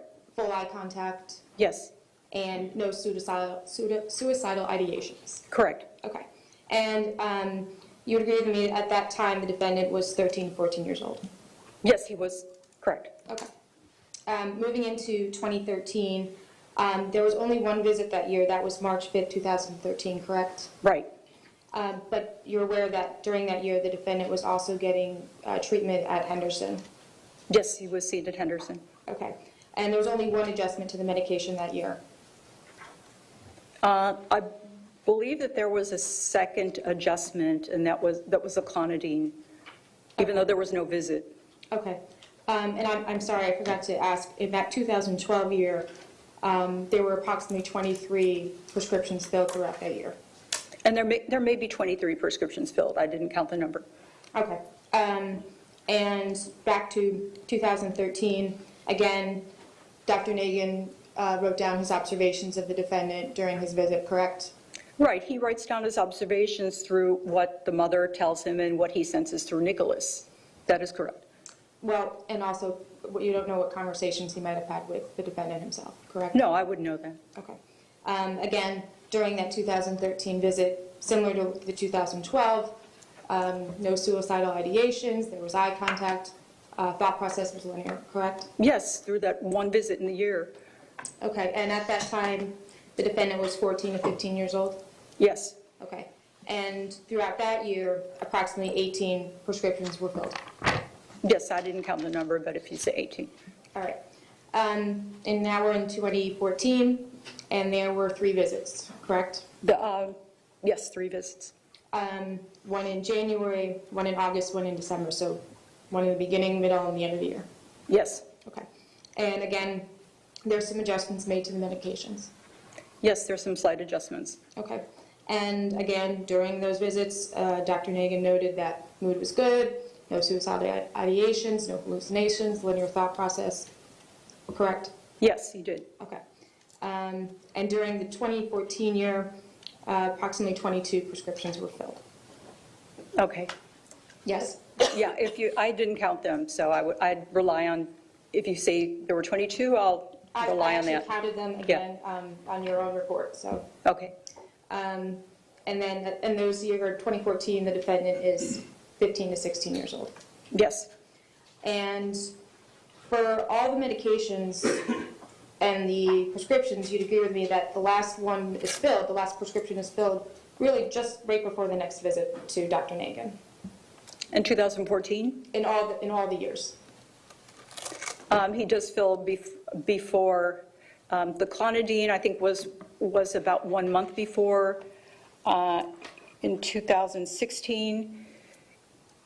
For And- example, in April of 2014, he had a visit April 1st, and the prescriptions, the last one was filled on August 2nd, and then the next appointment is August 25th.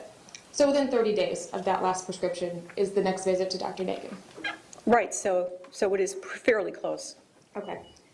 And now in 2015, again, meds are adjusted slightly.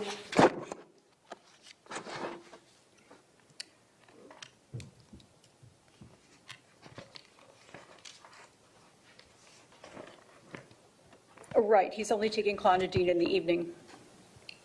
Okay, and he's, according to Dr. Nagin, he's doing well. His mood, he's actually doing well in school. There's no side effects, no hallucinations, no suicidal ideations, and he indicates his insight and his judgment are okay. Is that correct? Right, right. There's huge gaps in when he sees Nikolas. There, and that's what I was pointing out. There's. Well, that's not my Yeah, question. It's just, I know.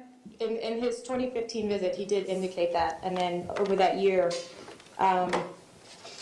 6 prescriptions are filled from the August 20th, 2015 visit to the end of the year. Is that correct? I'm sorry. What was that question? So we're on the August 20th, 2015 visit. Yes. Until the end of the year, there were 6 prescriptions that were filled. Yes. Okay. And the defendant is now 17 years old. Yes. Right. And then in 2016, this would be the next visit. That's February 22nd. The medications are adjusted again, and Dr. Nagin indicates again, mood is fine, linear thought process, no hallucinations, no side effects, no suicidal ideations. Correct? Yes, he does. Okay. And during the 2016 year, 9 prescriptions are filled.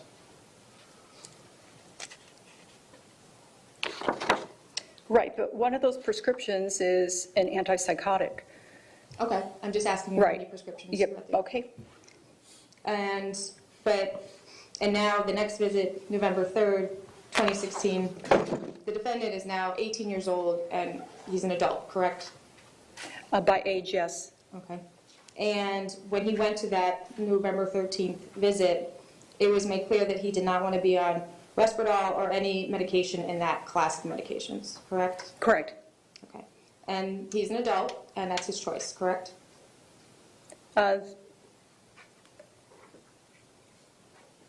It says his mother did not want him to be on that.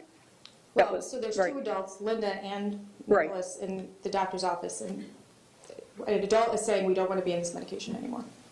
Okay, well, that's what I have. His mother said she did not want him back on risperidone Well, or any he's other an adult, medications in the though. class. If he wanted to be on it, he could have opted to be on it. Okay, I'm not arguing with you. I wasn't there, but that's what I have written, is that his mother said she didn't want him on it. Okay, can an 18-year-old make the election to say, no, I do want to be on this? Sure they can. Okay, And that was not done. I don't know what was done. I just have written that that's what his mom said. And during that visit, the same thing, Dr. Nagan noted he was doing well, his insight and judgment were fine, there's no side effects, no suicidal ideations. Okay, and tell me where you're referring to when you say everything is fine. Well, I just meant his mood is good. I basically didn't want to repeat everything that I've been saying, but it's the same line of questioning. Okay, well, but that's not true, though, because before he gets the oxcarbazepine, the mother said he has defiant behaviors, and she's expressing Okay, let that me there's stop you. difficulties, so I'm not that's not asking you- true. Hold on, wait. State, let her finish. But this is non-responsive. Okay, but you can't interrupt her. Go ahead, ma'am. So the issue was that, and I have this is what the doctor said, that Nikolas and his mother would like to target his defiant behaviors. And the doctor says, I feel the defiant behaviors are correlated with this difficulty in expressing emotions and feelings, which are characteristic of individuals with social skills-related issues.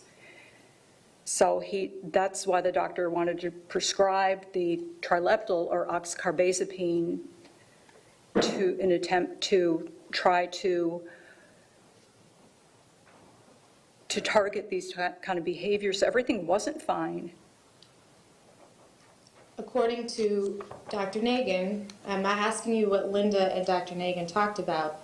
Dr. Nagan wrote in his report of his observations of the defendant, mood is described as good, no suicidal or homicidal ideations, no alcohol or illicit drug usage, appropriate eye contact, thought process linear, no delusions or hallucinations. Oh, okay, what date was that? Because I don't see that. We're on the last visit. Okay, well, I was on November the 3rd, Well, we can go back to that one, 2016. too. State, don't interrupt the witness, please. Wait till she's finished, and then you can talk. Go ahead.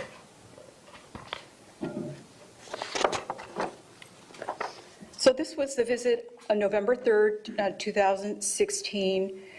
Nikolas is 18, as you say, and he's now 11th grade at Douglas High School. And it says Nikolas having defiant behaviors in school, including getting into physical altercations with peers at school. And then the doctor says, when I ask about this, he appears remorseful and states he understands the importance of not engaging in such behaviors. So that, and then you're right, when you say affect is full range, mood is good, thought process is linear, no delusions or hallucinations, but I think you missed that first part here. Well, I was asking what his observations were, and that's what I was referring to as I have been throughout the different visits, and that he's physically observing him and having conversation with him, and so this is what he dictates as what his observations are. This conversations between him and his mother is not what I'm asking you. I'm asking you about how he was observed by Dr. Nagan. So you're asking just what the doctor sees right in front of him at the time, and you're discounting what information was conveyed at the time. So yeah, I'll agree with you that what the doctor saw was what he reported, but there's critical information that's reported at this visit. Okay, but again, you don't know what conversation he's also having with the defendant, because that's not enough. These are his observations of the defendant. Okay.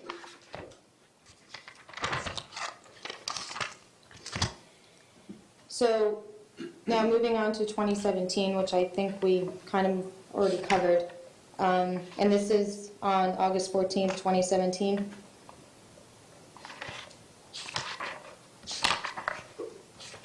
Correct? Okay, and what is the question? I asked you if that was the date of the last visit. Yes, it was. Okay. And now the defendant is almost 19, Yes. and he is working at the dollar store. According to Dr. Nagan, again, his mood is described as good, no suicidal or homicidal ideations, appropriate eye contact, thought process linear, no delusions or hallucinations, insight and judgment are fair. Correct? Okay, as you read them, yes. Okay. And And then we see the last prescription was filled on, I think it was, must have been August 4th. Let me just check. The last medication was prescribed and dispensed on August 15th, 2017. Correct. Okay. And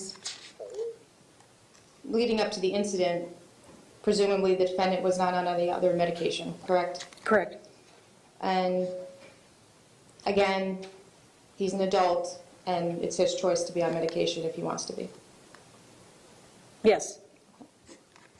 And would you agree with me that over this 5 years, this is a rather gradual decrease in prescription fills and visits? It wasn't anything abrupt. It was over time. We see starting from 2012, 23 prescriptions down to the last year where we don't see many at all, correct? Right. It was a decline of prescriptions. Okay. And over that period of time, there was adjustments made, correct? Right. There were some adjustments made. And there was monitoring of the medication. Right. Although there was large gaps in when Nikolas was seen. But during those gaps, he was still picking up prescriptions. Yes, he was picking up prescriptions Okay. irregularly. And the defendant was diagnosed with ADHD as a 6-year-old child? Or 5-year-old child? As a 6-year-old, correct. Okay. And so now this is 13 years later, correct? Yes. He's obviously older, he's more mature, and has spent some years learning how to communicate better. Would you agree with me? I would imagine, I can't tell you what his level of communication is. So, but it's certainly okay for a patient or the defendant to decide to say, look, I want to wean off all of this stuff. I feel good, I don't need to take it. Correct? And patients can do as they please. Yeah, you're right, they can. All right. All right, I want to move into a different topic of regarding the alcohol and substance abuse that you testified to on direct. You did review the birth records, obviously, correct? Yes, I did. Okay. And the defendant was a full-term baby, correct? Yes, He was a normal birth weight at 6 pounds, 4 ounces? correct. And all the drug screens that you reviewed in would be the adoption records were negative, correct? There was one that I did not have the results on, and that was the August the 8th of 1998. And there was questionable information, and the results weren't given, and the mother then goes into a rehabilitation center. Are you referring to page 111 of the adoption record? Yes. Okay. And is this when this was a conversation about not knowing what the test results were going to be for the birth mother? Correct. Okay. So that's your only thing you saw regarding just not knowing whether results were going to be positive or negative? Yes. And everything else that was in the adoption records indicated that the screens were negative? Correct.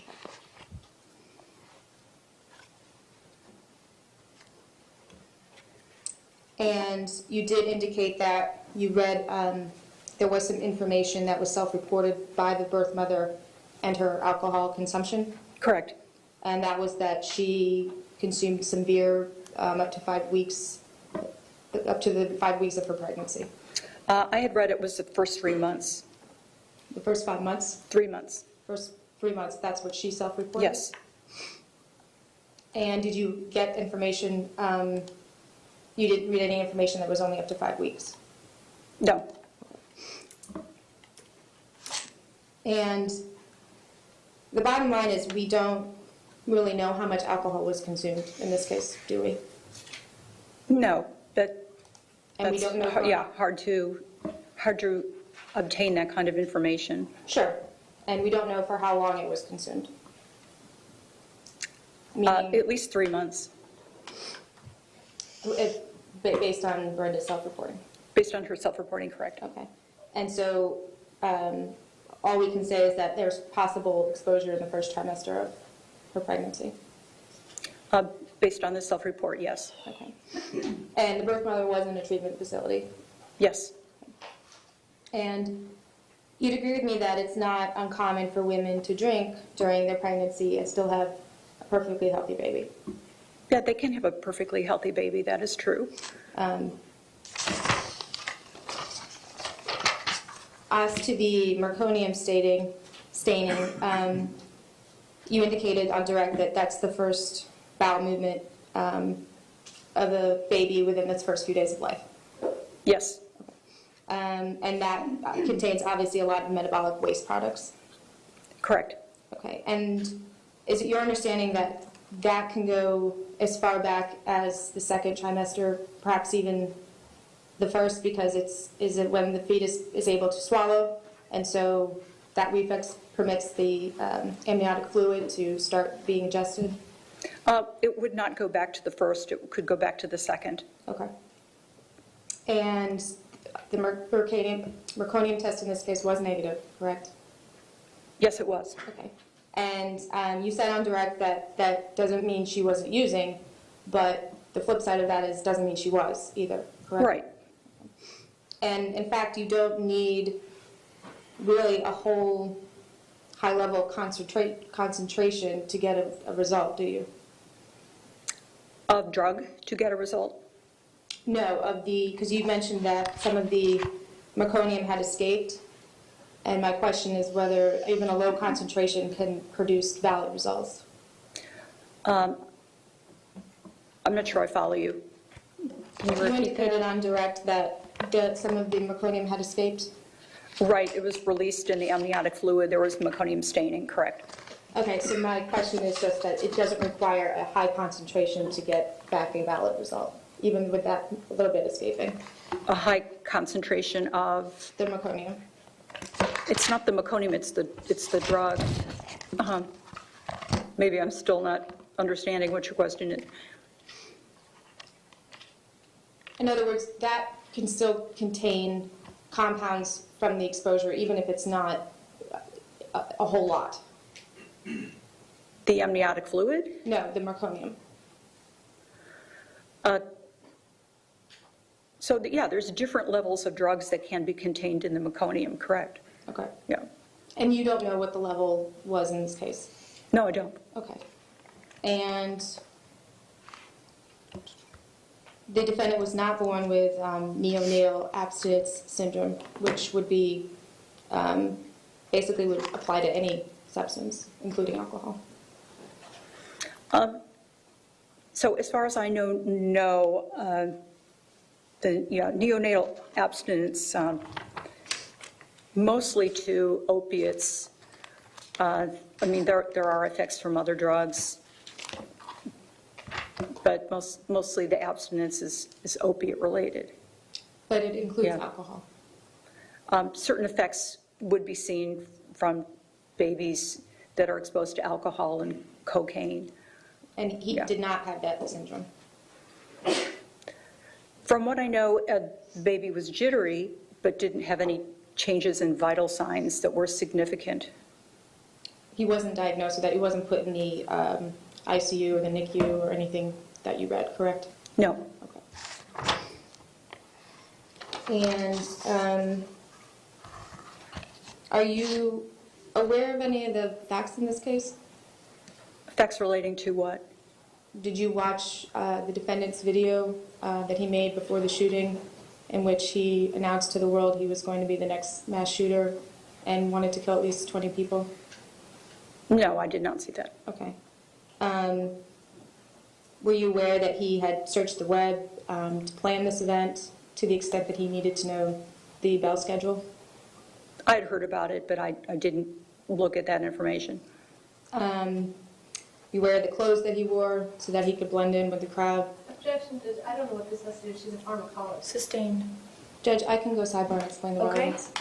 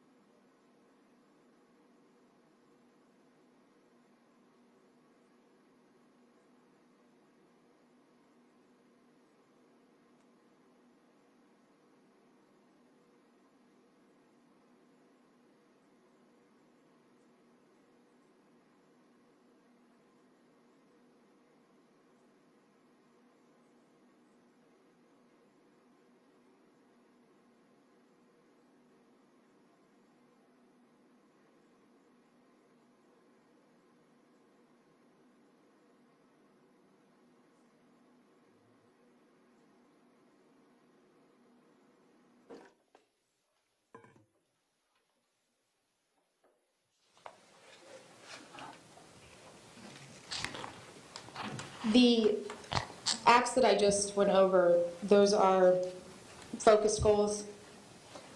They're outcome-oriented. Sustain. Move on, please. To your knowledge, everything after the last visit with Dr. Nagin leading up to February 14, 2018, the defendant wasn't on any medication, correct? After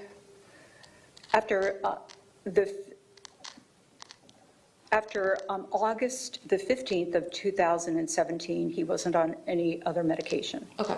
Yeah. And that would be up and including February 14, 2018, to your knowledge? I'm sorry, say that again? So he wasn't on any medication and after that last prescription that was filled? Right, the last prescription, so that would have been a 30-day prescription, so that would have been, if taken every day, that would have been 5 months without medication. Okay. I have nothing further. Okay. Mrs. Curtis, anything else?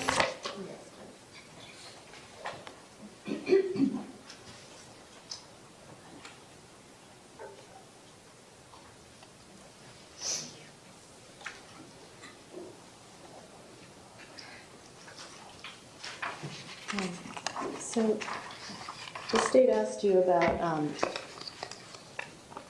alcohol use, and you testified that through Brenda's self-reporting, it was the first 3 months. Yes. Right, okay. And did you also have an opportunity to review some information from Carolyn Deakins? Yes, I did. Okay. And did her information indicate to you drinking beyond 3 months? Yes, she did. Okay. And did you review any information from Danielle Woodard? Yes, I read Danielle's affidavit.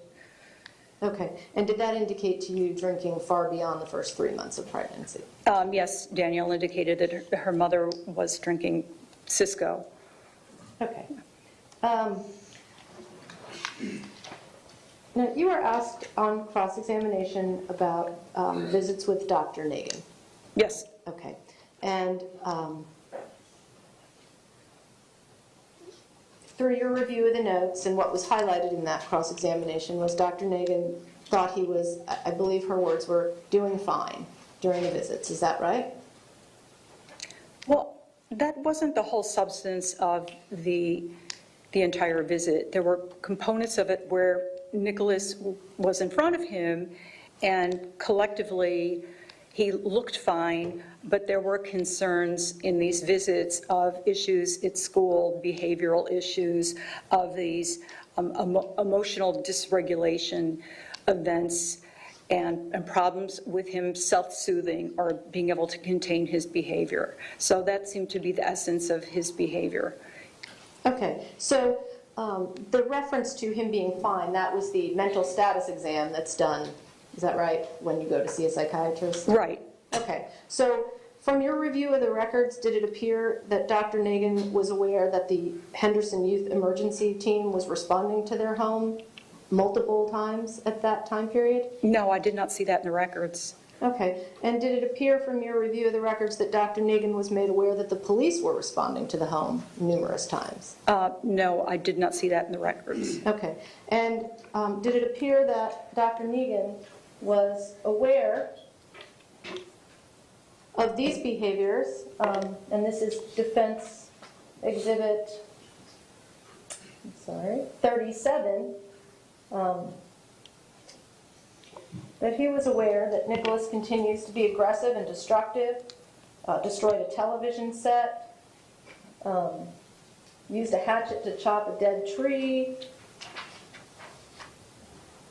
destroying furniture, and that the school wrote a letter to him expressing their concern. Did he seem to be aware of that in his records? No, my understanding is that I'm going to object. Grounds? No sidebar. Okay. That's fine. I don't have any more questions. Okay. Thank you. Thank you, ma'am. Thank you. Thank you very much, Your Honor. You are excused. Defense, when you're ready, call your next witness. That's our last witness today. Okay. Ladies and gentlemen of the jury, thank you very much for your time and attention. You should have received an updated schedule on your chairs, which just remind you of some of the dates and times that I have told you about. There was an update for tomorrow, start time, so please pay close attention to that. Other than that, have a good evening, have a safe drive home, and please remember the admonition that you may not discuss the case with anyone, including your close friends and family members. Please report any incident where somebody tries to approach you or discuss the matter with you, which hopefully they will not do. And other than that, leave your notepads behind, and I'll see you all tomorrow. Thank you.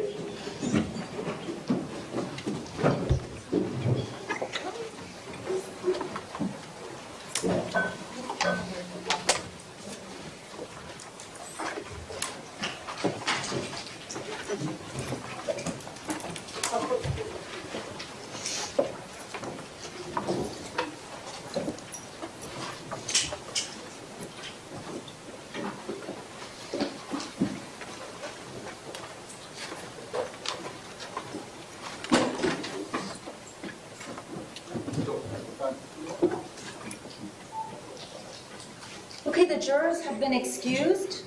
We are in recess, and I'll see everyone tomorrow. Thank you. Thank you.